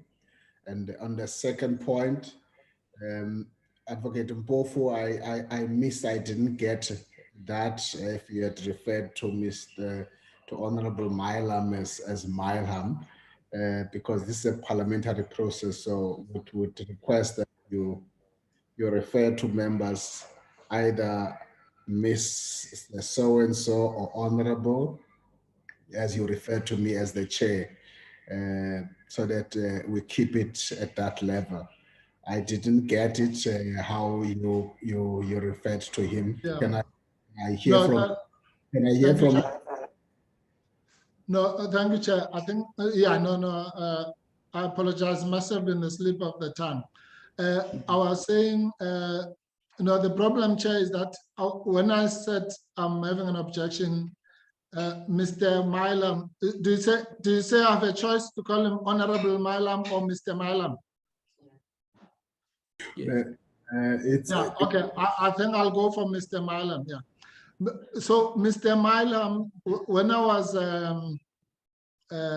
saying that I have an objection, Chair, interrupted me as usual and said, of course you do. And maybe you should withdraw that, and I'll call him Mr. Mylam when he behaves like one, because he's, it's fine, I don't mind. As I say, it was not intentional. But I don't appreciate the chirping that he was doing. Yeah. Okay, anyway, Mr. Mylam, the question that I was objecting to is this. Yeah, object to the chair, please. You are making an objection. Yes. I'm now, yes, I've apologized to Mr. Mylam. But I expect him to do the same for interrupting me in vain, Chair. Maybe let's finish that business first, yeah. I see now this. No, let me address it in this way, because I seem to, I don't know whether the two of you know each other. So I think I want to make the point. No, I don't know him from above, so. I want to make the point, Honorable Mylam, that, and I've made this point before. So whenever somebody is not happy with something, it is the duty of the chair. I wouldn't want members on their own, or Advocate Mpofu himself, to interact with a member. It's because I'm presiding over these. And so I take your point, Advocate Mpofu, that he would have just interacted with you and not through the chair. So I take that point, and I hope no, that. Thank you, Chair. That's fine. It's fine. I don't expect him to apologize. I just want to say I don't appreciate the provocation. Yeah. Okay. Now the chair. The point I wanted to make is Mr. Mylam is misleading the witness, or is making a mistake, because he's putting something, he's saying if there was no cost saving, The witness has said more than once now that there was a cost saving, but they were expected to pay some difference. I don't know, she gave an explanation about grading and so on. So you can't then put the question on the basis of that there was no cost saving. You must put the reality, which is that there was a cost saving, but there was this other payment, because you know it's just not true, Chairperson. Chairperson. And, this time I'm not sure if it's deliberate or not, but it's still misleading. Chairperson. Okay, This is the second time that Advocate Mpofu has accused me of misleading this committee. I'm asking questions. I'm not misleading the committee. I'm asking questions for clarity purposes. And it is not for Advocate or Mr. Mpofu to tell me what questions I may or may not ask. And I would ask you, Chair, to make him withdraw for the second time the fact that I am deliberately misleading this committee by the questions I'm asking. I didn't say that. You said it the last time and you're repeating it today. You're saying I am misleading the committee. I'm saying that that is unacceptable. It's not parliamentary. And Chairperson, I'm asking for a ruling in this regard because it is not true. I'm asking a question. No, Chairperson. Sorry, Chair. I'm doing the same problem. Sorry, I apologize. Honorable Myla, Advocate Mpofu did not use the word deliberately misleading here. We used it in the last session, Chair.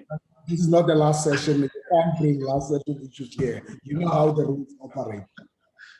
And in the last session, I would have intervened and I indicated to you, and let me repeat the point, was the point he was making then was that whatever that you are putting, you do not complete, and that has a possibility of misleading.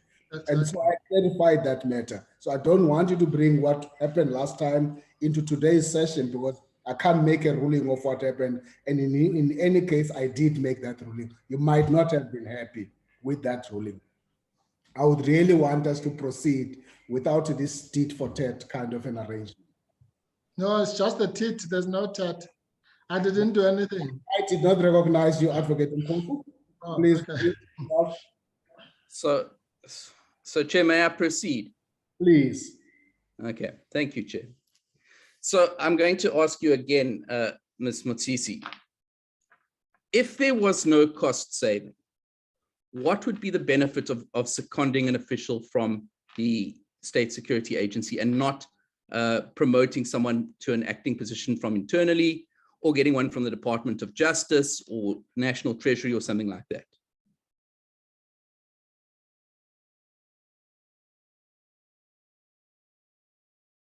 I'm sorry, Ms. Motsitsi, you muted. As I mentioned, when I responded, I said, when I was briefed was that we won't be paying salaries for the acting CFO. And the letter came, that's why I say I can't remember whether we were paying the full salary or an excess over and above the salary that he was getting at SSA. That can be confirmed maybe by our financial records. So it, under normal circumstances, state departments will assist each other. We are assisting a public service commission with their systems. They bring their people so that we can train. SASSA also brought in their ICT manager to come and assist us to develop a system.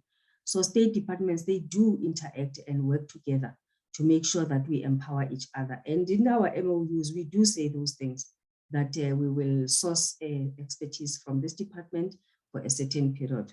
So in my mind, it was one kind of an arrangement where you want to source a service from a department and you don't have to pay for that service because we are being paid by the same National Treasury. Sure.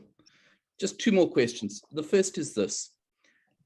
During the period when you came back to the Public Protector in 2017 and the period that you were the acting CEO, Mr. Nyembe was the first the special advisor and then later the chief of staff to the Public Protector.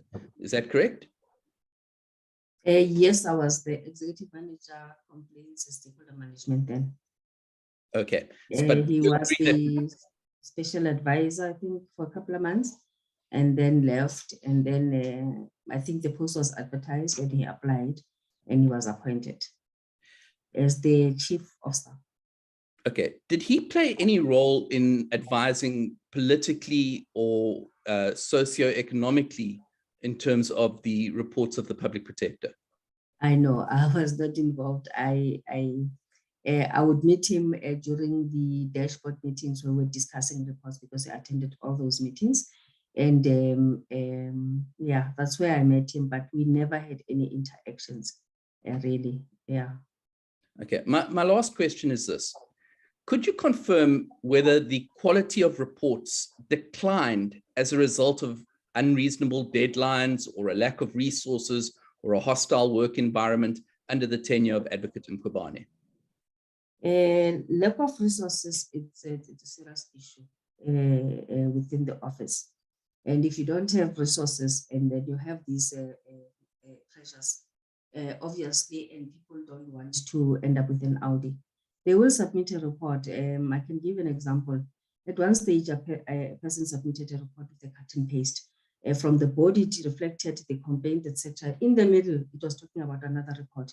So it compromises the pressure. It compromises the quality of reports. And if you are not a manager who's going to sign off, a manager who just signs off, you sign off a report that has implications to 2 departments, whereas the complaint was against 1 department. So the pressure, it just didn't add any value to the reports that we're issuing. However, I need to mention this.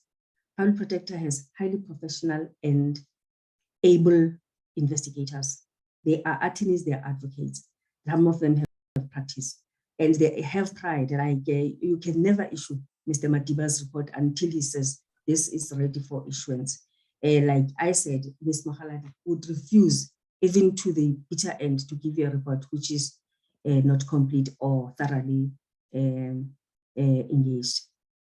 I'm sorry, Chair, I know I said that would be my last question, but that's just raised a further issue for me, because we've heard that reports were in fact, people worked through the night to issue reports so that the public protector could have a press conference the next day and release that report, and that those reports were then taken on review and found to be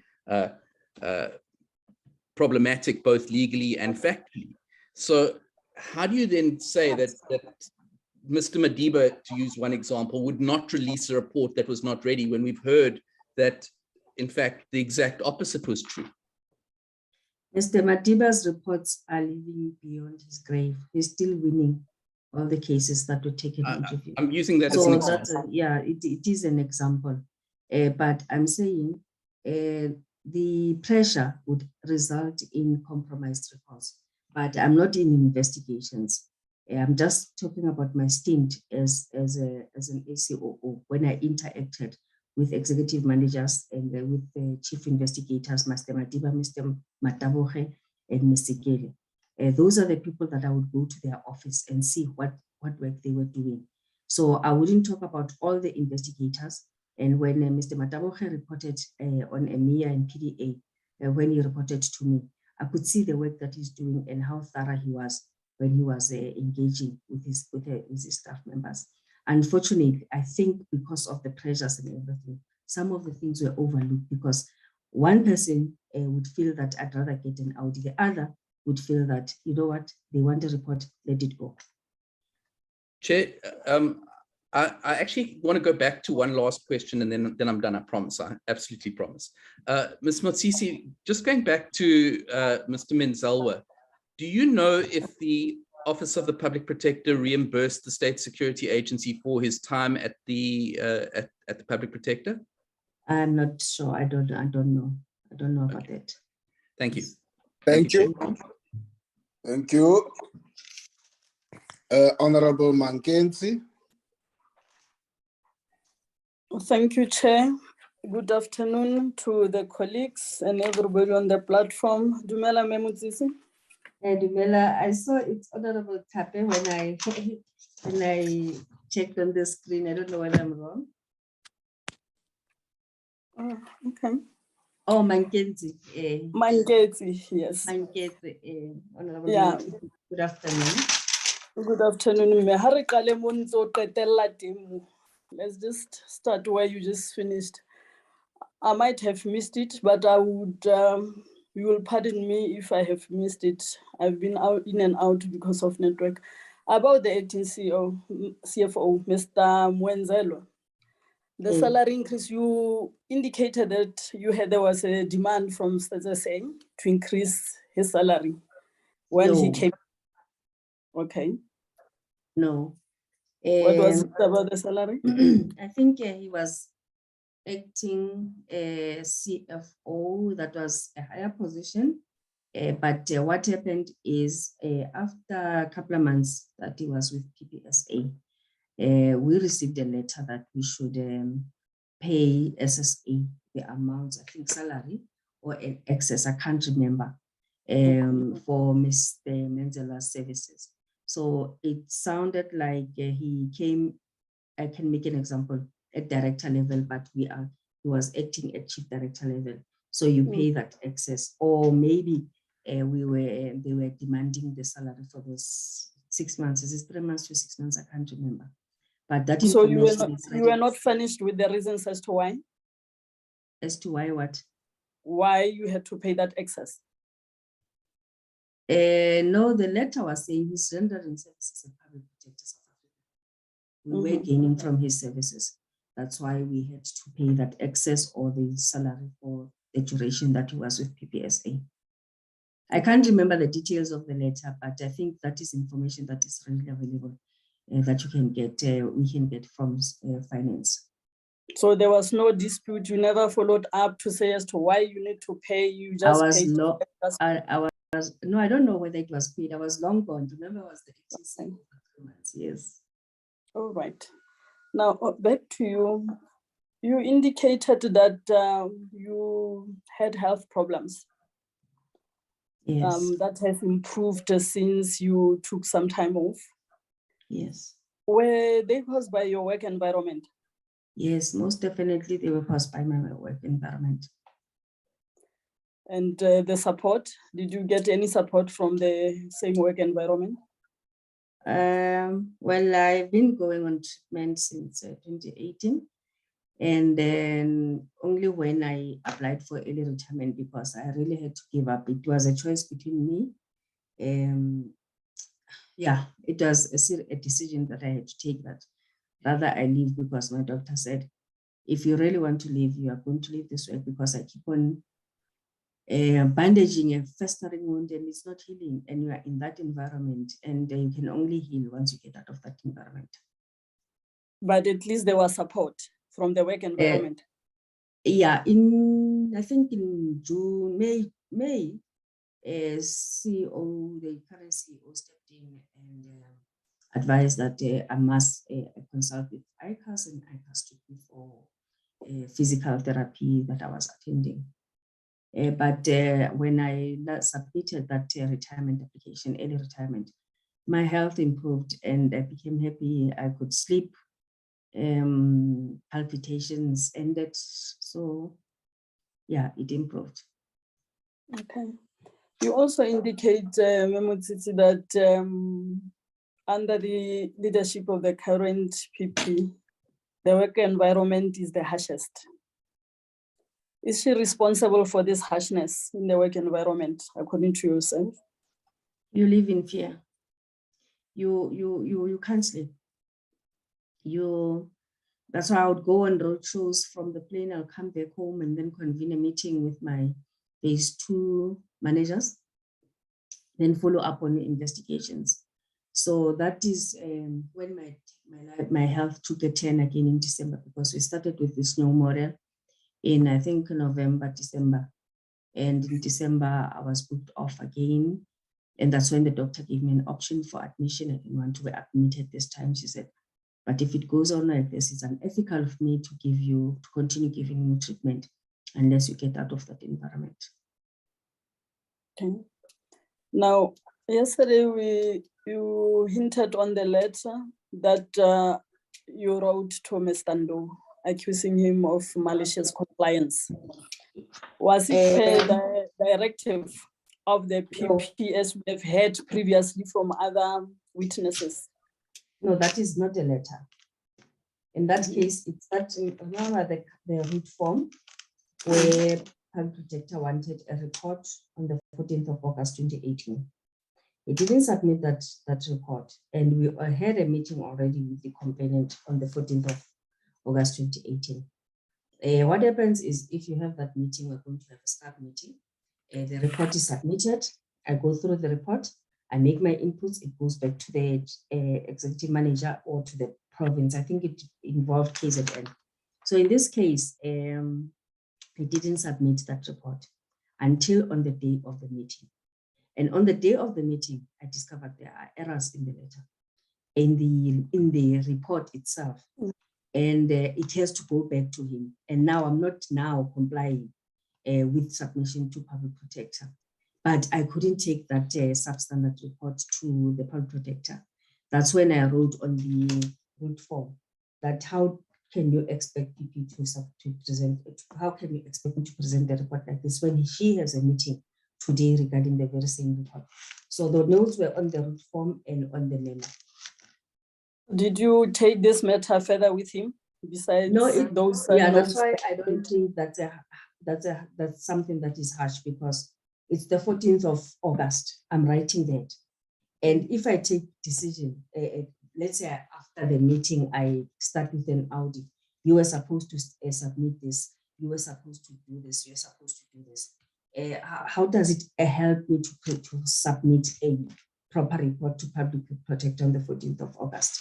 So I didn't take any further steps, but I went to him and he submitted them. Then we had our meeting and it was a successful meeting. Okay, my last question, Chairperson, what will be your proposal in dealing with non-performance, non-compliance to timeframes and timelines instead of Audi letters? What will be your proposal? No, Audi letters, that's a very important tool for a manager to use. That's why I'm saying, listen to the other side. You have to understand, if you say you want a report by the end of the month, and obviously the person, you have something, either you have a register or you have emails, or you have to get that report on that day. And if you don't get that report, it's either you engage the person, but preferably a person would come before that date and tell you that I have these situations, I can't deliver on Friday, but I'll deliver on Monday because of this. That's a better situation. You already know that this is going to be late.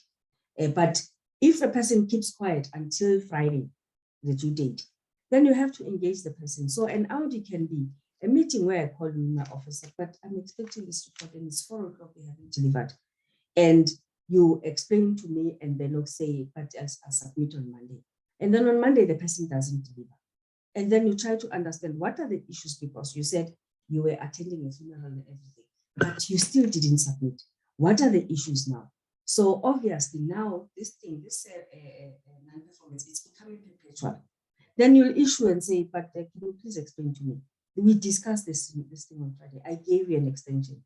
And the person will explain, then give other reasons, etc. And obviously, if they are not acceptable, we have to issue a warning to the person. And if the reasons are acceptable, if something else happened, then you'll have to consider and say, but this should not happen. But I accept the reasons that you have provided. If you don't accept, you have to take disciplinary action, because this person undertook to deliver and this person doesn't deliver and doesn't give valid reason for that. Because the first reason was, I'm attending a funeral. Now he's not attending a funeral. What's happening? That still he is not delivering. But if a person says, that information by the department was not submitted, and I can't finalize it and make a finding against the DG or the minister, or so, do you understand the gravity of the difference between these audits? That one, if you issue that report without giving an accounting officer a hearing, the repercussions are serious for that person, for that institution, and for Public Protector if he or she issues, or if she, in this case, if she issues an inquiry. Just the last See, you have lost me on that. At what stage do you put those out in writing? Or is it a problem when you put them in writing as a letter? No, I've done them. I've done them, several of them. And when the response comes, because now it's a person applies his or her mind in what they are putting, you find that, all along you were not aware of these circumstances.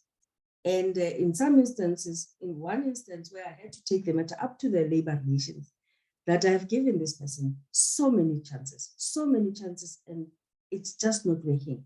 I have held the person. I explained, I did filing, sat down, did filing literally.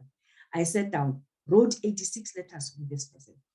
So you've taken steps and you now say, now it's enough. You are not really performing. So you do put it in writing. Thank you. Okay, thank you. Honorable Heron.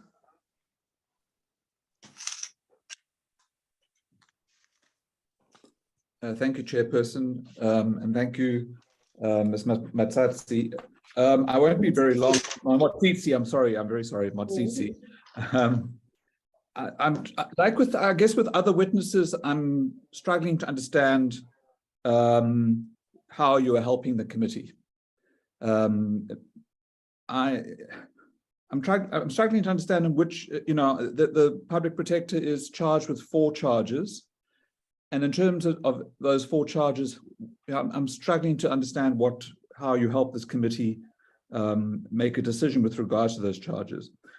It seems as though you are here to give evidence in relation to charge 4, where the public protector is charged with intimidation, harassment, or victimization of staff. Is that correct? Is that what you're here for? No, there was misconception about outreach clinics. I think the presentations were on the numbers, that these are numbers were decreased, and it sounded like there's no strategy behind that. So clarity, I needed to give clarity regarding the outreach strategy, and I came with that strategy and the reasons behind that strategy. And then obviously there will.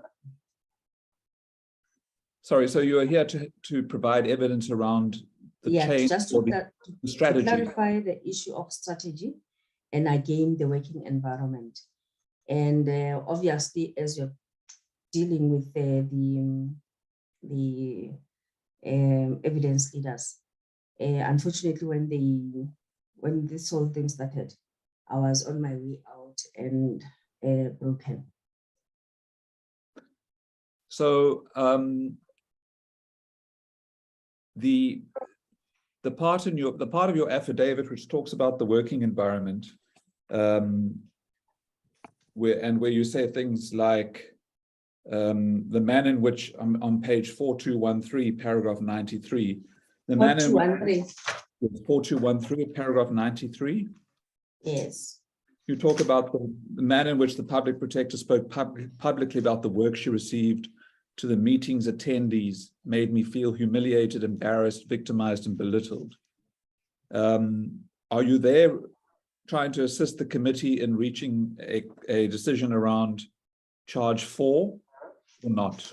By the way, can you read the charge 4 for me, Honorable Heron?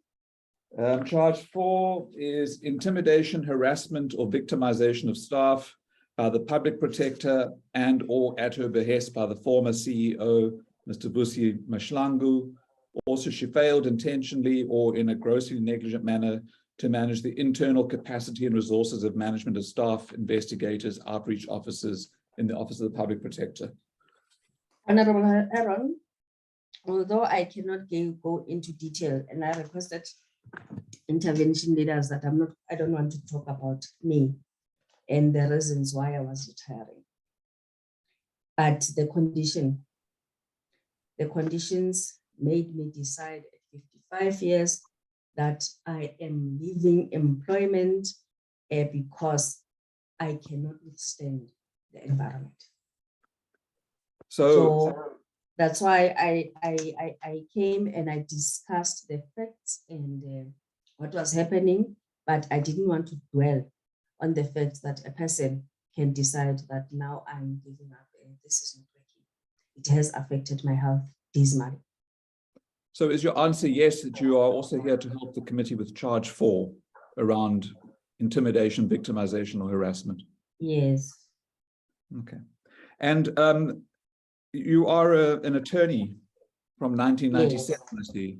And I assume that you've read section 194 of the Constitution, which deals with the removal from office of the public protector.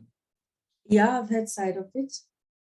And that the Constitution requires that 2/3 of the members of the Assembly agree with the removal of the public protector for misconduct or incompetence or incapacity. Mm-hmm.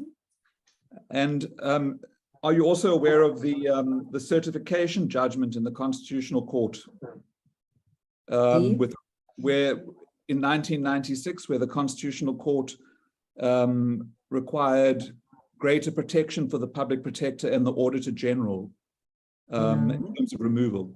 Yes. Yes.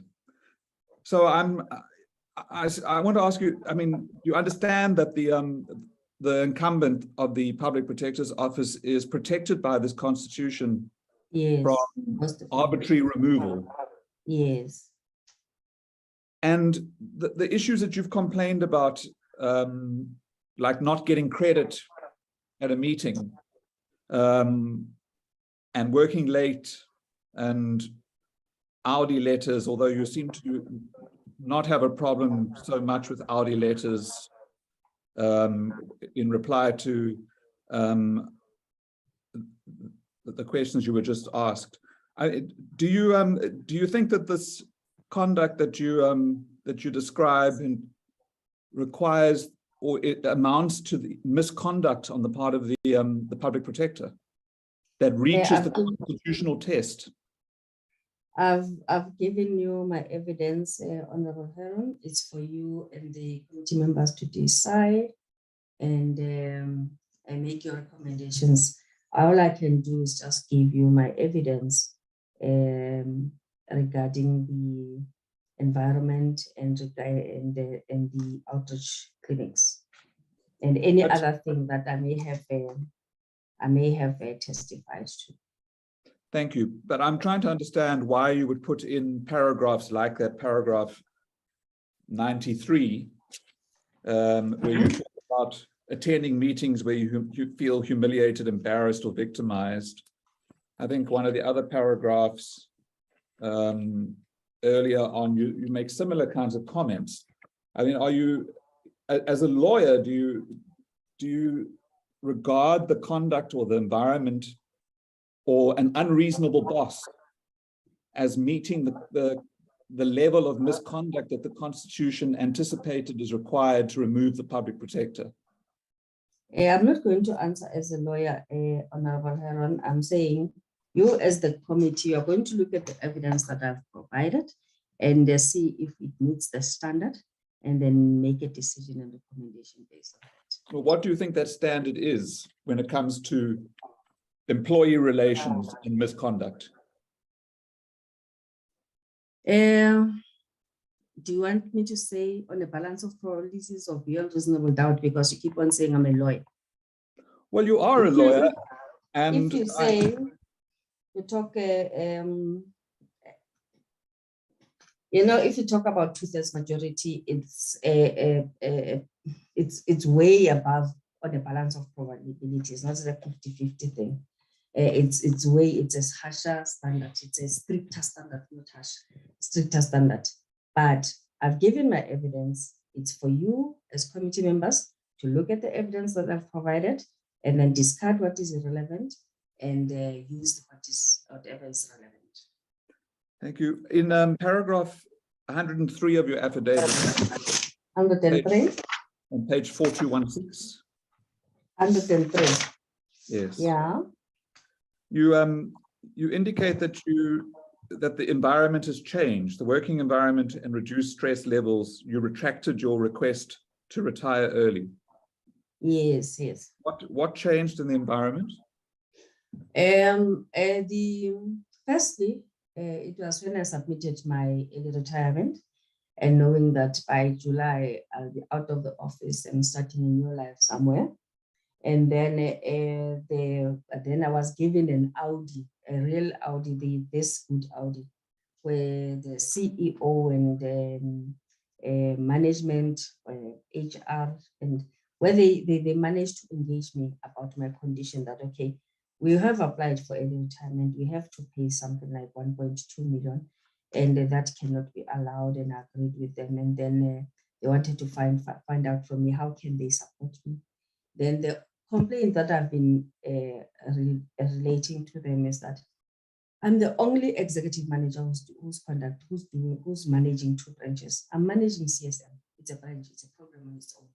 And I'm also doing investigations. And one doesn't talk to the other. With CSM, at some stage, I was reporting to CEO because I couldn't report about outreach clinics, about MOUs, about other things to the COO. Then come this phase where I'm managing investigations. I report to the COO. And it was so confusing to an extent that I even lost a grievance because I felt I'm the only one who's doing this. All managers, all EMs are doing investigations. They are forever in the office. They can follow up. But with me, I have to come back to the office in the evenings, convene the chief investigators. There were 2 chief investigators that are reporting to me and 1 provincial manager. And at night, we start phoning investigators because now you're managing investigators virtually. It's what this new model involved. You are allocated chief investigators, and then you're allocated staff from various offices. Ms. Sorry, I'm going to run out of time if you give long answers. So are you saying that after that Audi engagement, yes, the good Audi, and then there are those investigations were removed from me, that okay, now focus on your branch. And then that was -1. And then later it was no, we're going back to the normal operations as PPSA. So phases were done away with. And then you now draft a plan, we focus on APP, on the, yes. And when it comes to the engagement with reports, it's something that as a legally qualified person, you are invited and you see the debate happening and the arguments and nobody agreeing on anything and a decision being taken, that, and then we end up owning a report. So the environment changed dramatically.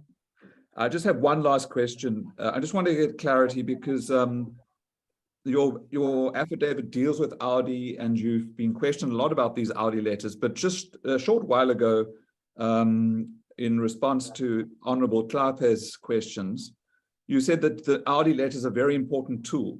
So do I understand it? And you've just said you've just had an Audi that resolved one of your problems, your work environment, that you don't actually have a problem with Audi. You said elsewhere, Home Affairs, Audi was conducted orally. In the Public Protector's Office, Audi's conducted orally and in writing. There are those that are in writing. Remember, I still have to submit the ones that I got in writing from Home Affairs. So that's why Audi is a listening. So that's why I mentioned it in this light spirit when I said I was given an Audi by the CEO to say, but what could be the problem? Why do you want to retire? So it's an Audi in a good sense that the person is saying, listening to me. So I take Audi as that. It's not a something that is negative. So can I interrupt you and ask my last? You're not here to complain about Audis. Please. I just want to get the answer. You're not here to complain about Audi letters. Audi letters are a good tool for a manager. I repeat. Thank you. It's a good tool for a manager, but it has to be used appropriately. Of course. Yes. Thank you so much. Thank you. Honorable Hendricks. Thank you very much, Honorable Chair. Thank you very much to the witness for taking the time to assist the committee. I would just like to understand whether the witness agrees with me that one of the reasons that the Public Protector Office was established was to ensure speedy resolution of complaints, for example, against government and government officials. And we also heard earlier on from Honorable Heron that this is possibly the cornerstone of our constitution to such an extent that the Constitutional Court made it more and more difficult, for example, to remove the public protector. So we as members of parliament must take the lead from the Constitutional Court that we need to protect this office. We've heard a lot of evidence that the public protector is very strict with regard to deadlines. And we can understand that because just recently, several political parties marched to the Public Protector's office to demand a report. And I can imagine that the Public Protector has many such pressure. If we take guidance to determine what is a speedy resolution, the only thing I can think of is the CCMA, where disputes must be resolved, say, in 3 months. We have heard that complaints drag into nearly a year or more, and one can understand that the public protector, in trying to carry out a constitutional mandate, has to crack the whip. And I don't think Parliament or the nation can fault the public protector for not cracking the whip. Why do you see that as possibly a legitimate reason why the public protector should be disciplined or even removed? Isn't that one of her core functions, to see that there is speedy resolution of complaints? Thank you, Honorable Hendricks. Well, I had several questions in that in your question, Honorable Hendricks. Firstly, let me try and explain. We have classification of cases. Classification of cases, we have early resolution matters which can be finalized within 6 months. And then we have service delivery matters, which in terms of our service standards can be finalized within a period of 12 months. And then we have GGI matters, which can be finalized within 24 months. And then GGI complex matters, which can be finalized within 36 months. And then we also have EMEA matters, the Executive Members Ethics Act, that are lodged in terms of this act, which must be finalized within 30 days. However, we also added another category. We are still working on the service standards for this, but we call it emergency cases. I gave an example about a student who wanted to commit suicide. We got it from a member of the public writing with a WhatsApp saying, this is the situation that I'm facing. I found this kid in the streets and I'm housing him. Can't get his metric certificate. I think it was 2 certificates that needed to be merged. Immediately, that is an emergency matter because you can't even waste time. Once I get a complaint like that, I immediately contacted that student just to say, I hear you. I hear you, I'm doing this, please give me until tomorrow. Because the following day, I sent an investigator directly to the Department of Higher Education. And I said the student must call the student, they go to the Department of Higher Education to meet with the DG and make sure and understand what could be the issues regarding the certificate.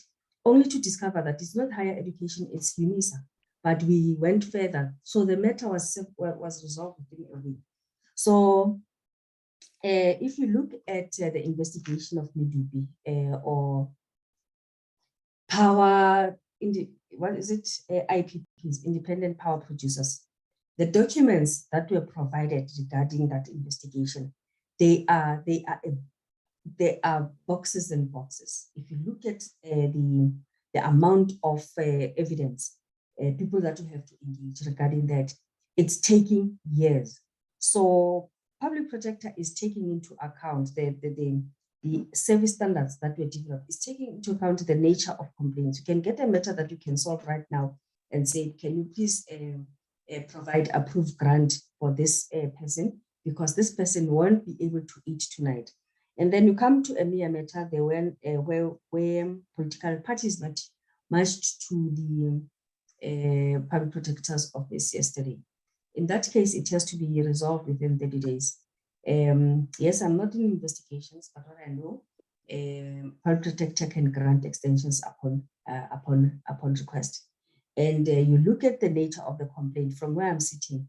Obviously, a mayor had an objective as to that kind of a complaint, why it should take 30 days, and it's prescribed that public protector must put in place measures to make sure that they are resolved. But the nature, it still comes to the nature of the complaint itself, and then the condition that extensions can be granted. So you look at the nature, they are all emergencies, and then there are complex cases. You find a complaint from Goglamini, you find a complaint from the CEO of a of an institution. So the complexity is, it's not the same. Thank you. Hendricks? From your experience, what percentage of cases, say over the last 10 years, are cases are classified in such a way that it can be resolved longer than 6 months? No, I'll have to work out that information for you, Honorable Hendricks. Firstly, we don't have we didn't have a system until 1st August 2022. So we work from the spreadsheets, and that you say in the past 10 months, yes. I think our spreadsheet dates back from 2011, but that is information that we can avail to the committee. Tell me, we have 4 main cases that are being used to say that the public protector should be fired.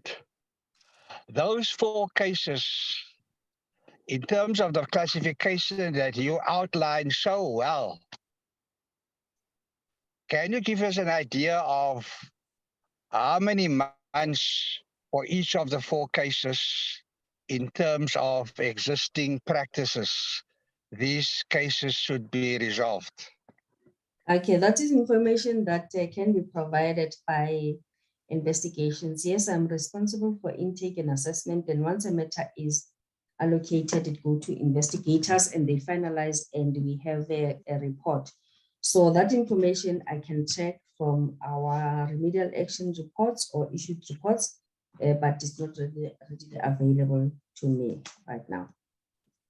Has the public protector been very, very negligent in not chasing up the resolution of cases? Has she ignored this important responsibility of the public protector's office?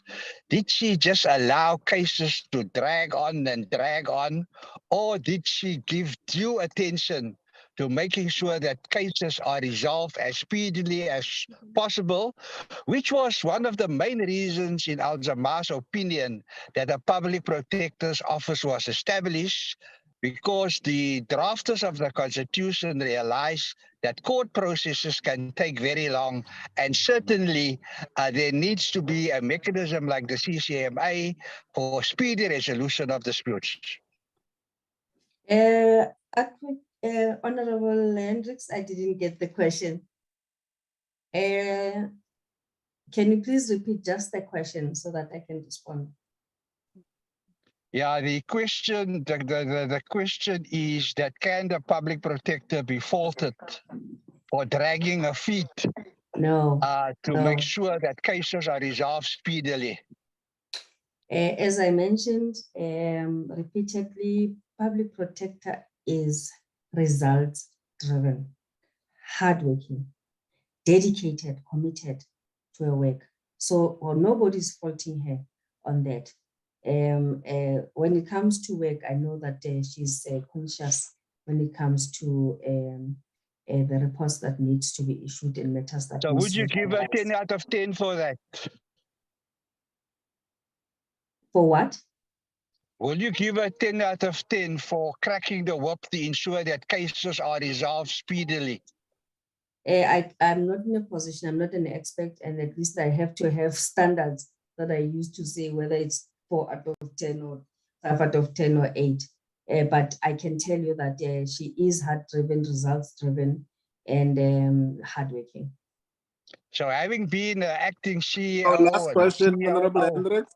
That's your last having question. been acting CEO and COO, you don't regard yourself as an expert to give this committee an opinion whether she should get 10 out of 10. I don't have those standards, having been a CEO, having been a COO, having been an executive manager, a provincial manager. I must have parameters that I use to give a conclusion for 5 out of 10 or 3 out of 10. So I don't have the parameters. I have to draft parameters that if you do this 1, 2, 3, it will be 5. Or you have to have measures. You have to have something in place to say it's a 2 out of 10 or 10 out of 10. I always find it difficult, even when service provider says we are a 10 or give us a 5 or a 4 or a 1. You always end up giving an average and find that it's not true, and the results do not reflect the realities. Thank you very much. I'm sure the committee will take note of your responses and weigh that up against what you said in the affidavit. Thank you very much. Thank you so much, Honorable Hendricks. I now recognize Honorable Maneli.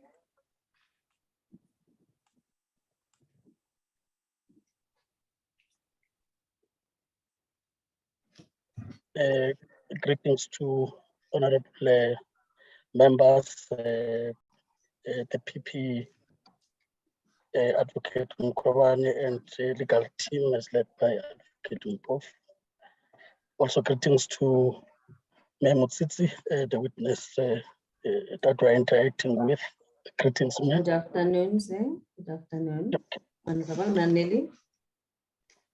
Thank you, Chair. I will just be quick, given load shedding challenges and trying to save my battery or power supply. Just to go back on the acting CFO, is it your evidence that you were not involved in the recruitment of the acting CFO being an acting CEO?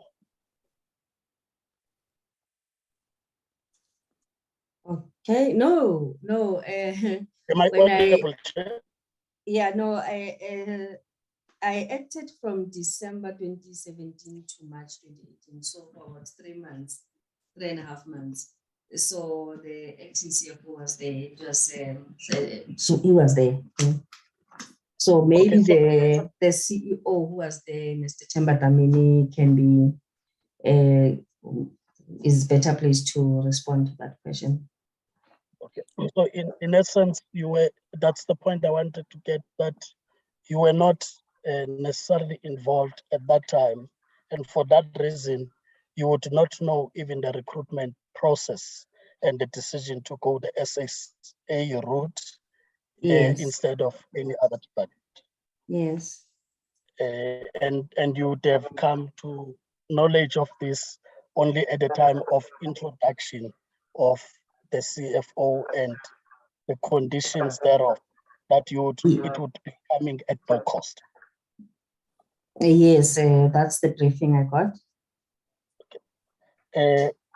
Having clarified then that point, Chair, because I want to go and focus on NM1, the letter that the CFO wrote about austerity measures or cost containment measures. Reading the letter under 3, Chair, there's a point there that talks to the PPSA having exhausted its budget and also faced with challenges of paying external parties, hence a need to raise even an overdraft. I just want to check, will these external creditors that still needs to be paid and you need to raise even an overdraft, will that also include litigation matters that needed to be settled? I think he mentioned in his motivation those cost drivers. He mentioned payment of staff salaries, legal costs, and IT. That were the ones that have where the money was spent that resulted in this overspending. Okay. Chair, through you, if I can then repeat the question. Yes, I did read that, but I would want it for record and clarifying my notes that by legal, over and above anything else, you are also referring to those creditors that may have been involved either in the review of cases as part of your litigation, that they were part of those that you would need to raise even an overdraft to try and settle their accounts. We looked at commitments and then obviously once you look at the budget, do your projections, you first look at the salaries, whether you'll be able to pay salaries and commitments. And then we discovered that we won't be able to even cover the commitments. And that's when I said, I wanted to know clarification regarding those things. And I was given those I think 4 things that caused us to seek the overdraft. Unless I don't understand the question. No, through you, Chair, I think my question relates to legal costs, very particular about it, because what I'm testing, Chair, is that the PPSA would have exhausted its budget. The letter does say that you were already on overspending. Over and above that, you need to raise an overdraft. So I wanted to check if the overdraft is also raised in order to cover those law firms or any other creditor that may have been used in the litigation processes. Now, the importance of the question, Chair, in my view, is to really test this part of how the rising costs in litigation would have affected the operations of the PPSA, which I'm going to still come to as stated in the recommendations in the letter. Okay. Yes, I think I hear you now. If you look at paragraph 3.5, the CFO is saying the institution is currently unable to meet all financial obligations and an amount of 40 million is immediately required to settle all liabilities due to external parties by the end of the current financial year. It included priority salaries and then those commitments that we had. So, but apportionment of the amount, I'm not sure as to how we are going to apportion, but I know there was a suggestion that we are going to negotiate with other service providers that we don't pay the full amount. But those details were worked out by the Director of Finance and the acting CFO. Thank you, Chair. I've been answered on that part. Even if I don't get the numbers, I just wanted to get the principle, and I think I've responded to that. On recommendations, if one takes 7.3, you would agree then with me that what is indicated there is that the core business, which is that of outreach, is specifically mentioned by the CFO, as well as investigations, specifically mentioned. So would you then agree that with these costs, the core business of the Public Protector's Office would have been compromised completely, especially if you are to implement these austerity measures as they are put before us? I think what APP targets in the APP for outreach were by then exceeded. Yeah, they were exceeded. because the plan for 2017-2018 were 700 and something 45 outreach clinics, and then they had already done they achieved the achievement is 806 outreach clinics. So and when it comes to the target outreach, it was done. And I think when it comes to investigation, you can see that it says outreach programs and investigation which require travel. So travel meaning obviously you cannot finance the motor vehicles and related expenditure. So most of the investigations are desktop investigations. So they would be affected, but I can't speak on behalf of investigations, but from an outreach point of view, the target was already exceeded. And if you say you are going to at least cease doing outreach officers, the APP part would not be affected. But in terms of if you really need to do those things and you need budget and you want to do more over and above the 806 outreach clinics, then you couldn't do that. Thank you. Through you, Chair, just as a follow-up on that question, would you then also agree that if you are only going to be focusing on desktop as it relates to investigations, it therefore says that if there was a need to go out, such investigations have a way of being compromised in terms of thoroughness to do the work? Most definitely. Most definitely. They would be compromised for the duration from the date of this letter, February, until the end of the financial year. And I just want to add, the 50 million was going to be paid the next financial year. So when you get your, let's say 320 million budget minus 15 million where you have to pay the bank overdraft. So you are already, when you start the financial year, you're already linking. No, thank you, Chair. Exactly my point. I was going to come to that it doesn't only end to the financial year, but you're hamstrung right from the beginning of the other financial year. And the question therefore, to you, Chair, is when you are saying results driven, what quality of results would you have expected from these investigators who need to produce these reports, having put all these austerity measures, and probably if you had support systems in place to ensure that they do deliver on the deadlines that you set for them?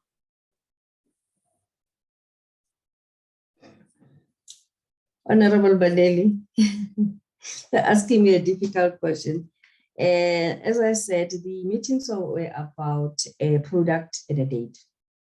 And if we had a lengthy discussion regarding the reports that I refused to sign because of the standard of reports, of the report itself, the contents of the reports.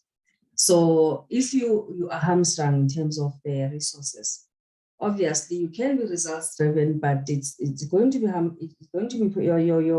your production is going to be compromised if you don't have resources, because obviously investigation, you need to do inspections in local, you need to meet with the counterparts. We're lucky now, at least we have these MS teams, etc. But it will affect the results that you're going to produce. Through you, Chair, just the last two questions to ask just to close this point. Will it then be correct, because we've had also other witnesses that came before us who are really dealing with investigations, that whilst there's an appreciation for results, deadlines, and so on, but as the reports get reviewed, because the quality of those reports is under question, could it be also correct then to say that the competence levels would have dropped and therefore would bring the issue of incompetence, as we have many of those reviewed set aside. You've made, for example, about the late Madiba, may his soul rest in peace. That was one of those that would not give you a report that he is not confident of. But under these conditions, you may have to meet the deadlines, whether that is quality or no quality report. So will that border to downgrading from what you'd have as competent people like him to producing reports that can question the competence of putting such reports together? You have types of investigators. An investigator who will tell you, I'm going to protect this office. That is Mr. Martin. You can see the emails that are here. And you have our actings, I put watermarks to the detriment of my employment that I'm not going to allow you, PP, to sign this report. I am protecting you, I'm protecting the institution. And why we did that, why I did that, I can speak for myself personally, it's because already when I joined, there were already negative reports, media reports about the reports that we're producing. And if you produce a good product, a good report, you take ownership, you're very proud about that. And you can even put your name in that report.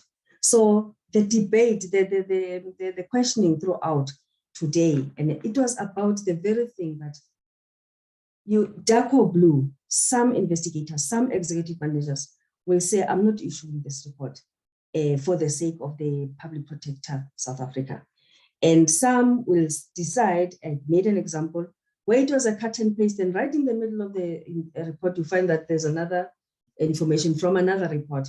And if you don't do due diligence, you'll end up submitting that thing, and it comes back with, it will be so embarrassing, and you won't be able to protect yourself because the media action is fine. As I said, Chair, my last question really would be that maybe drawing a conclusion again on this point is that surely the PP, including yourselves, acting CEO or any other position, you would understand. You will understand the complexities of an investigation. You introduce austerity measures.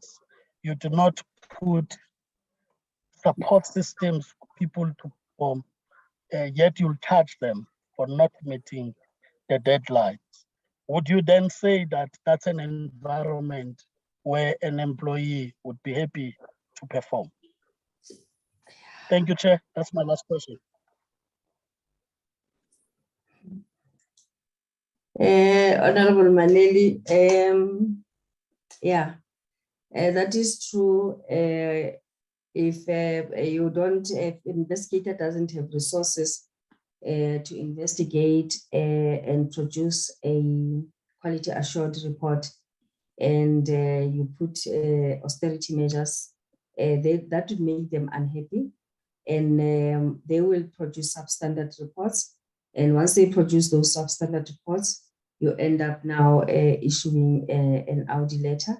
I think that's why I was saying it's the harshest environment where there are financial constraints, and there were financial constraints, and there are these strict deadlines that you have to adhere to. But you look at the targets that were compromised, and then you look at the period, it was for 3 months, and then it was going to affect the next financial year.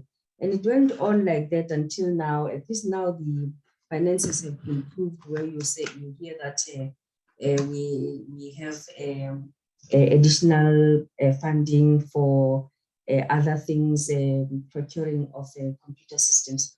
So yes, it will be an environment where an employee wants to live, because you demand something, but you're not providing support in terms of resources. Thank you. I now recognize Honorable Ompila Maute. We missed you on Thursday. We missed you on Friday. Welcome back today. Better late than never. Thank you very much, Chair. You are starting me because now I need to account where I was. I was joined the march to account the office of the to fight for the release of the Pala Farm report. But anyway, thank you so much, Chair. Good afternoon to the colleagues, and we welcome the judgment from the Western Cape High Court, by the way, Chair, on that note. So, Nthoriseng le kae? The thing now, I see that you acted as a CEO mid-December 2017 until March 28, and your affidavit says that there were some stress and oppressive environmental things that were happening, and as a result, your health deteriorated. Yes. And if you want us to believe that this was caused by the office of the PP, how do you reconcile the fact that upon you coming back, you acted as a COO from mid-2018 until December 2018? So if your health issues were caused by your working environment, why did you accept the second appointment as the acting COO? Thank you, Honorable Bautwe. I said I had a PP was good to me. I think I said that yesterday. She gave me opportunities to act as CEO, and I mentioned that this is a learning curve for me, and I was new in the office of the Public Protector by then. I think I was 6 months into the office, and I accepted based on those conditions. And I started drafting my plan. My plan was to make sure that there is, looking at the plan, APP of obviously the strategy and the annual plan for the institution, and now looking at the resources and the resources that were allocated for at least for the next three months, that is for quarter 4. And that's when I realized, though, I've inherited a sinking ship. There's no money to run this, to run the office. And that was the first stressor. And more so, if this, the lack of funds, if they are going to affect the livelihood and jeopardize their livelihood, imagine if an employee hears that they might not get their salaries. You don't have a PPSA for the next 3 months, for the next quarter. That was I think that was the most critical or priority that I had to attempt to make sure that by the time we get to March, at least we have something, looking at the importance of what we are doing as PPSA. So I put my time on that. Now, remember, I put a plan it's looking at resources and how I'm going to restructure and make sure that we have governance structures and make sure that we have policies, revive all those committees that were inactive. You know, it was this dream that the CEO does that, and only to discover that, oh, you are talking those things, and there are no salaries, that you won't be able to pay salaries or commitments for that matter. And commitments, they would include a rent, office rent, commitments. It's something that you have committed to, and you won't be able to pay rent for the office. What does it mean for PPSA? That was a first stress. And then it went on to, okay, now I want to put governance structures, looked at the committees that are available, and the EXCO was managed by Public Protector, and I proposed to her that there should be an EXCO that is chaired by the accounting officer, because now you look at the financial situation, there's no one to talk to except the CFO and the Director of Finance. So, and then I said, you can call your meeting anything else, but not EXCO. So EXCO has to sit and be chaired by Public Protector, be made up of executive managers, chief investigators, and support functions that are relevant that can advise the body. And then you look at the policy committee, because the policies were outdated or non-existent. And I get a policy today, and a policy is drafted by HR. I need to support that policy, PP has to approve. And that was another shocker that no, it doesn't work like that. you need to present this to a committee, a policy committee, and the policy committee is going to present it at EXCO so that these issues can be debated, and it cannot be a one-man show when you draft alone as HR, give it to CEO, then policy is approved, then it's implemented. So it's those critical things. I'm just giving an example. And then there were issues about now it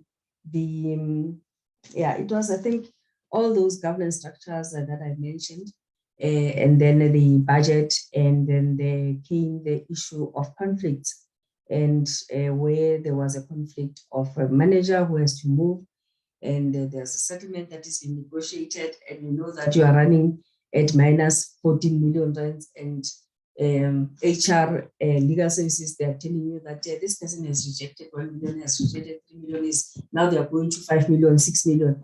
And so it's things that we're building up on a day-to-day basis. And now you have to do your normal work as CEO, you have to do your to put out fires regarding these emerging things. And then at night you have to do investigations. So that was a stress, but it taught me a lesson on budgeting, on planning and budgeting. And I was admitted. I came back after a month, and public protector called me again. I mean, it should be an honor that a person entrusts you with these responsibilities. And when people ask you, can you please assist? You can't say no. You really cannot. And that's the person that she is. And that's why I said, I will do these things because now I don't even need allowance. So that's why I agreed, because now I'm going to deal with investigations. That is my passion. I'm legally qualified, I can do investigations, but only to discover it's not the debates like at the full bench where you discuss the merit, substance, and etc., whether a person has done enough research. And it was another disappointment. And I decided, okay, let me go back to my post as executive manager, complaints and stakeholder management. It was not, both those positions were not what I expected. Okay, and that was very comprehensive. So I see paragraph 103, you say that you reached a point where you even wanted to apply for early retirement. You even gave a notice and intended to apply for medical boarding, but due to much improved working environment and reduced stress level, you retracted your notice. Was this after the suspension of the illegal and invalid suspension of the PP advocate Busiswam Komani? No, I applied for early retirement, I think end of April. And I mean, I had to accept. In fact, I had given notice by December to the CEO and TVP then that the doctors gave me an option to resign because I'm not getting better. So I requested that I said I'll be 55 in June and I'll retire. So by end of April, I submitted my application for early retirement and then started engaging with GPF and my financial advisors to see now the way to go from there. So the minute I took that decision, my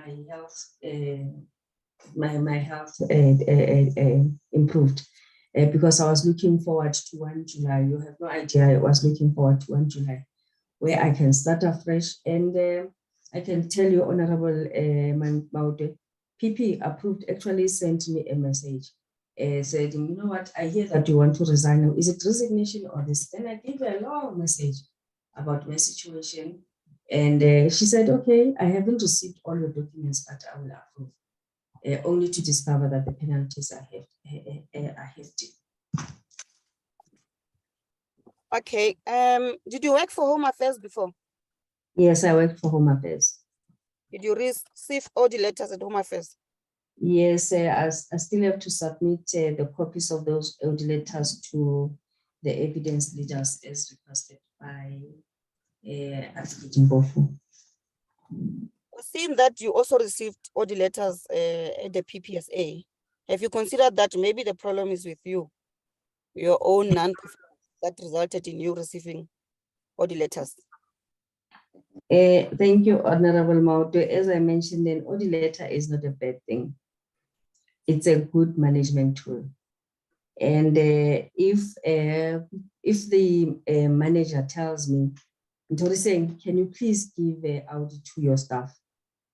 I would see that I would conclude that my manager is saying there is deficiency in your management style, to say you are not giving your staff an Audi. So it's not a bad thing. It's not about having a problem. It's about, to me, an Audi, it means listen to the other side. And your manager said, Nthoriseng, listen to the other side. And yes, I go and listen to the other. It's not a problem. It is a good management tool. It is what you do with it that shows that you are building the institution. I have used it to empower staff within my unit.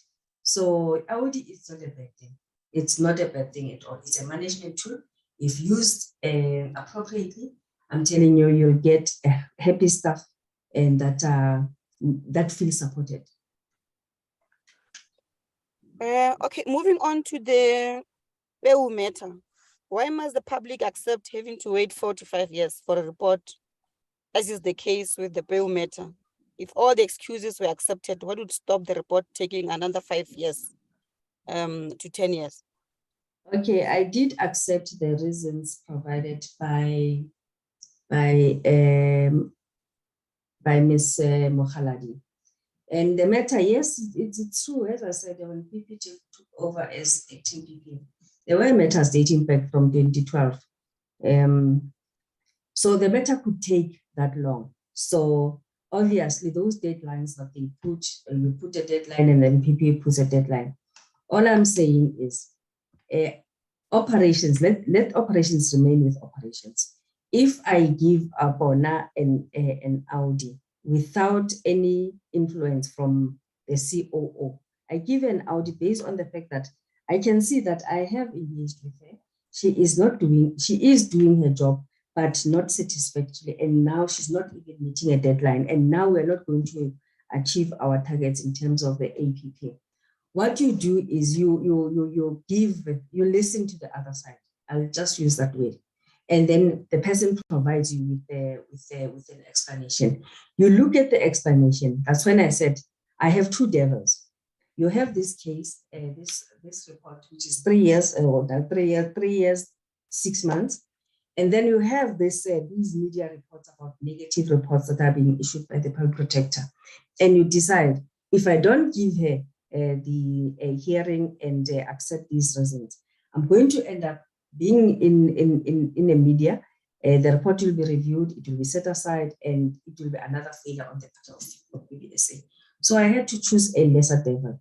So issuing reports, you must issue reports within this time frames. But I said investigations take life of their own once you start investigating. And you must now start accommodating all these things that I made as you are investigating. So matters, yes, they can take very long. And pushing that you eradicate backlog, it's a good thing. But issuing a report that will be challenged, reviewed, and set aside, it's worse. Okay, Chair, I've got the last two questions for... One, yes. The last two, I get it, Chair. Yes, we can put them together as one, yes. No, they're not related, but I will try. Yes, thank you. You say you missed me. Now I speak, you want to cut me. What kind of a chair is this? Nthoriseng. Hi, Mama. You in your role as COO, I mean, you outlined your key role in managing production of reports. And then you also mentioned in your affidavit how the budget was strained at the PPSA. Yeah, and that's COO or CEO? COO. Oh, okay. And then 72% of the budget is allocated, spent on salaries, and then only 28% on the core mandate. Is it wrong for the public to expect extraordinary performance from the employees, especially senior managers like you, earning, a whooping 1.6 million? That's the first one. The last one, because Chair said I must join both of them, even when they're not related. No, Chair, with your permission, let me answer one and then the next. Can I answer this last question, Chair, through you?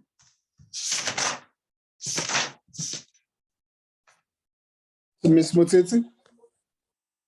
Yes, I was asking whether I can answer this question. And Yes, go ahead and be brief. Okay. I think, Honorable Mauto, you're talking about me as a CEO. When the CFO was writing to me to inform me of the challenges regarding financial constraints. And I requested him because I was not aware that PPP never briefed me about financial constraints within PPSA. So I requested him to put it in writing, the financial constraints, so that we make her aware. And then we start putting in place measures to make sure that at least we can pay salaries and meet our obligations. So, yeah, PPSA has qualified staff. They must investigate, they must deliver quality reports, and they must be compliant. The targets set must be achieved. However, I will say again, we were in the media space and there were negative reports about PPSA. And if you really care about the Chapter 9 institution that is doing so good when it comes to issues that affect grassroots survey, you'll make sure that the next report that you issue should be properly done. But as you are investigating, remember I said there was about 4,000 cases, backlog cases. As you're investigating, it doesn't mean that those other cases will stop. You keep on getting new matters, and that will also age if you don't attend to them. Now you attend to these 4,000 cases backlog, and my other matters are, so you have a perpetual backlog. So in essence, yeah, investigators are hardworking, but without resources, they will be strained. Okay, thank you. The last one will be mentioning the caliber of the person of the public protector in the office of the PPSA. What I mean by that is that the incumbent, the person, what should be the conduct or the caliber of that person? I mean, we all viewed and saw the acting public protector lying live on TV for the legal fees of the public. I missed out on that, she wrote Honorable, on the 9th of July. Honorable Maude, I missed out on that. PSA. So what is your Chair, I couldn't hear Honorable Maude. I'm sorry, I still can't hear her. Can you hear me now? Okay, yes, I can hear you. I'm saying, what should be the caliber of the person of the PP, so the incumbent? What should be his or her conduct, and what should be the type of person that takes over that office? Because we've seen yesterday, live on TV, the acting public protector lying to the nation that the office is paying for the legal fees of the PP, Advocate Motsitsi, when in actual fact, she wrote a letter which we are in possession of, dated 9 July 2022, suggesting that Sandaho attorneys should not be receiving any money, and she actually stopped paying Sandaho attorneys. So I'm saying, is that the ethical conduct that you should, all of us, embrace from the person of the PP? Chairperson, can I avoid responding to that question because it has words that I cannot address? Thank you. Okay, that's fine. Thank you, Honorable Mautu. That was the last. I seem to appreciate I was saying we missed you Thursday, but you just came in today and probably you were watching somewhere on TV. You're placing your questions here. Well, thank you. I'm watching you, Chair. I'm watching you. Okay, it's okay. Thank you. Thank you. Thank you. That would have been the last question of the members. Quickly, can I check Advocate Mayosi if you, in terms of 616 and 617, if you have got any questions you want to raise? Yes, Chair. I have one question of clarification I'd like to raise with Ms. Motsitsi. Okay, go with ahead. Your permission. Ms. Motsitsi, I just want to clarify something with you that arose under cross-examination. Advocate Mpofu put it to you during cross-examination that coming out of your frustrations and your experience when you were the acting CEO, he said it was a good thing for the PP to respond to the workload by separating the CEO's functions. That is by removing investigations from the CEO's portfolio and leaving the CEO just with administrative functions. Do you remember Advocate Mpofu putting that proposition to you? Yes. Now, your evidence was that Mr. Dlamini, when he was the CEO, he was responsible for both admin and investigations, right? Sure, right. And you said that when you were acting as CEO in his position, you had the same responsibilities, right? Correct. You then said that when Mr. Mahlangu came in as the CEO, for the first time, there was a separation of these functions, and that he was responsible only for admin and not for investigations, right? Right. I just want to confirm and clarify with you this aspect of your response. You said that although there was a separation, this separation Mr. Mahlangu's time, as well as when Ms. Rasibane was the acting CEO after him. Now, with the current CEO, I think you used the term, it's back to square one, right? Yes. So is it your evidence then that with the current CEO, Ms. Sibanyoni, she is now responsible for both administration as well as investigations, as the position was during before Mr. Mahlangu's time, right? Right. Thank you, Ms. Motsitsi. I have no further questions for her, Chair. Okay, thank you. Thank you. Ms. Nthoriseng Motsitsi.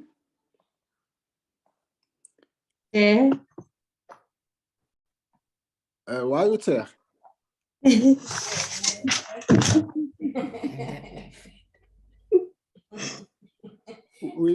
We're not done yet. No, thank you. Do you have any comments or final remarks you want to make to the committee? Thank you for the invitation, Chair. Thank you, committee members.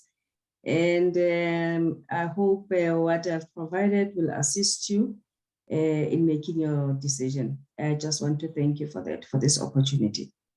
Thank you. I still have time for you. Are you done? You're done. I'm done. Okay. I'm done. On behalf of the Section 194 committee, we want to thank you for availing yourself before yesterday and today and spend time to prepare whatever that you wanted to present, which you ultimately presented here. We appreciate your efforts and contributions. We hope that it will come in a long way in assisting us as the committee. So thank you and good luck for your future endeavors in the public protectorate of South Africa. Thank you very much. The end of our interaction with you, you are now formally excused. Thank you. Thank you very much. As we step on that, I just want to check, Miss Jacqueline Miller, are you here?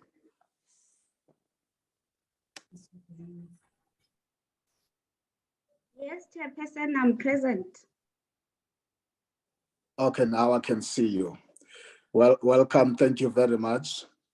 We are going to step off here and get to our next witness. And I'm calling you in order for you to do the preliminaries and introduce to us our next witness. Chairperson, without interfering, the next witness is going to be joining in now. I expect to see her on the waiting room anytime from now. Thanks, Chair. So she's not even in the waiting room? I just spoke to her that she was joining us, spoke to her a few minutes ago. 5 minutes break and be back after 5 minutes.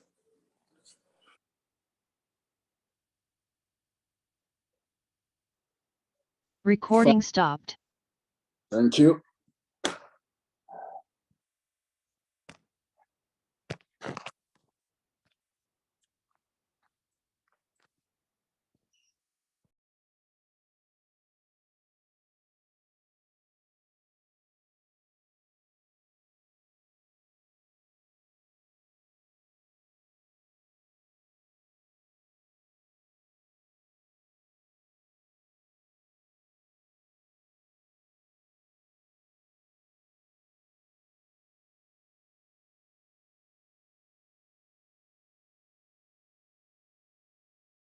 Afternoon, Nelisiwe.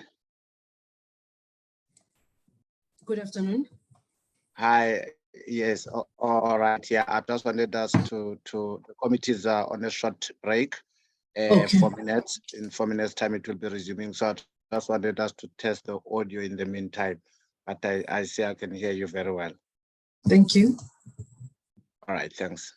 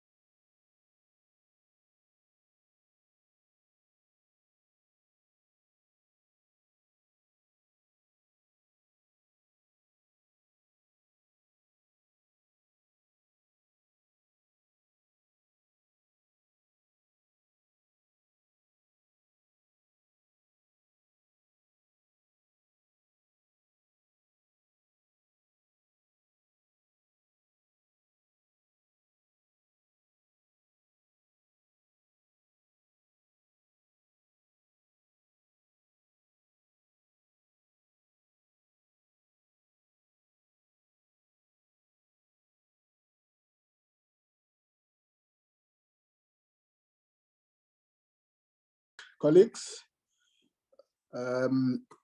is Ms. Ngabinde on the line?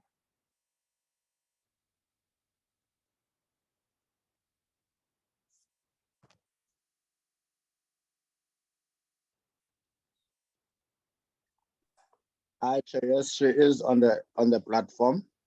Okay. She is on the platform, Chair. Thank you.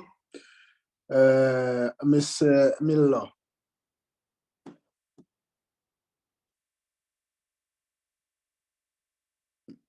Ms. Jackie Millo. Thank you. I now hand over to you. Thank you, Chairperson. Good afternoon, honorable members. Good afternoon, everyone on the platform. Our next witness is Ms. Nthoriseng Nkabinde. If she's in the platform, can she indicate that she can hear me? Yes, I can hear you. Thank you, ma'am. You have been invited, subject to the provision of Section 16 of the Powers, Privileges and Immunities of Parliament and Provincial Legislatures Act 2004, to appear before this committee as a witness and to answer questions in respect of the committee's inquiry into the removal of the Public Protector, Advocate Mukwebane. Please be informed that by law you are required to answer fully and satisfactorily all the questions lawfully put to you, or to produce any document that you are required to produce in connection with the subject matter of the inquiry, notwithstanding the fact that the answer or the document could incriminate you or expose you to criminal or civil proceedings or damages. You are, however, protected in that the evidence given under oath or affirmation before a house or a committee may not be used against you in any court or a place outside Parliament, except in criminal proceedings concerning a charge of perjury or a charge relating to the evidence or documents required in these proceedings. Please be aware that in terms of Section 17, subsection 2 of the Powers Act, a person who willfully finishes a house or a committee with information or makes a statement before it which is false or misleading commits an offense and is liable to a fine or to imprisonment for a period not exceeding 2 years. You are now required to take an oath or affirm that the evidence you are about to give is truthful. You may choose to take the oath or the affirmation. Which would you prefer? I'll take an oath. Thank you, ma'am. Please raise your right hand and repeat after me. I swear that the evidence I shall give I swear that the evidence I shall give shall be the truth, shall be the truth, the whole truth and nothing but the truth. the whole truth and nothing but the truth. So help me God. So help me God. Thank you, Ms. Ngabinde. Chairperson, the witness is now fully sworn in. Thank you very much. Thank you, Ms. Jackie Miller. Ms. Nelly Siwe, can you on your own just place your full names on record? I am Nelly Siwe, Patience Tejane, still legally, but I'm using my maiden surname as well as Nkabinde. I just wanted to clarify that since she referred to me as Nkabinde. Thank you, Chair. So you are Nelly Siwe Tejane Nkabinde. I don't use both, but I just use one. I can be referred to as Tejane. Thank you, Chair. So for this inquiry, you must refer to you as Tejane. Yes, Chair. Thank you. Thank you. I now recognize Advocate Bauer. Thank you, Chair. I will be leading this witness. Over to you, Advocate Nomisa Mayosi. Thank you, Chair. Good afternoon, Ms. Tejane. Good afternoon, members and Chair. And good afternoon. Ms. Tejane, you're currently employed at the Office of the Public Protector as the Executive Manager, Provincial Investigations and Integration, correct? That's correct. And you made an affidavit for this committee with the assistance of the evidence leaders, correct? That's correct. And you made it in relation to some aspects in the motion that are raised in charge 4, right? Correct. You say in paragraph 5 that in your position as the EMPII, you oversee investigations and that from that vantage point, you've witnessed instances where staff at the PPSA have felt intimidated and victimized as a result of the conduct of the PP, correct? That's correct. And you say that this in the main happens, it manifests itself in the demands that are made in the conduct of investigations, right? Correct. You characterize or describe the PP's manner of dealing with staff as punitive, correct? Correct.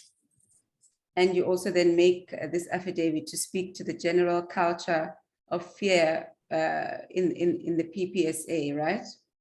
Correct. Right. So just to go through your background quickly, you had previously worked at the PPSA as an investigator in the KZN office, right? Correct. Between 2000 and 2008. Then you left and you had a stint at the South African Post Office, right?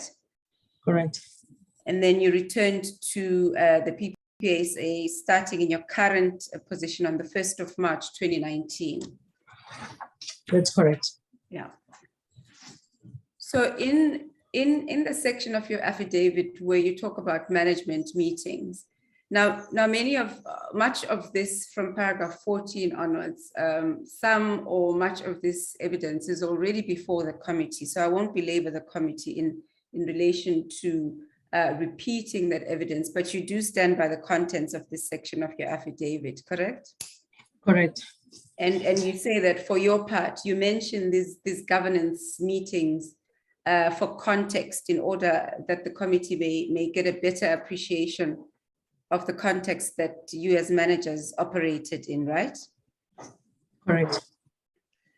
So you first mentioned leadership meetings, which from your description were EXCO meetings attended by the PP, the DPPP, CEO, COO, CFO, and the Chief of Staff, as well as the EMs, correct?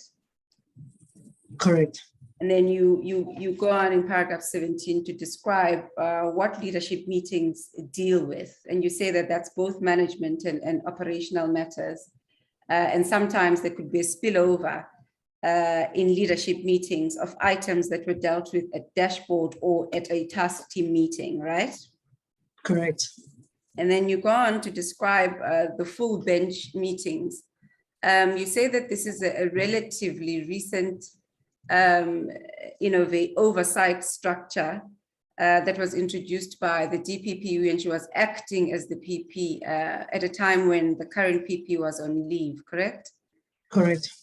And that this structure is aimed at improving the content and quality of reports, but you say that sometimes its effectiveness is often undermined because the drafts are sometimes not submitted timeously, right? Correct.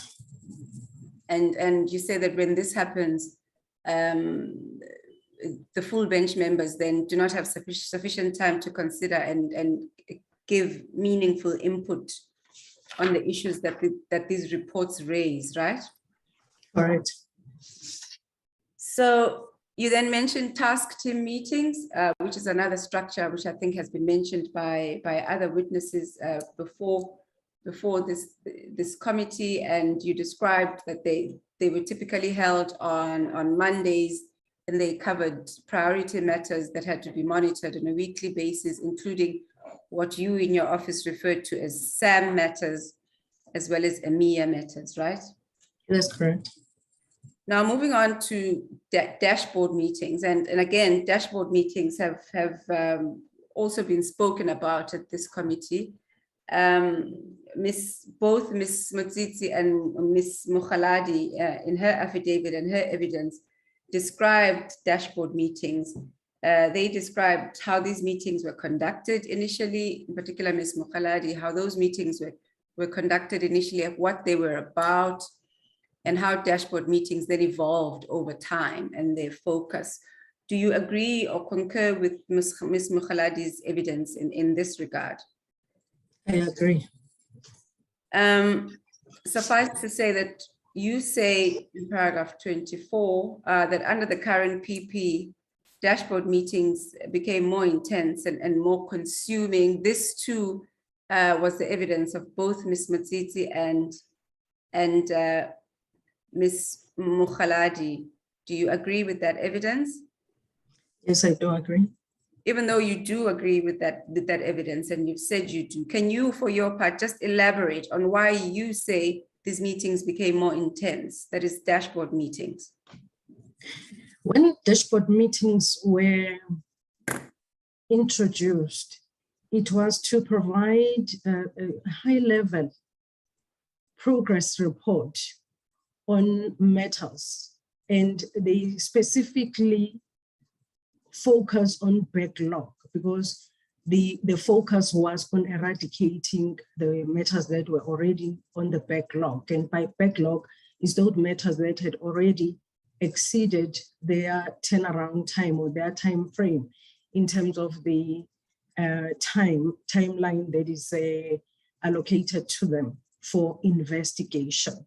So dashboard, which really were attended by EMs representing their respective units, would then with the input from the various provinces in my area, since I was responsible for the inland province, I'm responsible for the inland provinces, was then to report on the progress of those matters, also indicate why they have not been finalized, what is the status of the investigation, what is the next product that would be produced or the outcome of that investigation. Why I then say it, after time, it got more intense in that then the dashboard included all active matters. So while it progressively included backlog and the presentation itself, that would have to start from the backlog matters. What is the status of the backlog matters? What is the reasons for not closing the backlog matters? What is the next product and by when?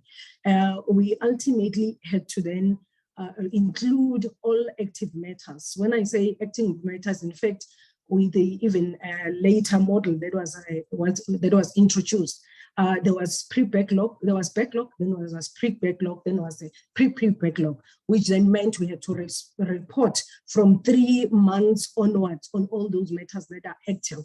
And it meant then each province, each investigator in each province must update their own respective cases, which will then be submitted by the provincial representative, and it gets consolidated at the EM level.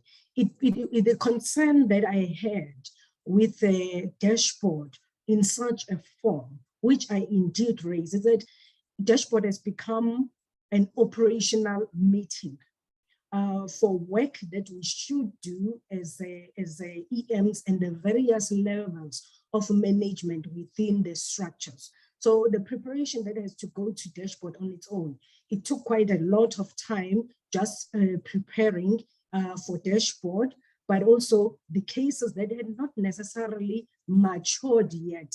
And that is why I'm saying that it became quite an operational meeting where we now had to respond to the executive authority on the steps that have been taken on each matter, even though it had not necessarily exceeded the time frame that is then given to each matter, which was quite time consuming. And I do believe that it's work that should be done at the various levels and not necessarily the executive authority in terms of the managing the day-to-day operations. Thank you. So you then attribute the intensity, what you say is the intensity of dashboard meetings to, first of all, the widened scope of the meetings, and that they now included all active cases, correct? That is correct. And but you also attribute the intensity to the effort or the time it took to prepare for these meetings. That is correct. We're going to go into those steps shortly, Mr. Yes. Jana. Yeah, we're going to go into those steps involved in preparing for these meetings. But before we do, you do say in paragraph 26 that a single dashboard meeting could take up to 2 to 3 days, right? Initially, dashboard did not take that long. When we focused on those backlog matters and we reported on those backlog matters, dashboard was really done on one day or held on one day for us to then report back and then go and focus on work that needed to be done. It's when it then thereafter started to include more and more cases, as I have indicated, that it then took longer, and ultimately even each investigator or PR with the investigators with matters, they also had to attend dashboard. So that is why it also took longer. And you say that they also became more frequent in that they moved from happening quarterly or monthly to happening with even greater frequency if the PP required them to, correct? Indeed, and just to expand a little bit, that was now based on reporting on each matter, in that each investigator had to now report on their active cases. And obviously, we could not finish in 1 day or 2. That is why then it was extended, and it would last longer also in terms of hours, sometimes well into the night as we go through those matters. Right, right. In paragraph 27, you say staff time at all levels could be consumed, began to be consumed by providing input for, preparing for, and attending dashboard meetings. I think this is where you then talk about the preparations that are involved for such a meeting. Can you just elaborate briefly for the committee what sort of preparations were involved in these meetings? Certainly. I will speak specifically for dashboard that, as I indicated, that the report on each matter, and as the active cases also got introduced into dashboard, then each investigator had to provide a status update on each matter that they had in a form of a memorandum. And once an investigator, if the lead is an investigator, has compiled the memo must then escalate to the senior investigator as the supervisor to quality assure that memorandum and sign it off, and then it escalates to the provincial representative who would also undertake the same process. Where I refer to the chief investigators, or that would be in the case of a head office in the provinces, would be having investigator, senior investigator, and a provincial representative who would then sign off that report. It comes to head office, to the senior manager, who will then do the quality assurance, and then the executive manager, who will also do the same before it gets submitted to the chief operations officer, the COO, who must also then sign it off, and then it would go to the public protector. During this process, there would be a need in some instances to send those memorandums back. If there's not sufficient information, the memorandum itself contained a summary of the complaint, what it's about, what has been done in terms of the processes of investigation that needed to be followed, allegations letters, whether they were out within the period of time that is allocated, what have been the challenges experienced in those investigations, what is the next step that is going to be taken. So it involved all those processes. If there were any gaps or any information that may be deemed insufficient, it will then go back so that that information could be included before those memorandums are actually submitted. So, and that would be also a different dashboard. That's why I'm saying it sort of progressed and changed in terms of starting with your PowerPoint presentations of all matters that are active, including those ones that are in the backlog, to memorandum. It would take different forms as a PP would dictate at that particular time. So in paragraph 28, you've annexed an annexure. We won't go to it because the content of that annexure is included in the sub-paragraphs below. You've annexed what you described as correspondence that you sent to the people who reported to you, your provincial representatives, regarding requirements after a particular dashboard meeting, correct? That is correct. And you sent this email to them on the 9th of March 2020, telling them you needed submissions from them by the 11th of March 2020 to consolidate the submissions and present them in the required format. Was this in preparation for a dashboard meeting? Yes, it was in preparation for a dashboard meeting. Are you able to contextualize this request to your team briefly for the committee? For this particular dashboard meeting, in addition to the normal reporting on the cases, those ones, as they indicated, that those ones that were in the old backlog, and each category that was identified or defined for this period, we had to then provide the reasons for failure to finalize cases older than 2 years as per the deadline that was set.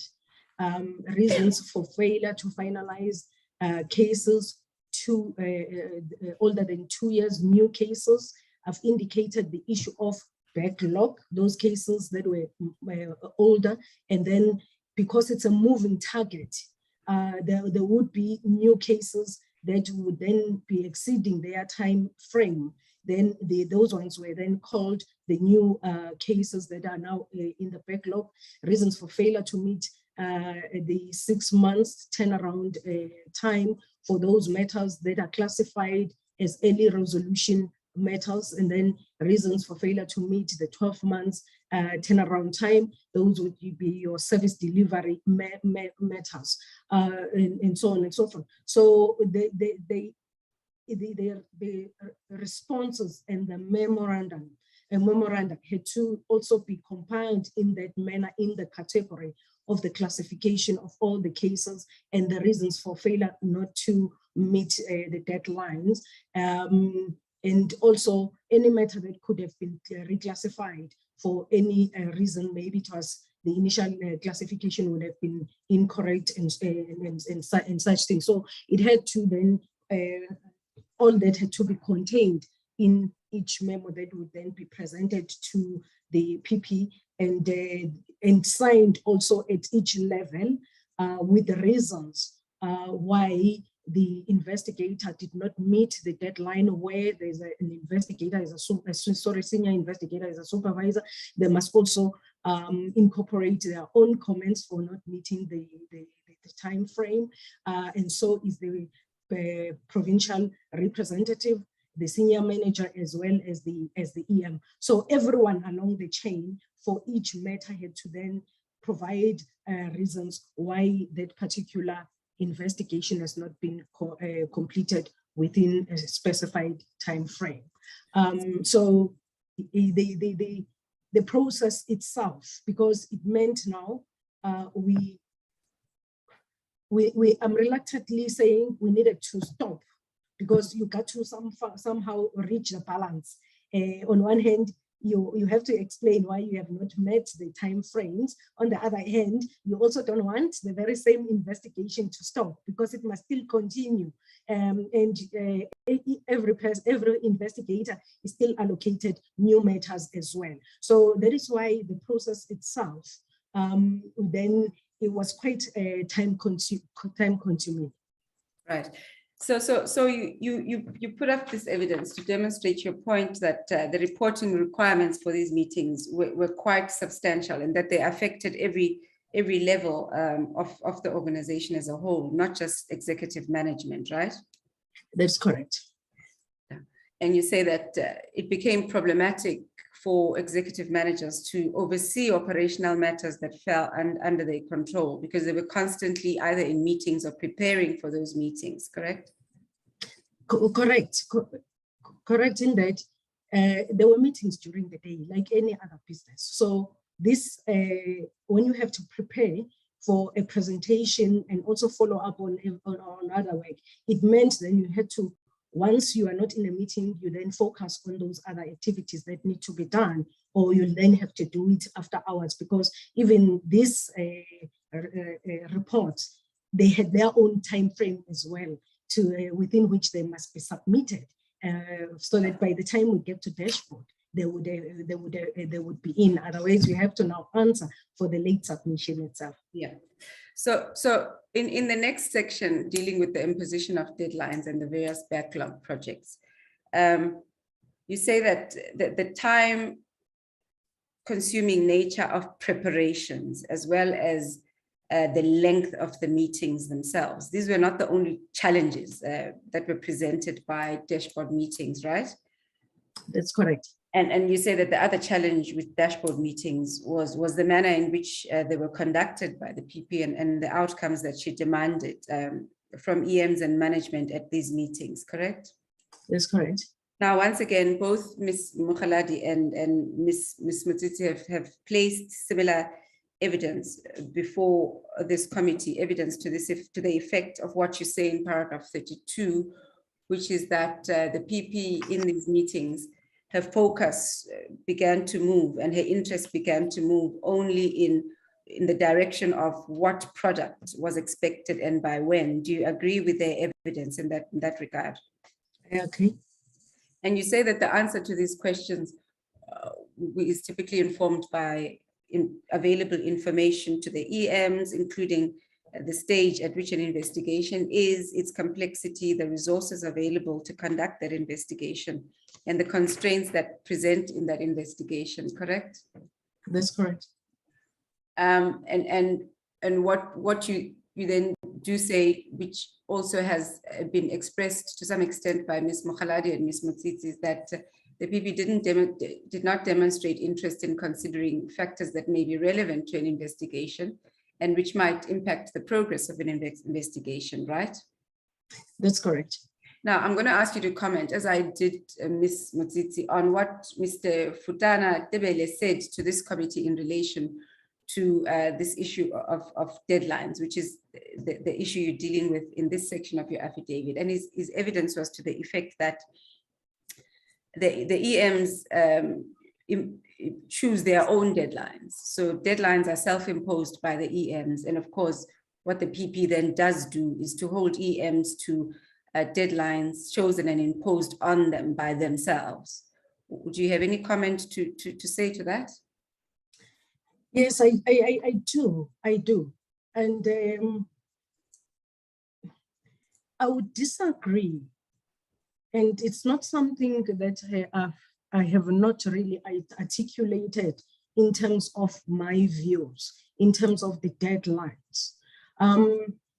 What would actually happen is that as we discuss each matter and the status of that matter in terms of what needs to happen to ensure that a credible investigation is done, having reported on how far we are with the investigation itself, one would then indicate the deadline within which we anticipate to finalize that or to reach the next point of the investigation.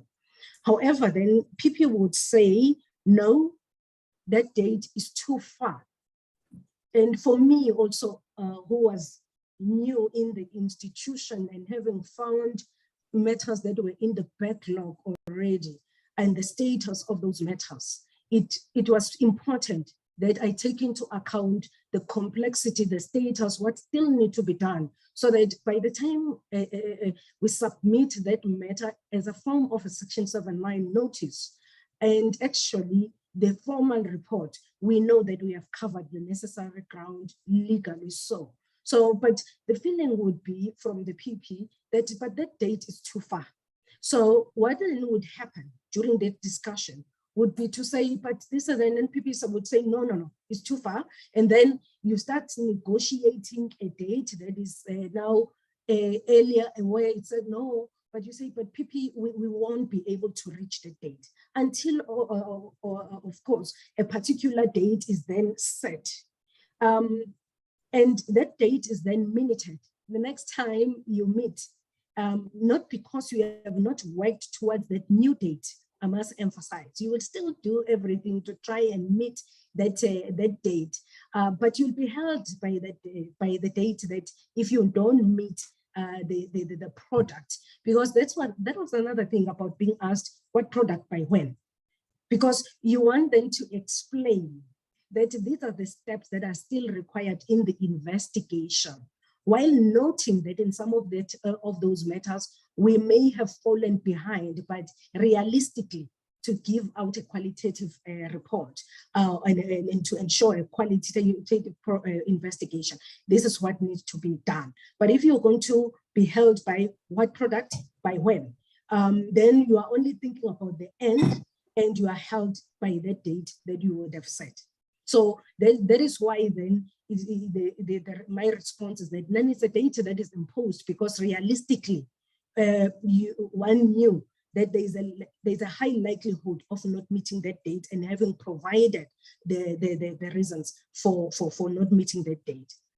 Now, you say in paragraph 37 that the PP's insistence on setting unrealistic deadlines and insisting that they be complied with at all costs, suggested the following two things to you. You say that A, either she didn't care about the quality of investigations and reports produced in the quest for numbers, or B, she didn't understand what was involved in investigations, or both.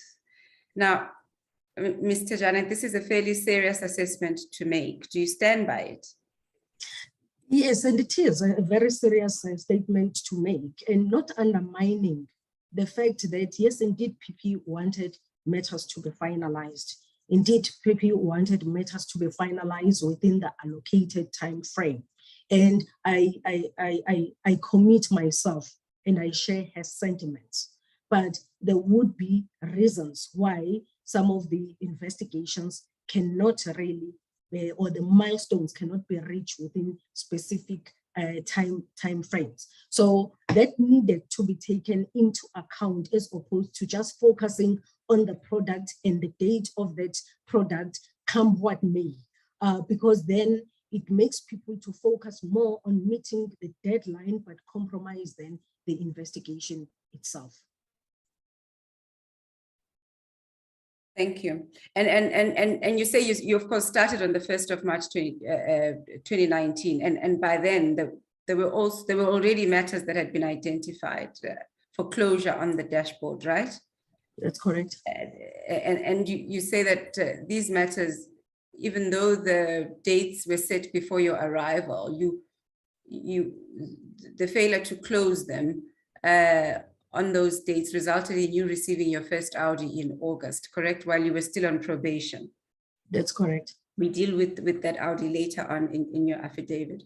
But the next point that you outline is the relationship between deadlines and media briefings. And I'd like you to just briefly explain that to the committee, because media briefings has also come up from the evidence of other witnesses. What is the relationship between deadlines imposed and the media briefings? The media briefings became quite important as we proceeded with how we did our work. Obviously, in a positive way, it's a platform where we can then communicate the work and the achievements that we have made as an office in changing lives and influencing governance within public, good governance within public administration. So it's a good platform. However, the date for media briefing was now set, that there will be a media briefing at the end of the month.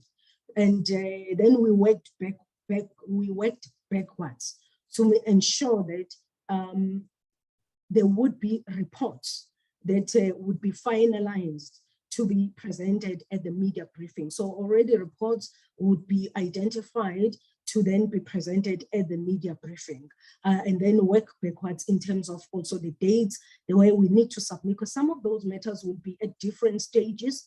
Others would have issued these notice in terms of section 7.9 to the respondents.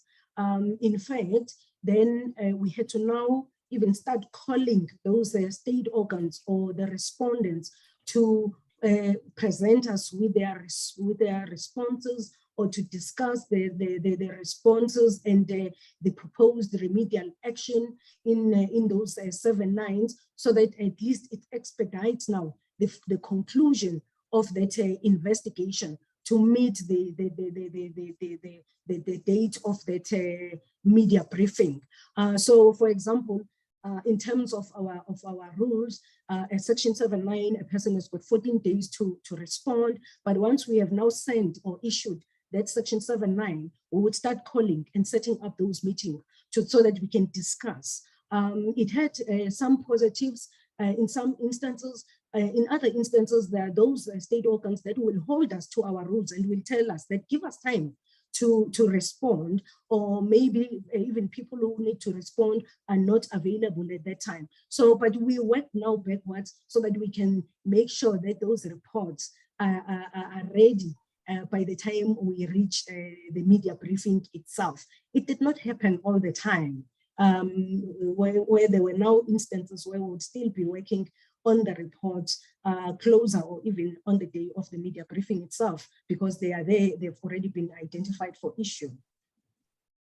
So in the rush, you say that the link between deadlines and media briefings, there was a rush then to complete the report so that it's ready for presentation at the media briefing, right? Yes, that is correct. Yeah. And you say that sometimes reports were finalized even on the day of the media briefing, with responses being incorporated hastily to make it in time for release, right? That's correct. Now, my question to you is, what is the role of quality assurance in that rush to make a report ready for issuing for a media briefing? Where do the quality assurance structures play their role? Structures such as full bench, do they get an opportunity to play their role in those circumstances? Certainly not, especially those ones that are pushed right to the days or closer to the days of the media briefing, or even on the day before and the day of the media briefing, because they will not be there anymore. It's a question of incorporating what we have received in the form of the responses, and it's not a simple and straightforward task.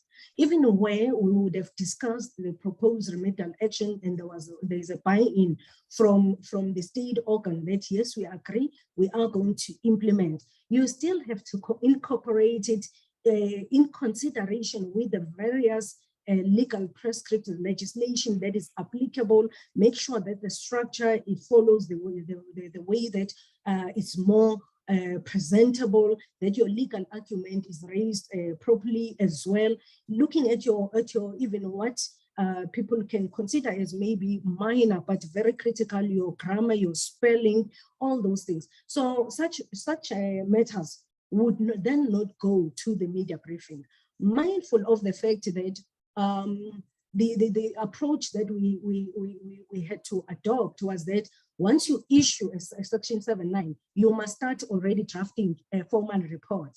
So there was already a foregone conclusion that the section 7.9 would actually give rise to a formal report. It's not necessarily the case at all instances, because when the respondents provide us with their responses and the evidence, it might change to the allegations that have been made being found to be unsubstantiated, and it changes to a discretionary notice for as an intention to close.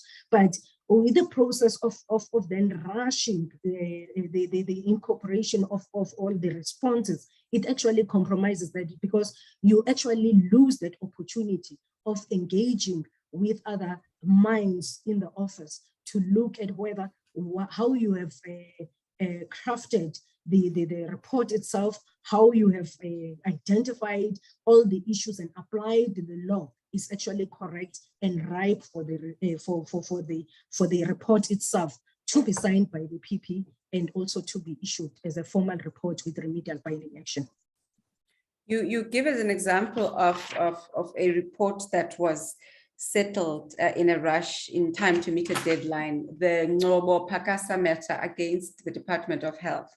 Can you elaborate very briefly for the committee why you say that this was prepared in a rush? Yes, I've used as one of a number of those that we had to finalize just as we prepare for the media briefing the day before. In this particular matter, actually, I was not aware that a response had been received through the public protector's office, the private office as we call it, because then the details would be a person in the public protector's office. So when I was alerted and the investigator, yes, confirmed that I've got the response, then it was identified as one of those that must be included in the media briefing. However, the responses had not been incorporated in the draft formal report, and we then pleaded through the acting COO at the time, Ms. Mamabolo, to defer this particular report to the next media briefing, because we were not going to meet the time frame for it to be finalized along the quality assurance processes, the investigator to give it to the senior manager, because this one is a head office report. And I must say, yes, the Department of Health had agreed to the remedial action, but as I have also indicated before, that we don't even take that lightly. We want to make sure that everything is incorporated properly into the report and legislation applied accordingly. So this one, the acting COO actually did request the PP to defer it to the next media briefing so that we can then do a proper job to incorporate the responses. And the PP turned us down. I even requested again because the investigator was the person who was expecting, as I indicate that she was pregnant at the time. But actually, I just got, PP just posted a WhatsApp message saying, submit the fact sheet. The fact sheet is just a summary of the matter itself that gets submitted to the spokesperson who prepares the media statement by tomorrow morning, which then said the report must be finalized by then. And I did speak to the acting COO. I said, but there are these factors. I'm really pleading. We can't expect a person who's expecting to really stay throughout the night preparing the report. But we had to, and she said, no, PP said the responses are there, they are in agreement, so let us prepare the report. And we had to work right through. We had to work right through, and I had to say, please send me what you have. So it didn't go through the quality assurance processes that are there, so that we can then meet the deadline. And this is what I say, that as much as I understand the PP's drive, but you also don't want to compromise the work that needs to be done and to undermine the quality assurance processes in case we miss something, even if it's just a grammar or spelling mistake, but we want to benefit from other colleagues as well. The backlog projects. Now, again, there's been much talk here about the existence of the backlog from previous witnesses. And you first start out by describing when a backlog occurs, which is when an investigation is completed outside of the time set in the PPSA, the time period set out in the PPSA service standards. You say in the last sentence of paragraph 42 that EMEA matters must be finalized in 30 days, but as far as you're aware, that's never happened. Can you just explain why it is that EMEA matters have never been finalized within the set time in the service standards? Yeah, the number of days starts counting from the time you get that EMEA matter. Now, EMEA matters, they are allocated to an investigator or investigators who have other matters, and then they have to take priority. However, by nature, EMEA matters are usually more complex. If it were not for the fact that they are reported in terms of EMEA, they are our GGI matters, your good governance and integrity matters. And we appreciate that they need to be finalized within 30 days. And we do put all the time that we can.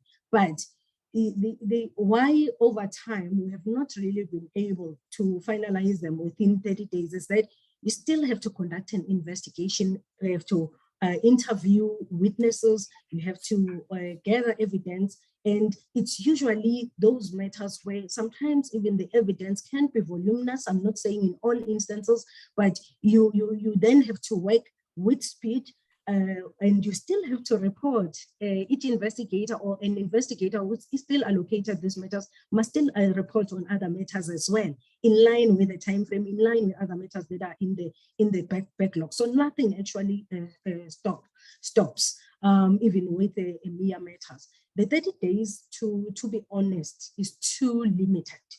It's too limited. It's not for the whether it's or not, it's for the purpose of this committee, but yes, it's too limited to then finalize within the period of 30 days. with everything that needs to be done in terms of, again, providing a very credible investigation. She says no. Thank you.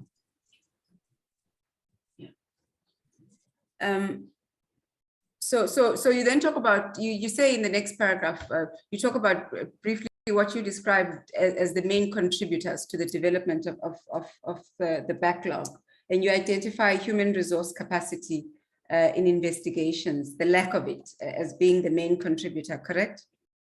Yes, it's one of them. Yeah. Thank you. You then also talk about other issues that contribute to the backlog, which is historically the fact that some matters simply were not dealt with by investigators.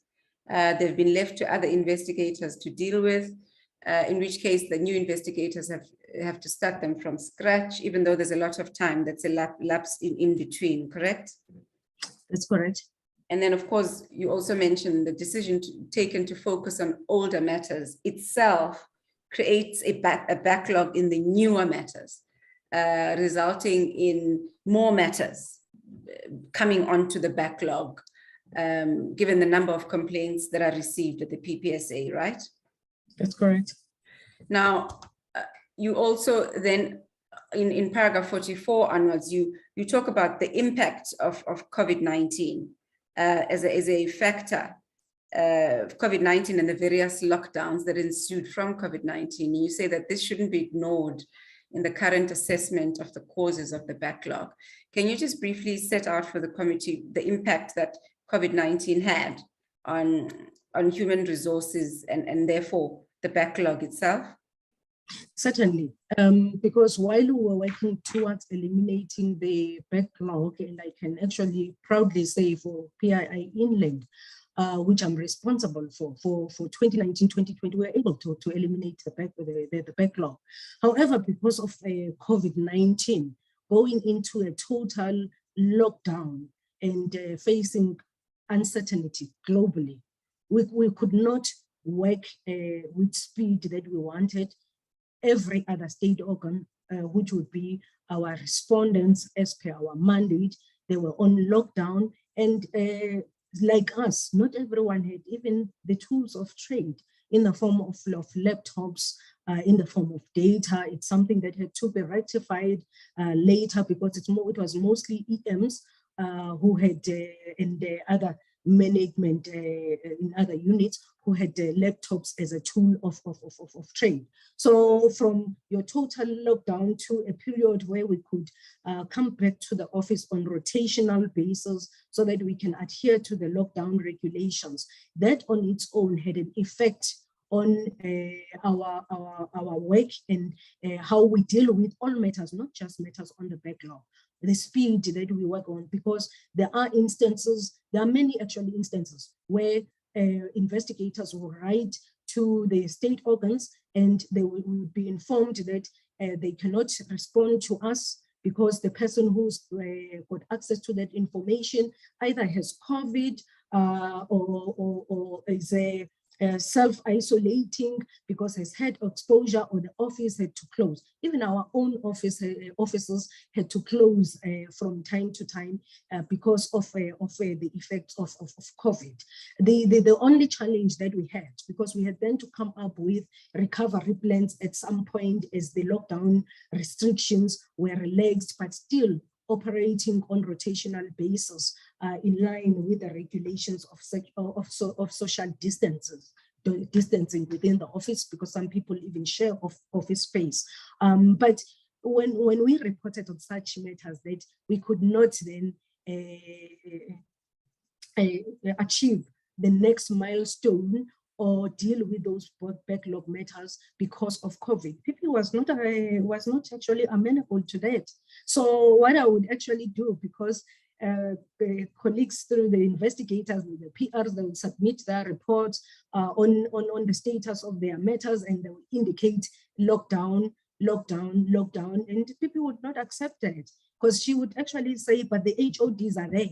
Send to the HODs and use the 3-strike rule. Now, this 3-strike rule is issue an allegations letter, give them time to respond as per our rules, and then issue a reminder. The next issue a subpoena.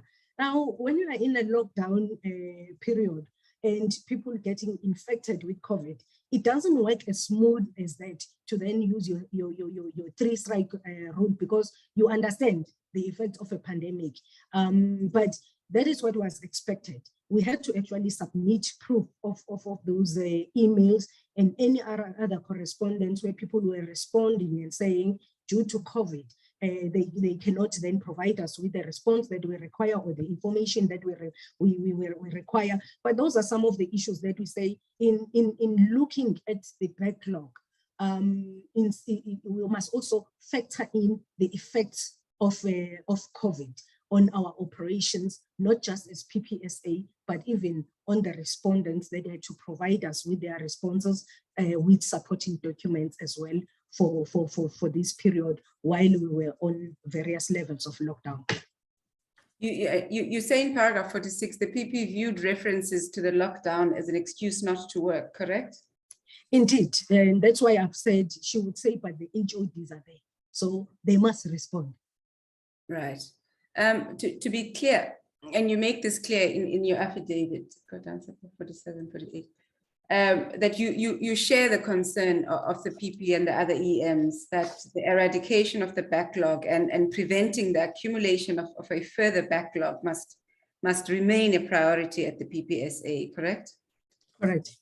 And you say that in order to deal with the backlog and move investigations along from time to time, you talk about various mechanisms or interventions that have been embarked upon since you arrived at the PPSA from 2019, right?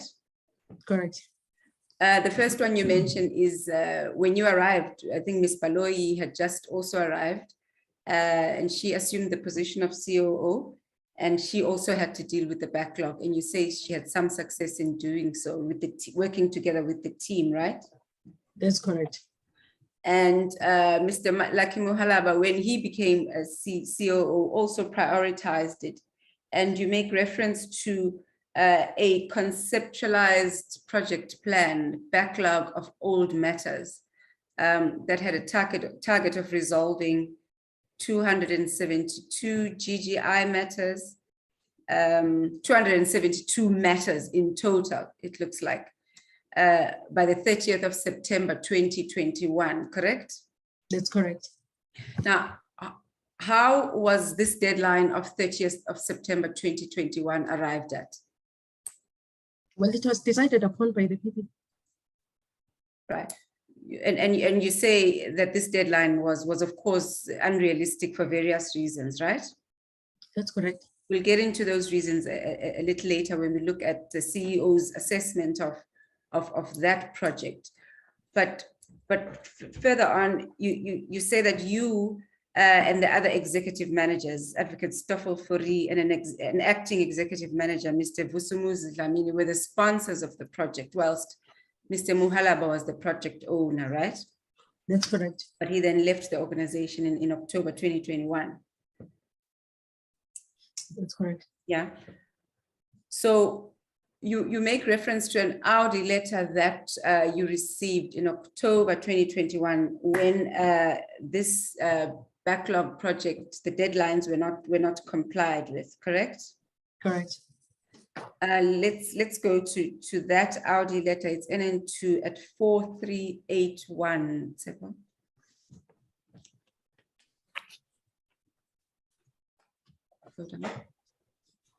Is that the letter that you received? Yes, it is. And you say that the two other project sponsors, Mr. Fourie and Mr. Dlamini, also received similar letters, right? Correct. Just going through the letter that was addressed to you by the CEO, it talks about you having been sent a consolidated project plan on the 15th, where she had requested all EMs to give their inputs regarding old cases, right? Yes. And she says in paragraph 3 that she sent a reminder to the COO on the 18th of August, telling him that she hadn't received a response from any of the EMs. And she tells you that it seems like you've decided to ignore her, as no one, including you, responded to her request or provided any input, right? Correct. And then she says in paragraph 5, she didn't receive any feedback regarding the project implementation or challenges thereto. As a result, you failed to achieve the targets as set out in the plan. And this letter serves to request your explanation as to why you conducted yourself in this way and why disciplinary action shouldn't be taken against you. And she wanted a response by a certain date, correct? Correct. You say you responded to this letter, and your response is NN5 4387, etc. Yeah. Is that your response right there? Go to the next page. Can you confirm that that's your response? Yes, it is. Yeah.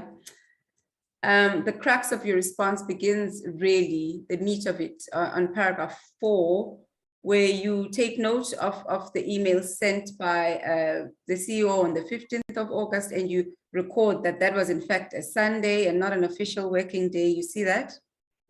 Yes, I do. You also point out to her in that paragraph that, in fact, you were on leave when she sent that letter, your leave having started, your last working day having been Friday, the 13th of August, correct? That's correct. And then in the next paragraph 5, you explain to her that you have left Advocate Deval, who's the senior manager, as acting in your position during your leave, correct? Correct. And you say in paragraph 7 that you had communicated your leave and the person who was acting through the internal communications on the 16th of August, right? Correct. Can you read what you say in paragraph 8, please? Paragraph 8, I said, I further wish to draw your attention to the email from Mr. Futana Debele and the dates thereon, which records as follows. It is an email from Mr. Futana Debele, as indicated, sent on the 17th of August, 2021 at 2000 hours, 18 seconds, to Stoffel Fori and Vusumzi Dlamini. Yes, and various people. And it says, good day, colleagues. I am making a follow-up on the request below. To date, I only received consolidated project plans for PII Inland. That's your unit, right? Yes, it is. Mm-hmm. It goes further to say, kindly assist in submitting the project plans for head office, GGI and PII Coastal for consolidation and submission to COO. According to the email below, the information must be submitted to PP by Thursday, 19 August 2021, and I will need the info by tomorrow to consolidate. Right, and you point out then in that way to the CEO that email shows that by the time she sent her email, her reminder email on the 18th of August to the COO, your unit had in fact responded, and it was the only unit that had done so as at that date, right? That's correct. Right. Go back to affidavit SEPA 4361. In fact, 4362. Going back to the affidavit now, let's leave the annexure. Oh, yes, you say that the CEO then addressed another letter to you regarding this matter, and she did so on the 17th of December, correct? And that's NN8 at 4400. Let's go there. Correct. Right.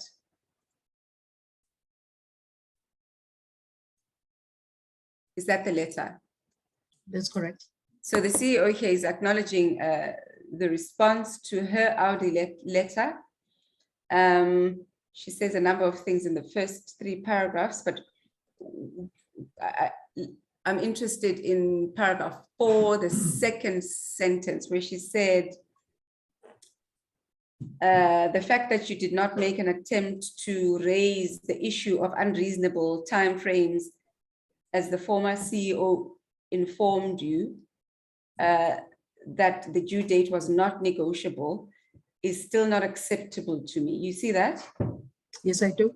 So the deadline that you say was set by the PP of getting rid of the backlog by the 30th of September 2021. I take it from this that it was not negotiable even in the face of the inputs that you had given, correct? That's correct. She then, the CEO says in paragraph 5, second sentence again, I wish to implore you to commit to the eradication of the backlog matters by working with the acting COO to ensure that the backlog project is concluded by 31 March 2021. Do you see that? Yes, I do. Seeing as the date of this letter is 17 December 2021, the March 2021 is clearly a mistake. She meant to say 2022, correct? Correct. Now, this new date for the conclusion of the backlog project, 31 March 2022, did you as an EM take part in arriving at this new date for the eradication of the backlog? No, necessarily not. It was just a question of saying it must be finalized by the end of the financial year. So go back to the affidavit, page 4362. Yes. So in paragraph 655, you then say that after that, the CEO submitted a report to the PP and the DPP responding to the question posed to her of what corrective or disciplinary action was to be taken against you and the other EMs for having failed to meet the 30 September 2021 deadline, right? Yes. Go to 4402. And this is the CEO's memo, correct? Correct. Go down, 2.1. Where she just gives a background in 2.1, and she mentions the consolidated project plan that you referred to earlier in your evidence, correct? Correct. It was conceptualized and approved in August 2021, and go down separate. Initially, it effectively commenced on the 17th of August, and its end date was the 30th of September, and it therefore ran for a 44-day period, correct? Correct. And so it was to eradicate in that 44-day period 159 GGI matters that were 2 years and older, and 113 service delivery cases that were 12 months and older. Do you see that? Yes, I do. And she just mentions that the objective was to finalize all of these matters so that the PPSA could focus on current complaints and initiating systemic investigations, right? Next page. Correct. 4404. So by the 29th of September 2021, can you tell the committee what progress had been made in relation to dealing or resolving their service delivery matters? 52 of them had been completed. And the rest? There were still 40 outstanding for SD. All right. And by the same token, how many, go down, how many GGI cases had been resolved as at that date? 35 had been completed. Others were still at various stages, with 6 ready to be signed off and were in the private office. 23 were still to be completed at branch level, and 15 at section 7.9 stage for final approval, and 27 at section 7.9 draft stage. So there were still 95 outstanding. Right. So in section 5 of her report, the CEO speaks about the corrective action to be taken for failure to achieve the targets. Go to the next page, step 5.34, 5.4 on it. And she notes in 5.3 that we must see that after the resignation of Mr. Mohalaba, Ms. Lethabo Mamabolo was then appointed as the acting COO.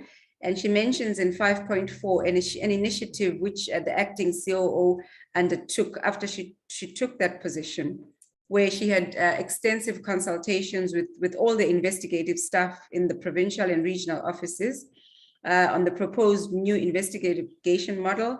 And part of those consultations focused on identifying the reasons why at the PPSA, cases at the PPSA were not finalized in their turnaround times. So according to the CEO, that consultative process revealed 29 root causes for why cases were not finalized at the PPSA within their turnaround times. And those are set out there and onto the next page. But my question to you is, in your view, what are the most critical root causes in your view in these that are identified and outlined here? I would start with the 5.4.2. We had not been applying the provisions of Section 6, subsection 9 of the Public Protector Act in terms of the 2-year rule. So that on its own meant that we took on matters that had we applied the Section 6 effectively, so we would not have taken them. They already in terms of the information that needs to be available and the investigation itself, they increased our numbers. 5.4.4, the mandate itself is wide, and matters are allocated to investigators based on the caseload per investigator. So you got to read widely depending on the nature of the complaint itself, research, the legislation itself, and the documents also that would be coming through, that you must actually go through properly.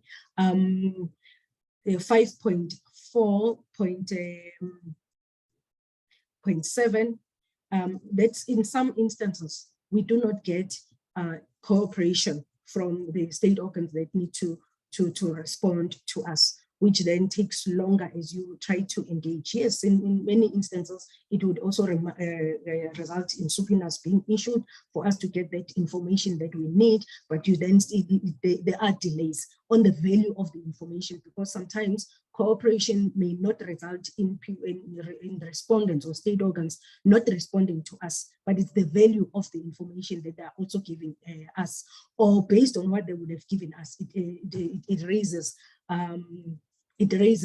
further issues as well.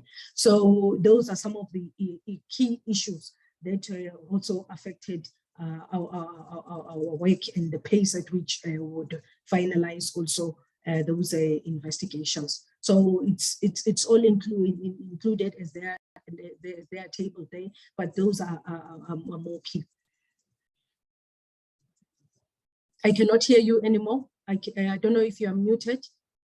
I can hear that you are. Yes, sorry. On the next page, are there any there that you would view as being critical?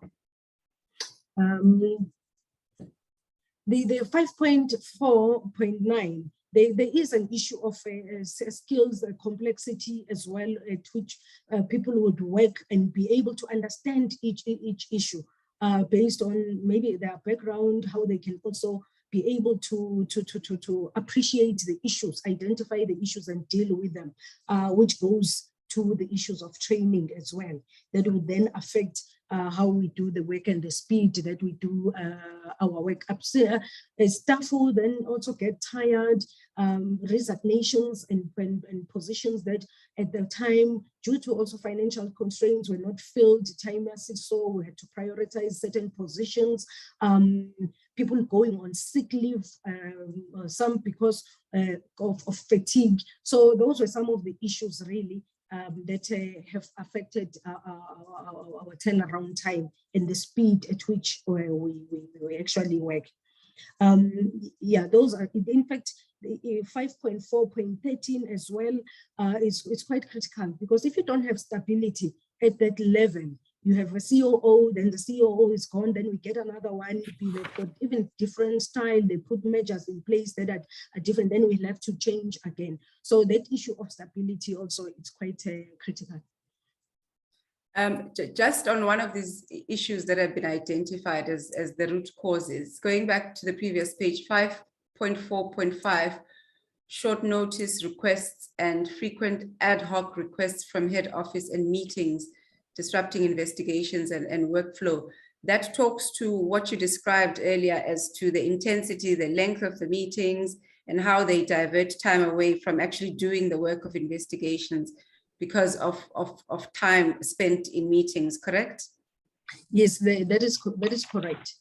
And there would be also intervening requests from head office, especially since we're operating on a manual case management system.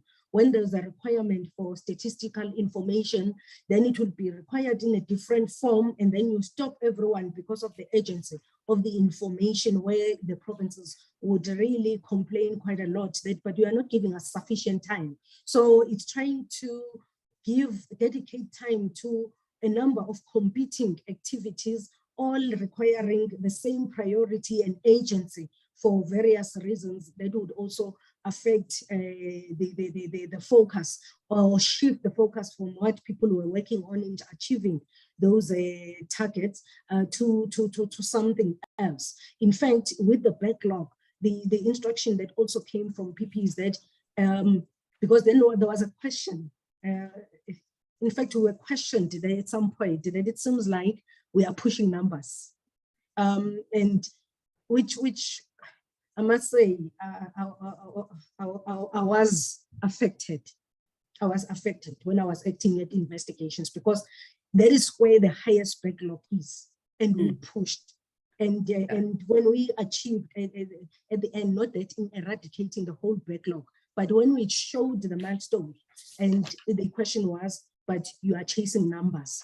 And that with that came then an instruction that everything that is closed must be closed at EM level, and we must actually submit those closing reports to the COO at the time, who was Mr. Mohala. Great, thanks. Continuing with the CEO's report, in paragraph 6, she lists under the title determination, and she says at 6.1.1, it's a fact that a number of the projectized matters were complex in nature, especially the GGI matters. Do you see that? Yes, I do. And in the next paragraph, she refers to the number of cases that had to be finalized in this project. There were 272. She describes the nature of the work that still had to be done. And then she says in the last sentence that this was, in retrospect, not possible under the circumstances. Do you agree with this? Yes, I do. She also notes that in addition to what she said above, the investigations of matters that were not part of the project had to continue and comply with their own turnaround times to avoid the creation of a new backlog. Do you see that? Yes, I do.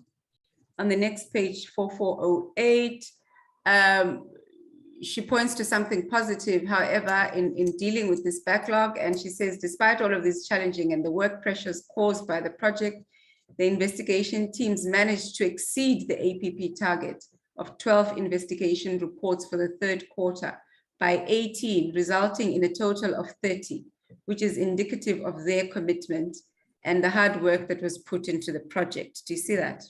Yes, I do.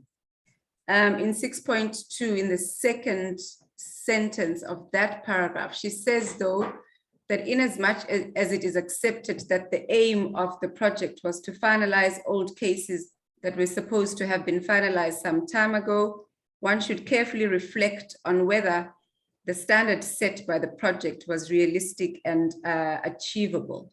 Your evidence is that it was not realistic, nor was it achievable. Is that correct? That's correct. But we work towards it, I must add. We really put all the focus to work towards it. So it's not that we just sat back and said, well, we knew that it was not achievable, so we are not going to do the work. We put in the work right into the early hours in the project plan to achieve it. Correct. And I think the CEO does acknowledge that by stating that there was a fair amount of success even with all those challenges. She does then say in 6.3, it then has to be considered whether it's reasonable to expect the project owners being the project owner, Mr. Mahalaba, project sponsors being yourselves as the EMs and project managers to achieve the target set by the project within the limited resources, especially in terms of staff that are available at the time. And her considered view was that it was not reasonable. Do you see that? Yes, I do. And then over the page in conclusions in 7.14409, you see that?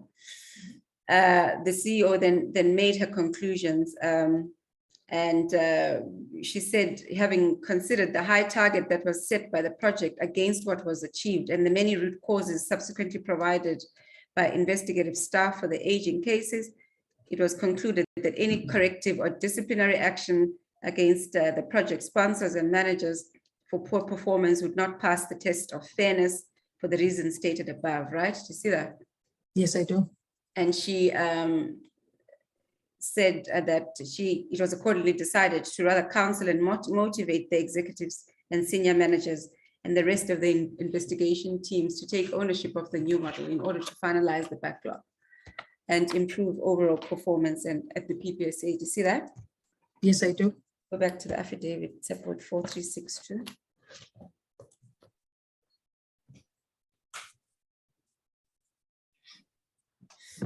Paragraph 57. So you say at paragraph 57 that the PP was even more rigid when it comes to dealing with the backlog. Now, I just want to say the PP's main concern, though, appears to have been that the complaints were old and that they had to be resolved quickly.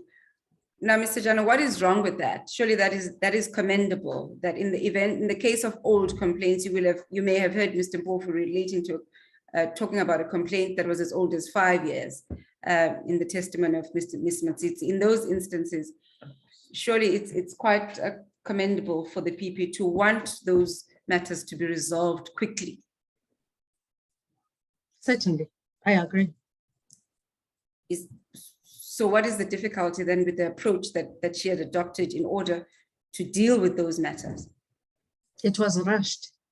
That is what I communicated in meetings, that it was rushed for a person who came in and found matters that were in the backlog, but most critically so, the stages of those investigations, that while I shared the PP's sentiments and really stayed up with the team in dealing with those matters, but the emphasis must still be on the work that is actually done. Yes, mindful of the time that it has taken and acknowledging that there are certain system failures that have happened along the way, but the complexity of those matters as well.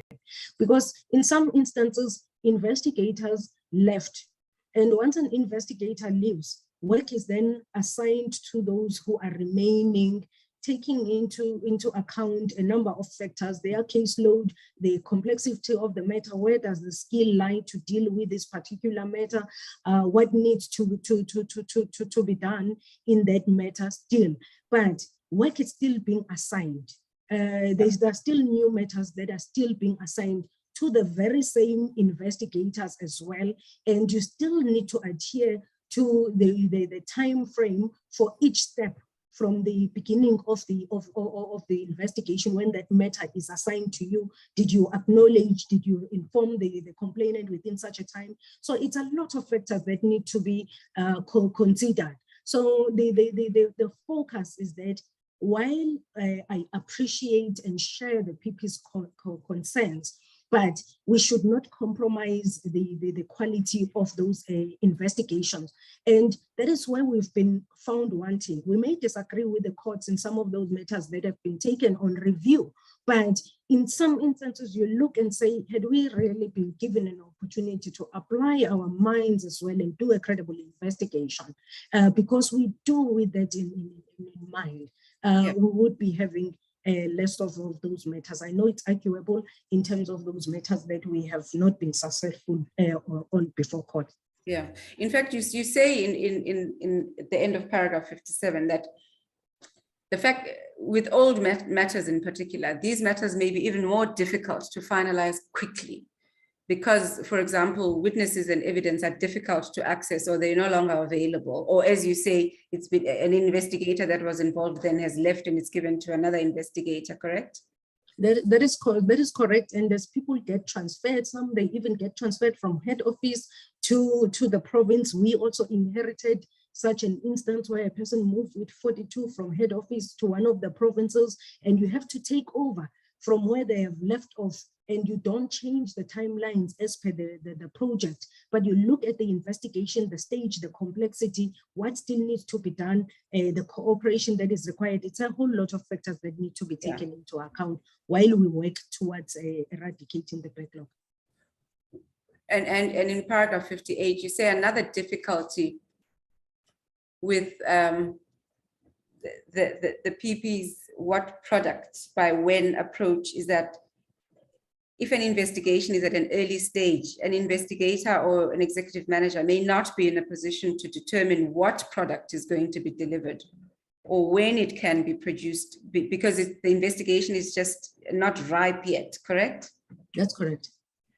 Right. So in paragraph 60, you've put up an annexure NN10, we won't go there, which is a copy of the minutes of a leadership meeting of the 7th of 2019, which records that the CEO was to put more emphasis on turnaround times and that cases 2 years and older be completed by the end of May 2019. Do you see that? Yes, I do.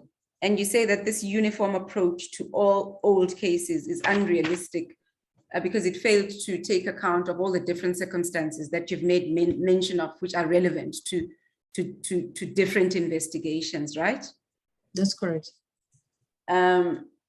You then also attach an NN11. We won't go there, Tsepo, because the content is incorporated in the affidavit, which you say is a copy of a presentation that you prepared on cases older than 2 years, as at 26 June 2019, in respect of some of the provincial offices that you were responsible for.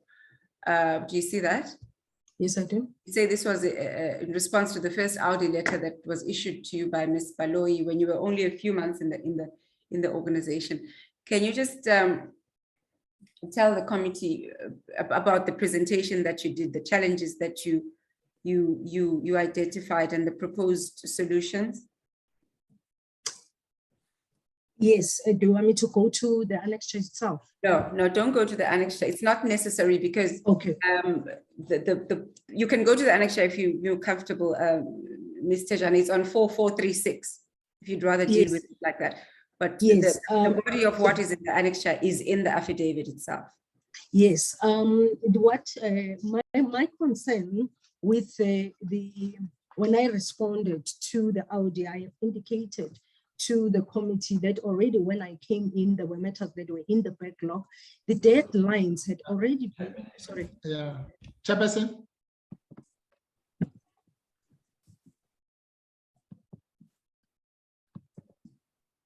Yes, and let them both.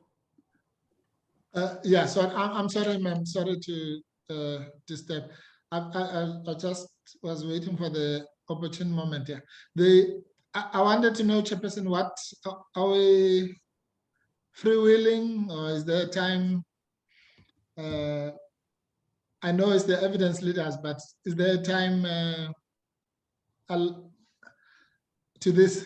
Are we just going to finish when we finish? Thank you, Advocate Mpofu. We are not freewheeling. We'll wait until Advocate Mayosi finishes evidence leading. Oh, good. Thank you. Can they say we use the same standard for me? Thank you, Chairperson. You generally do, Advocate Mpofu. You have. You are the only people who don't get time allocations, but that's fine. Okay, thank you, Chair. So that's what happens until. No, Advocate Mpofu, please don't do that. There's evidence leading has always been presented, and I know when we've started. It's not even closer to when we normally do that. So don't create a new paradigm or rule, please. Oh, Chair, you normally say Advocate Bauer or Mayosi will go until 12, Advocate Mpofu will go until 1. But you stop doing it now. You only do 2 hours. That's fine.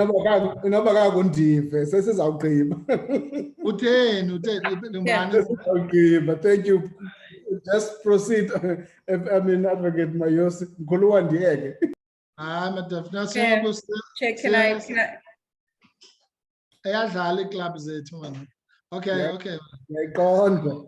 Chair, can I deal with this quickly so we can get on with it? No, I'm going to need proceed. at least 3 hours with this witness. We started at 4:45. We're now at 5:05 or whatever. So I think I will make it. I will endeavor to make it. Ms. Tejana, you were talking about the presentation you did at NN11.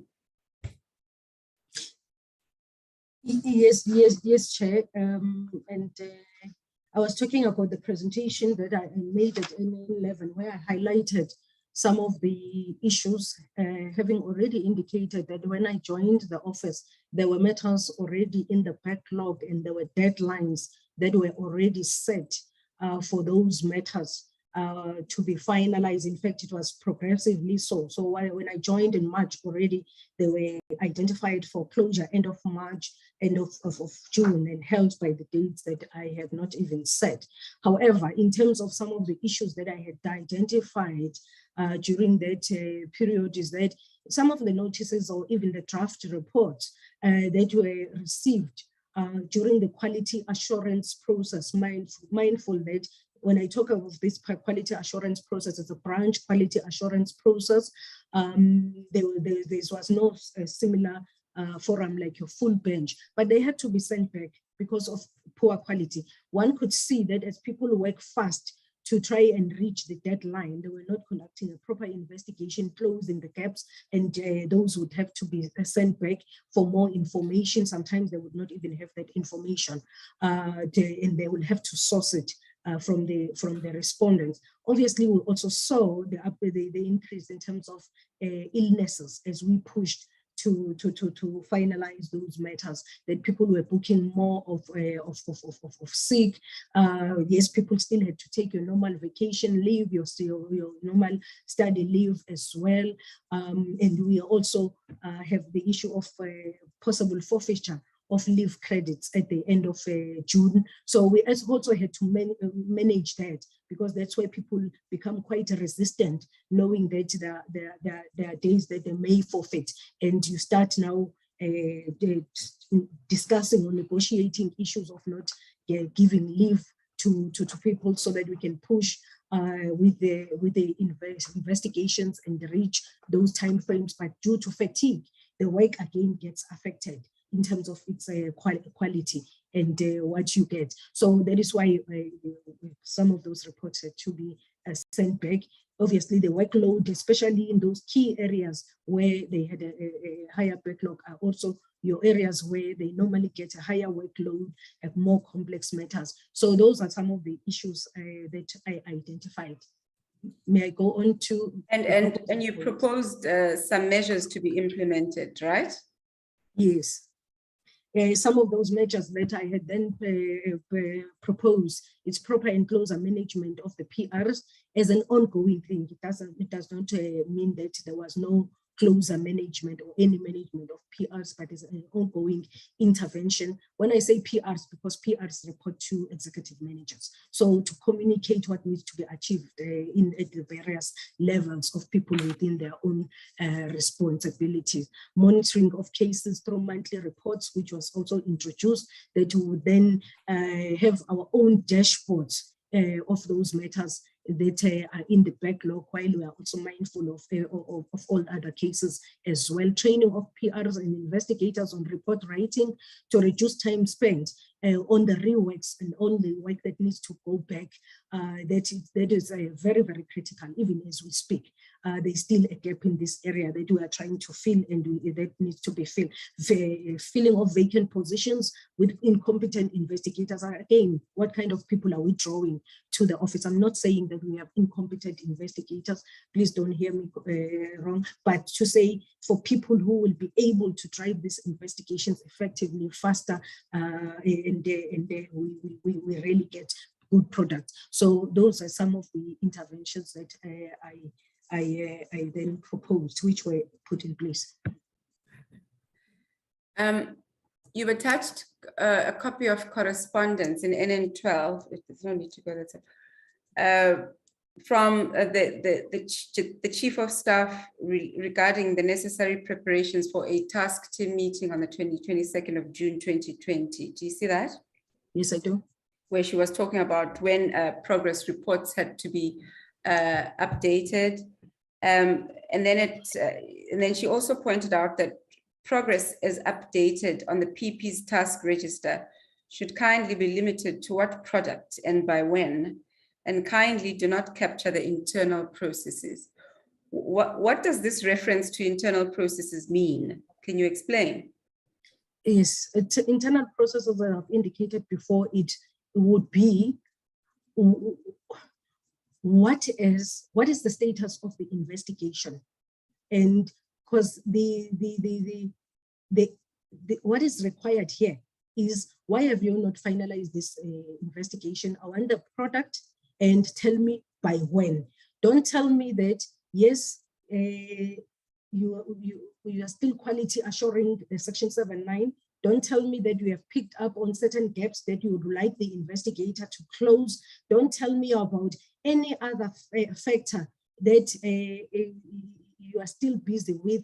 Internal processes, it means what you are still dealing with within your unit and your team at the various provinces, but only tell me about the product and when am I going to get that product.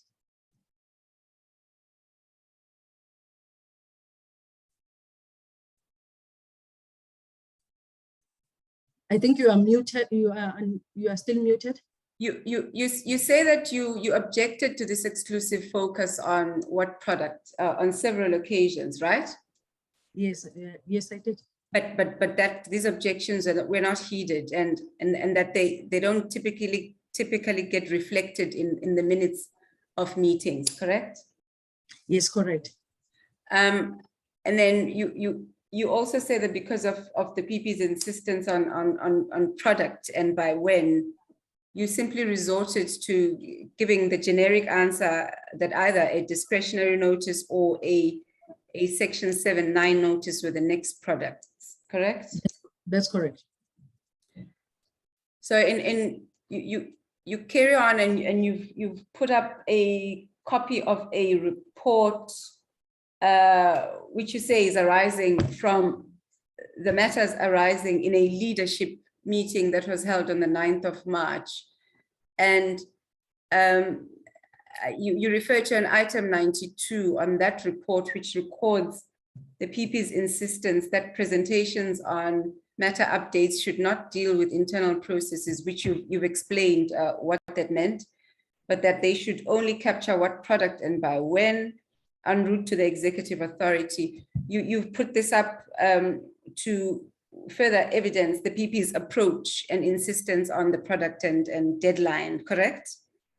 It's correct. It was just to explain to PP that not achieving that deadline, it's not a mere excuse, because one appreciates that we need to make progress, not only on backlog matters, but on all matters. But there are issues that have affected us not achieving that particular deadline. And these are those factors. So it was just to give that background so that you can also appreciate where one is coming from, as opposed to be seen as an excuse. Because then the question would be, did you meet this deadline? When you get to the next meeting, it's a question of yes or no. Did you or did you not? If the deadline was saying this 7.9 must be submitted at private office on this date, the question would be, did you, Mr. Jan, or not? And it ends there. So you have not achieved. And already you knew that, okay, then an Audi is coming.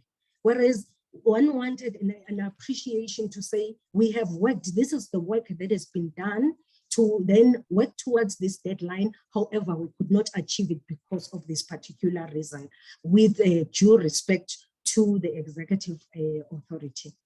Right. You said that after Mr. Mohalaba left, Ms. Mamabulu then assumed the role of acting COO in October 2021, and she too came up with her own plan, which was a phased approach for dealing with backlog matters, correct? That's correct. But you said that there was a challenge with the projectized, the phased approach. Sorry, the phased approach that she introduced to deal with the backlog. Could you just briefly outline what the challenge with that phased approach was? Yes, the phased approach, how it differed from how we were doing things is that as the EM of a particular unit being responsible for particular provinces as assigned or as per the structure, you now worked within a phase. So there was phase 1, 2, 3, 4.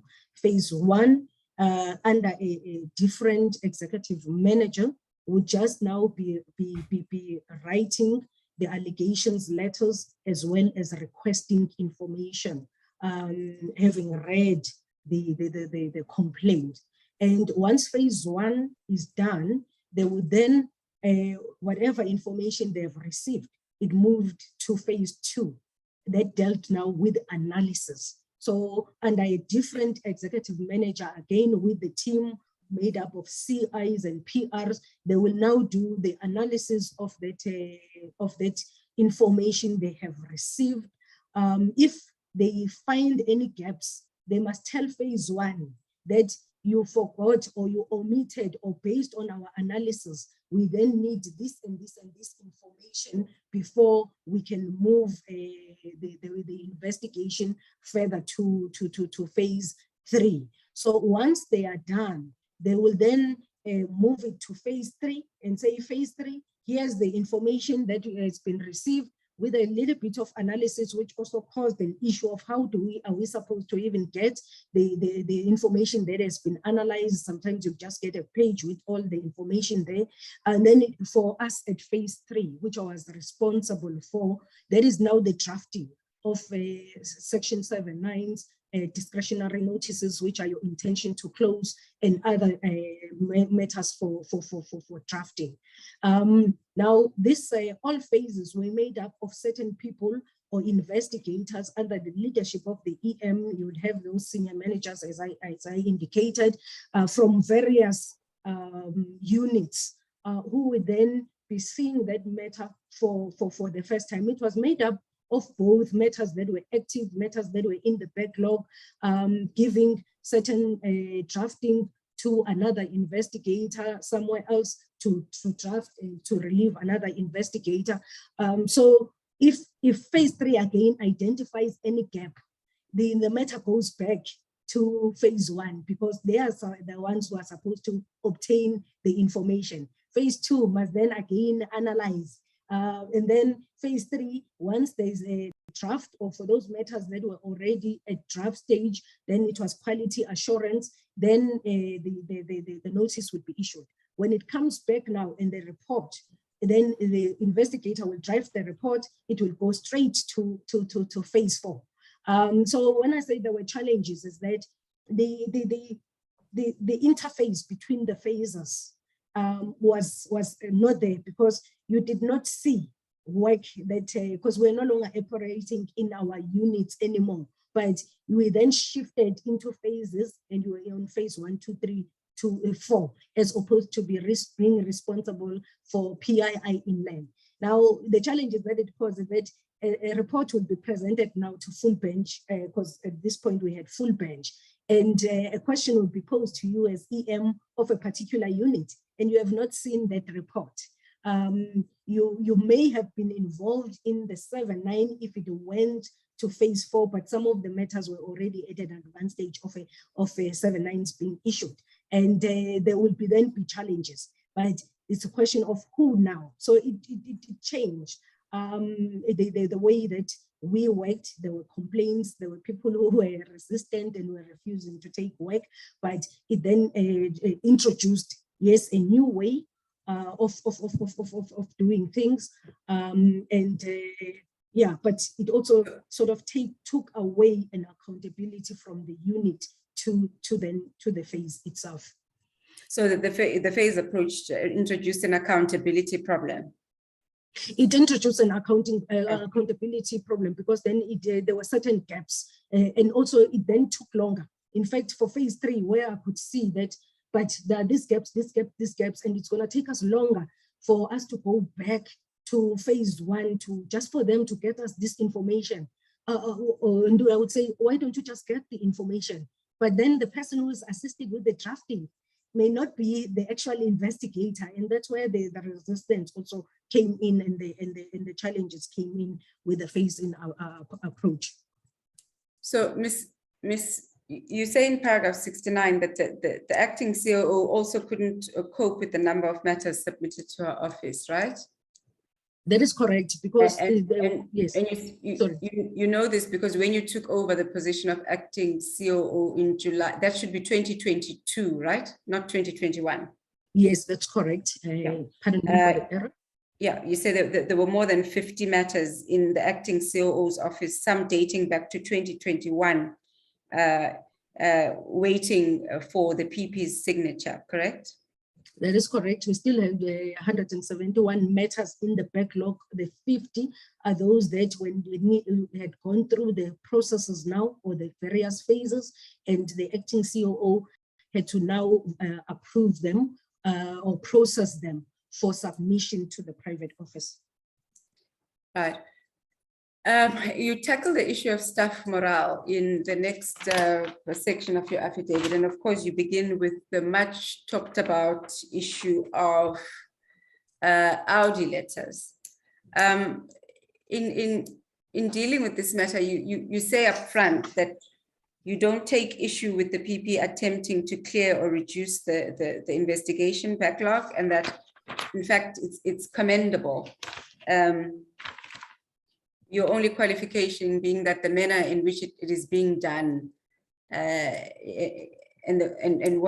you say that this has negatively impacted the human resources at the PPSA, correct? Correct. You also just point out upfront that you also don't take issue with management cracking the whip where performance has been substandard, and that in some cases it appears shocking how little has been done to investigate certain complaints that have been received, and the length of time it's taken to get to certain complaints, right? Correct. You then go on in paragraph 72, and you say much of the value of the PPSA lies in its human capital, and that these staff members must be treated reasonably, respectfully, and with understanding and patience, taking into account that work must not interfere with private lives, who have lives outside of the PPSA that demand equal attention, correct? Correct. So you talk about the manner in which the PP was proceeding as having destroyed, it was destroying staff morale in paragraph 74. And again, you say this around this issue of chasing unrealistic deadlines, and that the PP required staff members who missed deadlines to be sent Audis. And you say the constant threat of disciplinary action hung like a dark cloud over PPSA investigators, and the fear and victimization came from knowing that the threats were not empty threats, as was evident by the frequent instructions to issue Audi letters, and the Audi letters that were actually issued, right? That's correct. So going on to your own Audi letters, you point out that, of course, you've said this before, that when you started, there was already a massive backlog, and there was a push to eradicate that backlog. You started on the 1st of March 2019, and there was already a date to have eradicated the backlog by the 31st of March 2019, correct? That's correct. You talk about the target of the 31st of March was not met, you say, and that target was shifted first to the end of June, and then once again to the 31st of July, correct? Correct. Your first Audi letter, you say, came on the 6th of August 2019 when Ms. Baloyi issued you with an Audi letter in relation to the failure to meet the 31st of July target, and when you were just 5 months in the institution and still on probation, right? That's correct. Now that Audi letter that you speak about is on page 4480. Please go that's up.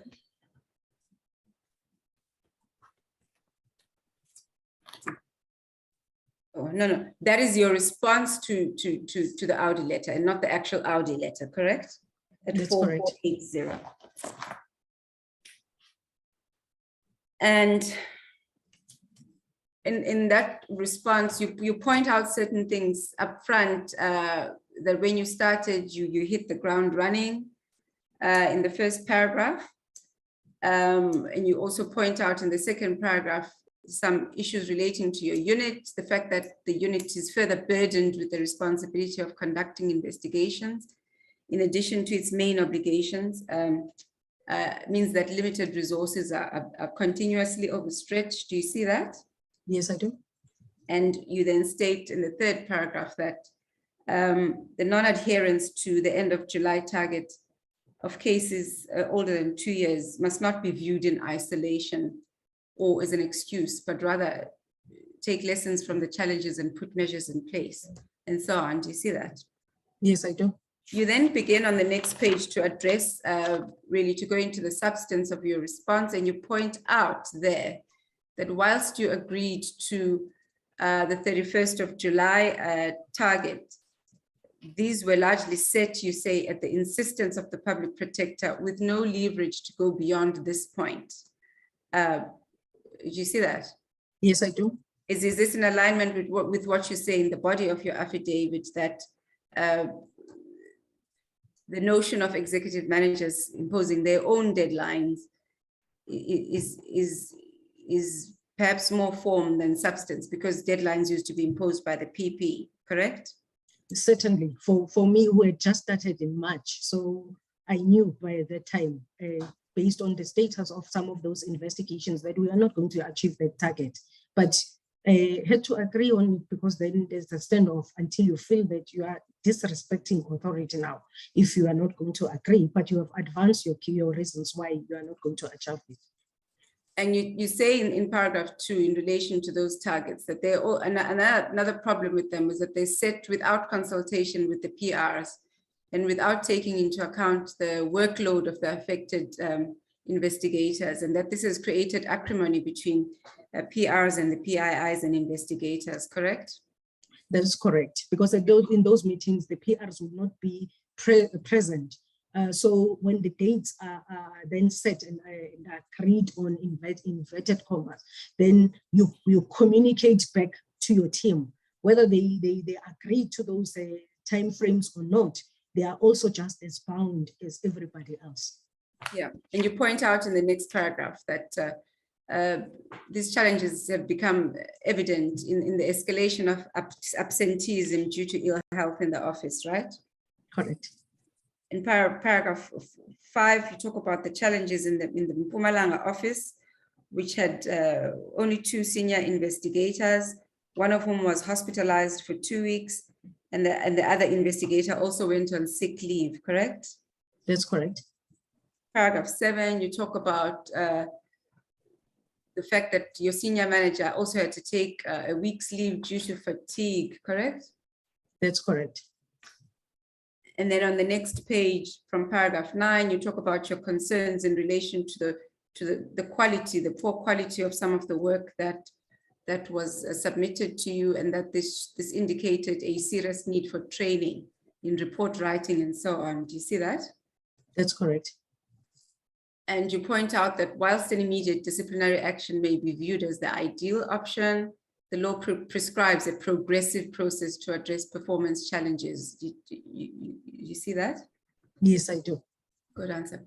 You then proposed some possible solutions. Can you read the possible solutions that you proposed into the record, please, Mr. Jane? Yes, the possible solutions that I had identified and proposed was to allow us to set realistic targets that everyone can commit to and achieve. When I say realistic targets, I'm talking about time frames within which we can achieve those targets based on where those investigations were. Secondly, to limit the number of meetings until these cases have been finalized. I came to the office where there are quite a number of meetings. Yes, I understand the value of those meetings, but we were requesting that can we also dedicate time just to focus on investigations? If there are meetings just limited to those critical ones where executive managers have to be, and we just focus on the work that needs to actually be done, and then manage our teams closely so that we know that everything is progressing the way that it's supposed to relax the service level standards, so that we can allow the limited number of investigators within PII to assist with quality assurance without fear of action being taken against them if they don't meet the target on their allocated cases. This one is really always to say, we want to share also the resources and the skills where it's needed the most, but because there are a service level standard that says you must have done this by this time, from the time a matter is allocated to you.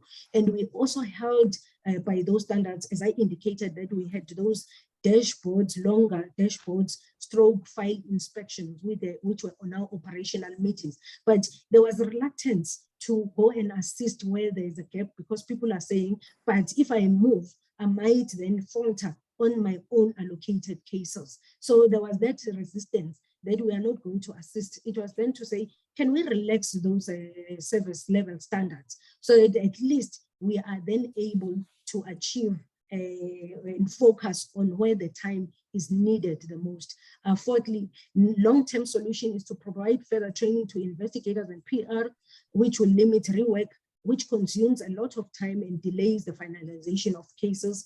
I have repeatedly stated this, and an appreciation that non-achievement on my part has not been designed to undermine authority or lack of will, because there was that issue that then the meetings would go on and on and on, but you agreed, but this was the deadline, that the will is always there to work on these matters and work on them tirelessly, and not to disregard even those dates, imposed or not, but to work towards the target. And then in the next section of your Audi letter, you just highlighted some of the progress made in some of the cases and the challenges that were still being experienced, right? Yes.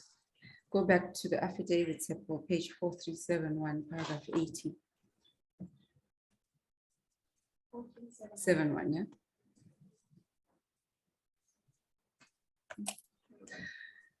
So just on this issue of the Audi letters, you point out that there's nothing wrong with giving an employee an opportunity to assert their right to be heard, correct? That's your belief? That's correct. And then you say in the best sense, that's what the Audi Altrum Partem principle seeks to achieve. Now, you however have a qualification in that you say that this is not how Audi letters are used at the PPSA. Now, Ms. Mokhaladi has placed her own personal experience, and she expressed that view. So did Ms. Motsitsi, who in fact supports Audi letters, but she uses a term of good Audi letters and other Audi letters. How were Audi letters used at the PPSA? The Audi letters have been very punitive. When I came here, that's the kind of environment that I found. If you don't do this, you're going to get it in Audi. So there was always that fear there of discipline. And this is what I could not understand. And I still emphasize that when I came, I was like, but why are these matters on the backlog? Why do you have so much backlog? But there is this dagger that is forever hanging over your head. And because you are not even allowed to explain that, look, we've really put work to achieve this deadline, but for these intervening factors that we have not achieved the product. Remember, you're working towards the product by when, and you want to say, yes, we work towards the product, but this is where we are with that product, then that is not accepted. It's seen as an excuse from where I've been to say anything that you say is not accepted. Even the Audi letters themselves, you would make a representation on why you have not achieved, and there is no feedback on that audio. Instead, you get to the next meeting, you are reminded that, by the way, you've been issued with an audit, you still have not done this, and then maybe you would very nice and quietly just say, CEO, if CEO is in a meeting, or COO, what have you done? And you knew that there's an audit that is coming. So there was always that element then of fear that while you are trying to work and produce a product that would stand any test of any forum out there, but you are then mindful of this date and this audit, which then compromises the work itself, because then you end up saying, okay, yeah, not because you have not tried to put a good report, a good section 7.9 intention to close, whatever needs to be signed by the PP, but because then there is and everybody else along the chain is even angry with you.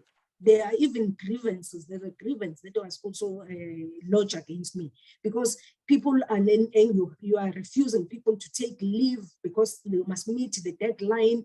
You get to a meeting, you are asked, why did you give a person leave? Then you have to recall them because it's all sorts of things. While you are trying to balance the issue of, yes, we must deal with this backlog and other cases, but the manner in which the audits were used, it was really a threat that if you don't, and that is why people ended up submitting work of poor quality. Because when it got to PP, the PR will merely say, submitted to the EM. And it's a question of, when did you submit to the EM? EM confirmed, did you get it on this date? And I say, yes. Then why is it still with you? And I say, PP, the quality was bad, and I still wanted to get them to cover this area. This one, they still need to put this later, and then those are your internal processes. Did you submit or not? So it was a question of saying, PP, we are here to support you. We are here to support the institution to do the work that we have been appointed to do at even executive manager level. We are not objecting to the audits and being held accountable, but we want to make sure that what you give, we give to you to sign off as a final product. It must be a credible product. But that element of fear, or that if you don't submit by this date, then you are going to be disciplined. One had to even manage it now, so that at least you get the team to do the work, and you still do on-the-job training as the gaps that I have mentioned, to try and balance that. Because we also are now understood the value of being a public protector, because everything that gets signed off, it's got their own signature. But the work is done by whom? It's done by all of us. But if you are going to say, do this by now, give me the product. Did you give me the product or not? If you say not, then Audi. Yes, the intention is to clear the backlog. There is somebody out there who is waiting for that outcome. We appreciate that, but it must be a good product that we give you. So you talk about an incident where Mr. Mohalaba was instructed to discipline you for refusing to be held accountable to a deadline that you did not set. Can you just briefly describe that incident? Yes, there was an incident when I went back, because at some point I was acting at investigations. I went back, then the matter that was due and the deadline was not met. And PP was not happy as usual. And I had to answer. I said, no, PP, just came back and I noted, and PP merely said, but the person who handed over to you should have told you that this matter was supposed to have been submitted by this time. And I said, it's not ripe yet to be submitted. And she said, no. I said, I disagree. And I did indicate my reasons for disagreeing, that look, I did not set this time frame, but I can tell you that the product itself, it's not at that stage. And I said, I disagree. I was disappointed to then be told afterwards that, look, PP was not happy with how you have responded in the meeting, and that I was supposed to actually discipline you. Well, he took his day. In fact, I said to Mr. Mohalaba at the time, look, COO, go ahead, discipline me. I did say, I said, go ahead, discipline me, because I know that I cannot produce this product. It's not right. I can submit it, but it's not where it's supposed to be. So yeah, it's one of those many instances. Yeah. So you talk about an initiative that happened in early 2020 where the leadership of the PPSA made a decision to embark on a consultative process with investigative staff, right? Correct. The purpose being to gather information and concerns about the reasons for the non-finalization of matters within the prescribed times, resulting in the backlogs, correct? Correct. And this initiative, you say, was led by the DPP, and she held discussions with the members of the investigative staff, right? That's correct. Were you part of the groups with whom consultations were held as part of this consultative process? Only at a later stage, because she needed to get it directly from the investigators and the PR without any involvement of the EM. So only at a later stage, having consulted with everybody else at various levels. Now, the challenges that were identified by the investigators, and these appear in the report that you've attached in as NN15, you say that some of these challenges include the ones you've listed in paragraphs 81.5 to 85.1 to 85.5, correct? Correct. And these include the insufficient investigators to deal with the volume of work, capacity challenges not being taken into consideration when planning, setting targets and deadlines. Audi letters are not always justified and causing fear and intimidation amongst the investigators. And one of these challenges that was identified is a challenge around the one that's in 85.4, just go up, which is the 100% targets are not realistic, worsened by a lack of resources, and they're not achievable. Explain this reference to 100% targets. What is that about? 100% target is the annual performance target that is it's a target that is in our annual performance plan.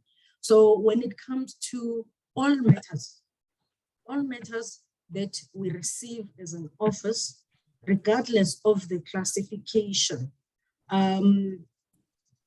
previously it later changed, but when I came, it was 100% target. In other words, all ER matters that are received within that financial period must be finalized. All service delivery matters, 100% must be finalized.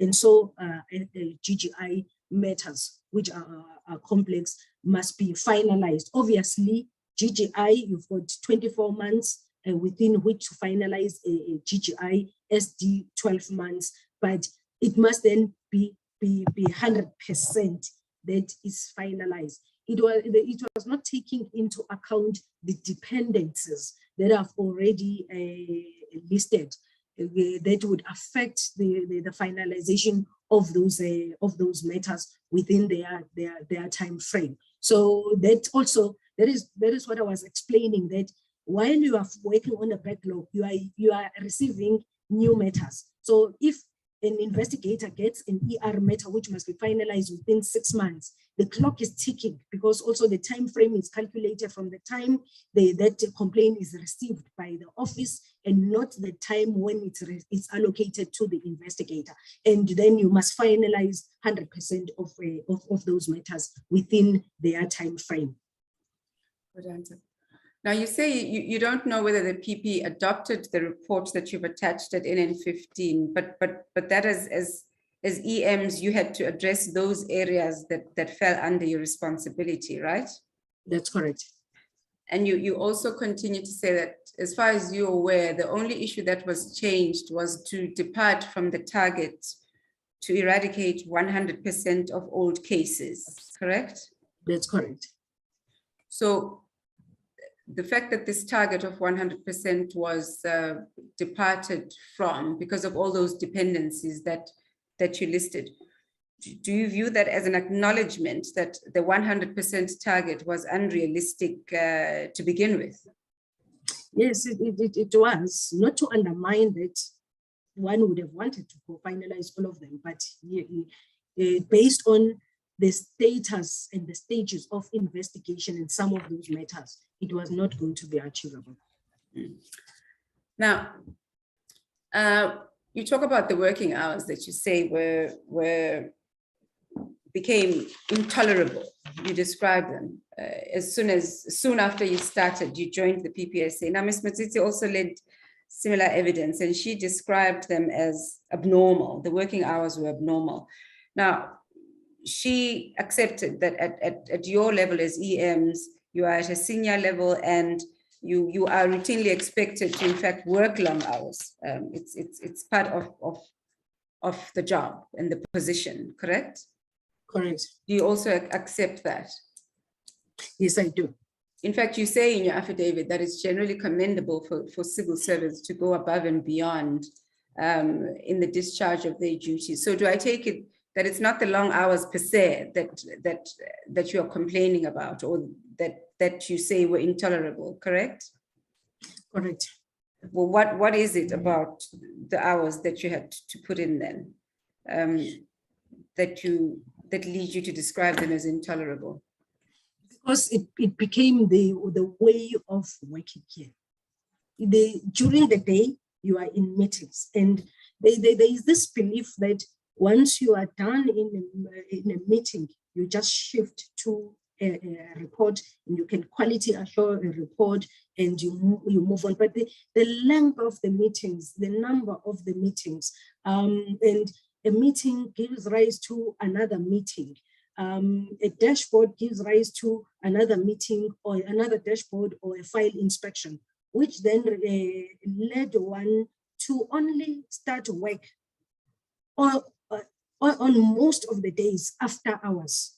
So 4:30, that is when you start working, if also there is no meeting. COVID time, it was even worse because we are now at home, we are on virtual meetings. Virtual meetings will go on until 8, until 9. You still have a deadline that you have not met.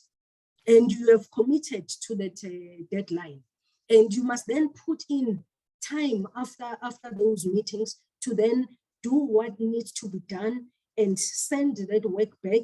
And you even start sending WhatsApp messages, so that the first thing that people do as they wake up is that they must see you have sent an email on their report, on their 7-9 with corrections, so that they can focus on them. So that is why I indicated in some of the solutions there that if we can dedicate time to focus on the backlog and also be mindful of the other matters, because then you end up working non-stop. Right. All of these factors that you've referred to and that you've described, go down to 98. You say in paragraph 98 that the limited time and inadequate oversight materially impacted on the extensiveness of both the investigations and the quality of the work delivered. And you carry on in this section of your affidavit to just describe the extent to which,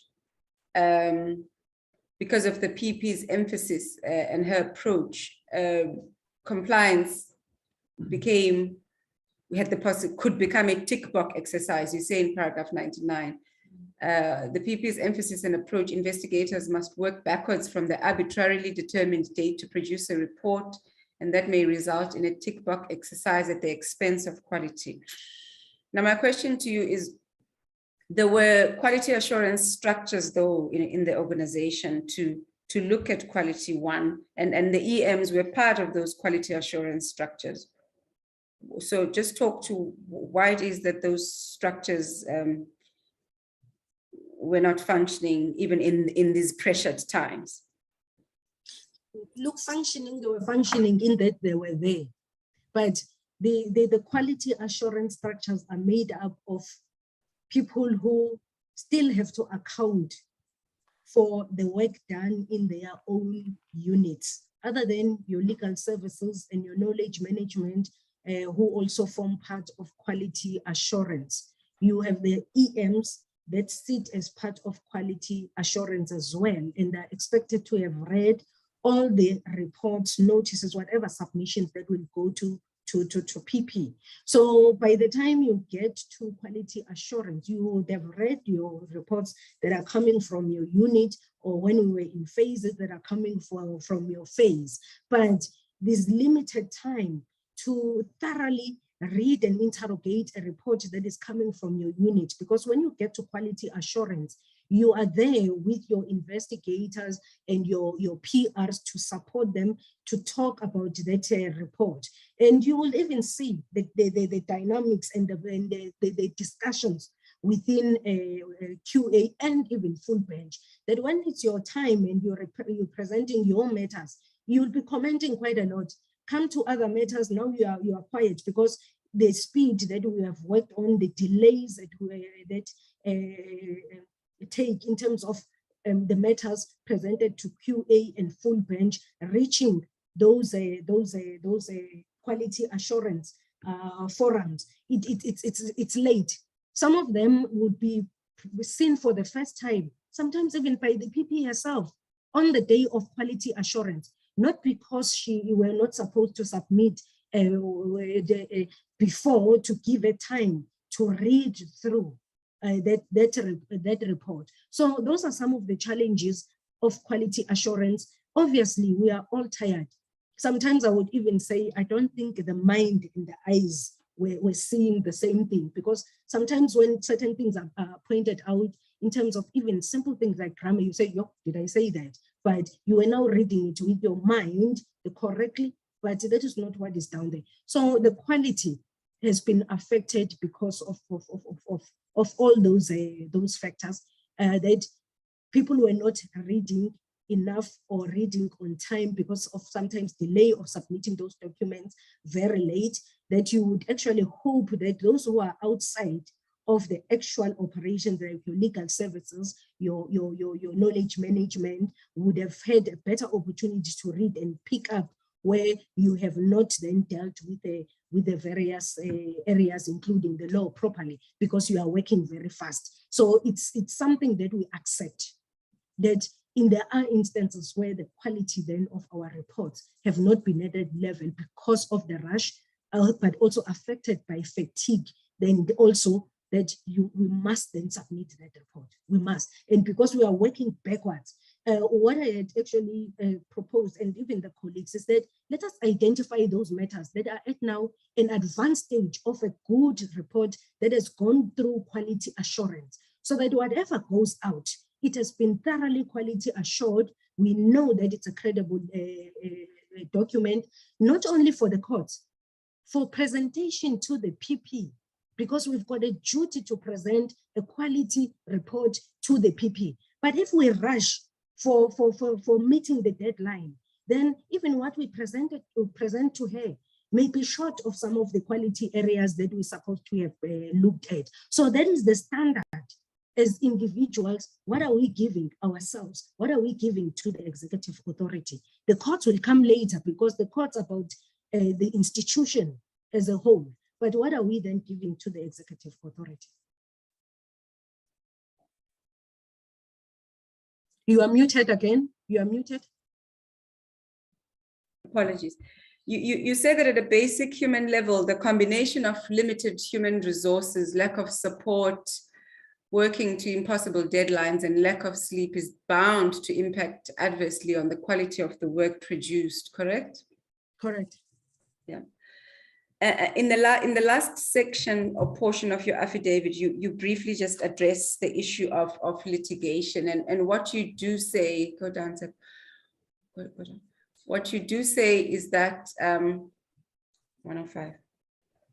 EMs are generally not consulted, nor are you involved in the drafting of affidavits to address the merits of cases, and that you largely generally consulted in relation to compiling the Rule 53 record, correct?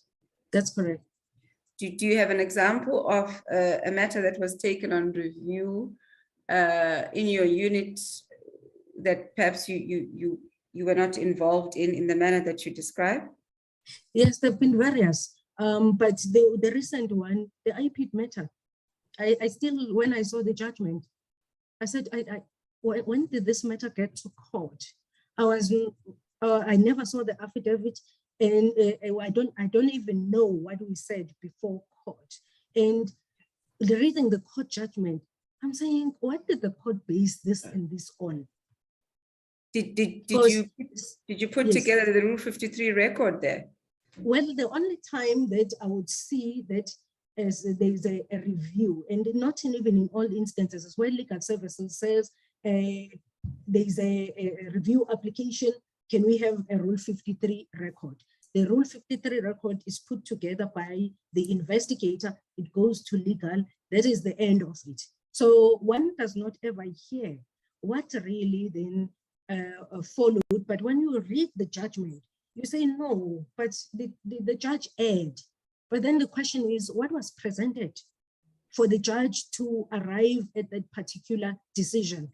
And it really kills the spirit on all the matters, on the matters that a person has really worked on, and to say, even if the court were to arrive at that particular judgment, but this should have been influenced by these factors which are to have been totally missed as per the judgment itself. But is it not the role of the legal unit to involve you in litigation, because they're the custodian of that function? Correct. And I've approached legal services. I've approached Mr. Sitole back even in 2019 that let us know, because we are the ones who did the investigation. Yes, the report has been signed, but we can then assist, because sometimes it's how you also put certain issues in that affidavit to inform the matter before court. But if we are then excluded from that process, it's really a gap that we need to close, because some of the evidence, some of the issues and how they are placed before court it's not along the lines of how the investigation went. One would like that even if the court does not agree with us, but it doesn't use the kind of wording that it's using currently, but must have taken all the factors that went into that final report.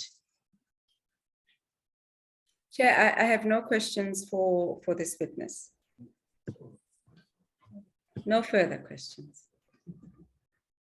Thank you, Advocate Mumisa Mayosi. The time is exactly 6 o'clock.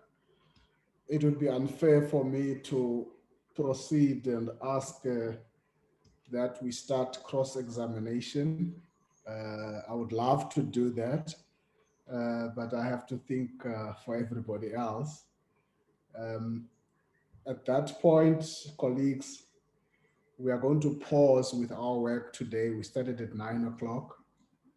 And then we'll continue with cross-examination led by Advocate Mpofu, and then questions by members. So we'll proceed, and we're going to meet therefore on Tuesday, and the last witness is phase 1 on Wednesday. So on that note, I want to thank you, Ms. Tejana. For now, you're not done yet. We just let evidence for today. Well, I'm told your team is losing, so you want to announce that? Don't tell me, Chair. Yeah, no. Thank you, Chair. I was saying no. I have no problem with the pause, but there is a problem that I just want to raise. We don't have to resolve it now. We might resolve it in the so-called back room. We have, but I'm raising it here so that the members might be aware of it. We might have a problem, particularly with Tuesday, but in fact, next week, we might have a problem. We have to be in court for, I think, on Tuesday. On some urgent matter related to this, but let's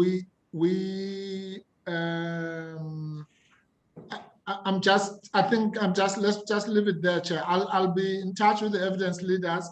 If it's an insurmountable problem, Now, can you hear me, Chair? I'm now in the dark. Yeah, no, you're very good in the dark. I can't hear you. We can see the white there. No way, but okay, Chair, let's wait just 1 minute. I can't hear you at all. Yeah, so you can say anything against me now. No, we heard you. We heard you. Don't worry. All right. Thank you. It will kick in just now, Chair, if you can still hear me.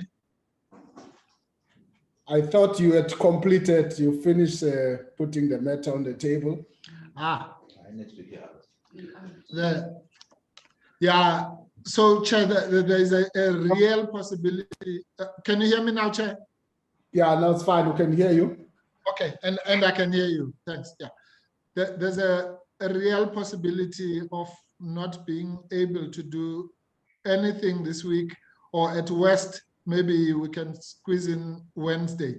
But if it's a matter beyond our control, but I'll discuss it with you and the evidence leaders, Chair, at the earliest convenience, so that people's diaries are not inconvenienced here. No, that's fine. Thank you, Advocate Mpofu. Advocate Bauer, if you want to say anything, but for now, we are saying I'm closing the meeting on the note of Tuesday and Wednesday, subject to that discussion that you're going to have the backroom. I see the thumbs up from Advocate Bauer. Yes. And now she says Africa or something. Yes. Yes, Advocate Bauer.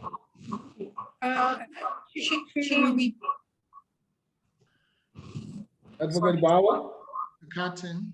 They have two computers. Yeah, we have multiple machines, so we just use one machine. Can you hear me, Chair? Yeah, somebody's strangling you there. I'm worried because Advocate Mpofu is not there, but I don't know who's strangling you there.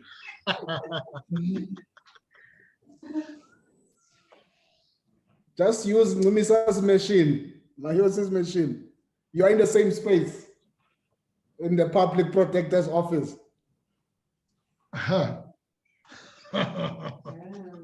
That's an Audi letter looming there. Advocate Bauer? Chair, can you hear me?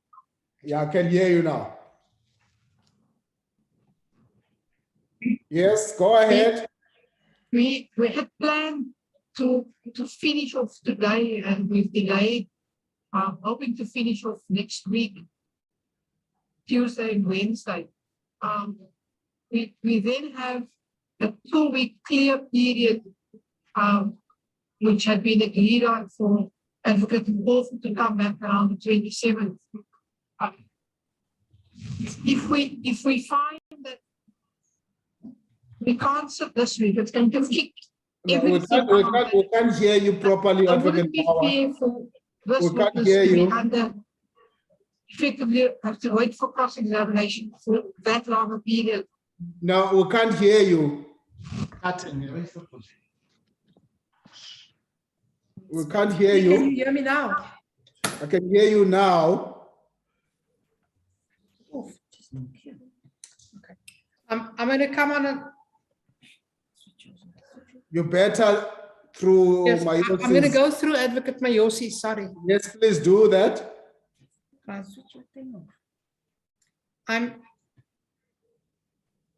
I'm saying that the planned program was for us to finish off this week.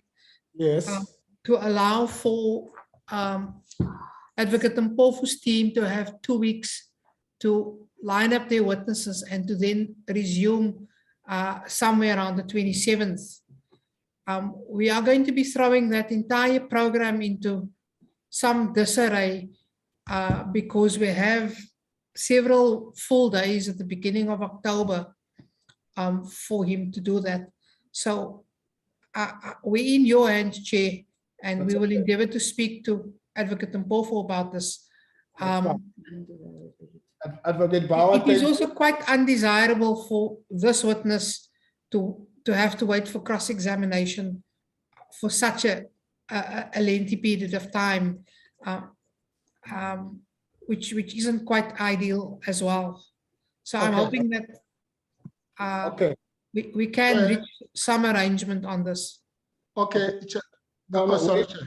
wait, Honorable, we're not going to discuss this now here.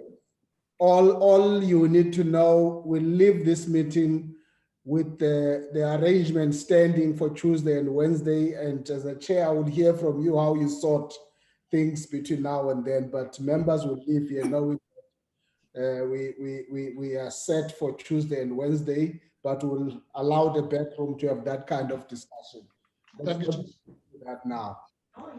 Okay. Thank you, Chair. I'm happy with that. Thank you. All right. Honorable members, let's pause. Thank you very much for a very long Saturday. You'll get a briefing discussion. Thank you.